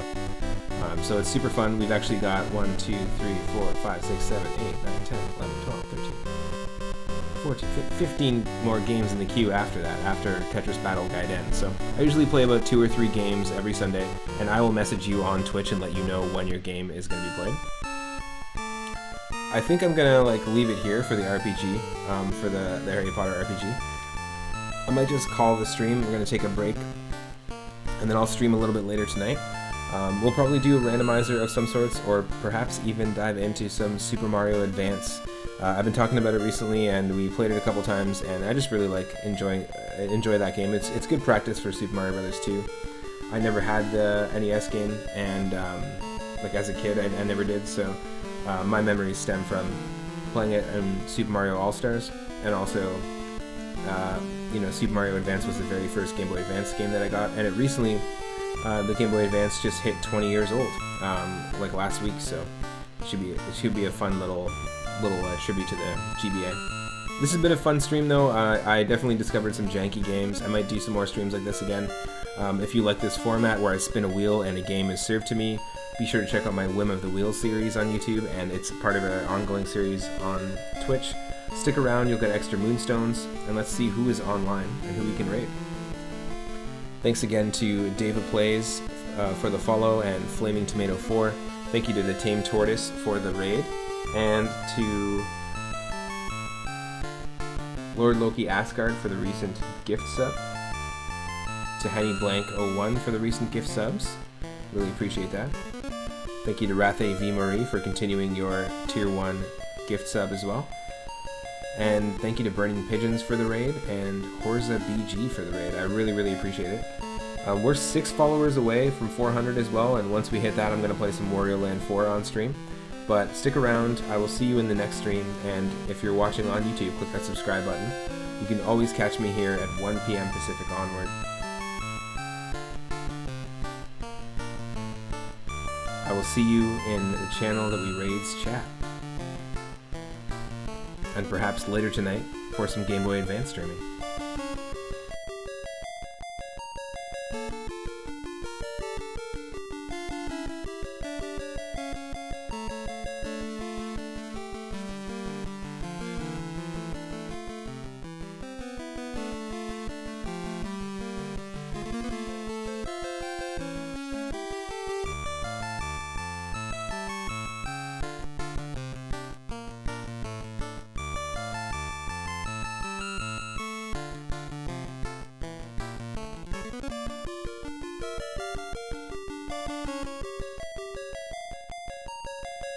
Alright, perfect. We're gonna raid KBroman216. KBroman is actually a retro streamer who introduced me to Streets of Rage 4 through their stream. I didn't realize that game was even out, and I love the Streets of Rage games. We recently played Double Dragon 2 on stream. KBroman also inspired me to do a pacifist run of Super Mario Bros. 1. It's the only pacifist run I've ever attempted, and I've only been able to get to World 3-3. Doing a warpless pacifist run of Mario Bros. 1. We did a really cool stream recently where we played a randomizer of that game, we tried a pacifist run on NES, we played it on Game Boy Color SMB DX, or Deluxe, and we played the All-Stars version. And yeah, KBroman, really cool place to hang out. Go give him a follow. And right now he's playing, of course, Wario Land 2. So I was just talking about how when we hit 400 followers, I'm going to play Wario Land 4. 2 was actually one of my favorite ones, and I never grew up with it. I grew up with number 3, and visiting it recently, it's actually become one of my favorite Game Boy games in terms of it's got all sorts of cool branching paths, it's got fantastic music, which still stays true to Kazumi Totaka's soundtrack from the original Super Mario Land 2. So I'm really excited for it. Let's go hang out with KBroman and go give him a follow, and I will see everyone a little bit later tonight. Take care.